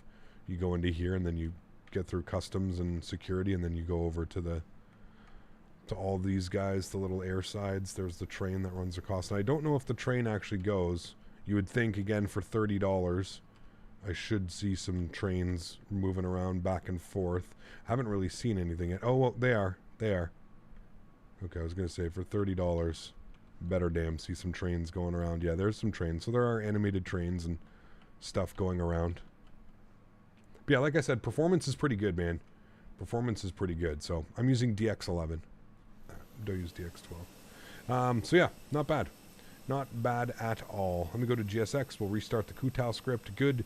Let me jump inside the aircraft. I'll close all the doors. I'll get us in a turnaround state. Close door, close door, close door. Turn you off, turn you off. Panel states ready. Activate. Good. We put the flaps all the way down to full. What about the new C terminal to the south? I don't know if that's modeled. I don't know, Huskers. I can quickly take a look. I don't think it's modeled. Wait, is it? Isn't that the one all the way over there? Oh no, it is modeled. Yeah, okay, there it is. That's the whole new... It is modeled. The whole new terminal is modeled over there. I was going to say, I don't know how you push out scenery and you don't model all of that, but yes, it definitely looks like it is modeled over there. There's the new C gates. Those look like big international gates. So yeah. Yeah, it's modeled. It's there. It is there. Flaps are full. That's all looking good. Cool. Let's go and watch the replay, shall we, chat? Let's do it. Replay on. Wonderful. Let me go ahead and bring this forward here a little bit. Right about there should be good. Wonderful. Give you guys a nice little wing view. Cool. Watch a couple replays coming in. Landing was a 133. Nice landings today, chat. Not overly floaty or anything. Will right now, I'd say 6.5, 7 out of 10. It's definitely getting bonus marks for performance and for visuals. Like I said, it's actually quite pleasing to look at. The terminals are done pretty well. So I'm giving it about a 6.5, 7. I think once they fix some of the terrain issues and those bridges, I think then we can definitely bump it up to like 8.5, 9, you know, so. Is this replay free? It is. Yes, this is the default replay system. That's us almost smashing into the ground, chat. But a nice catch, nice flare. Beautiful. Yes, yes, yes. Very happy with that arrival, chat. Very happy. We almost went smashy. Very good that we did not go smashy. Chat would have been upset at me. Good performance alone makes it worth it. Hard to come by most times. Yeah, I agree. That's why I said it's getting 6.5, 7 from me. Probably a 7 right now. You know, room for improvement. Like I said, they'll definitely get an extra 1.5, 2 points if they can iron out some of the terrain issues and some of the bridges and stuff. But it is beautiful looking scenery and performance. Yes, agree. Yeah. Where can you get Flight Sim? You can get it from Microsoft. You can get it on Steam. There's a bunch. Yasu, thanks, man. Appreciate you, dude. Just opened, took my phone case off 5 minutes ago and completely forgot to put your stickers on the expo there. Hey, nice. It's a good little reminder, right? A nice little reminder. Beautiful landing. That looked like a nice Florida landing to me, chat. What do we think? A good Florida landing? I think so. Well, everyone, that's going to go and wrap up today's live stream. Long stream today, man. We went more than 4 hours. Sheesh. Long one. Thanks, everybody, for being here today. Appreciate it. You guys are absolutely awesome. Mods, donators, and sponsors, thank you all so much for everything that you do for the channel. Without you guys here, none of this is possible. Thank you all very much for support, everybody. For those of you that cannot donate using a monetary value but still come to hang out here stream after stream, keep chat busy. Just overall having some fun with me. Thanks, everybody, for being here, man. I really do appreciate every single one of you.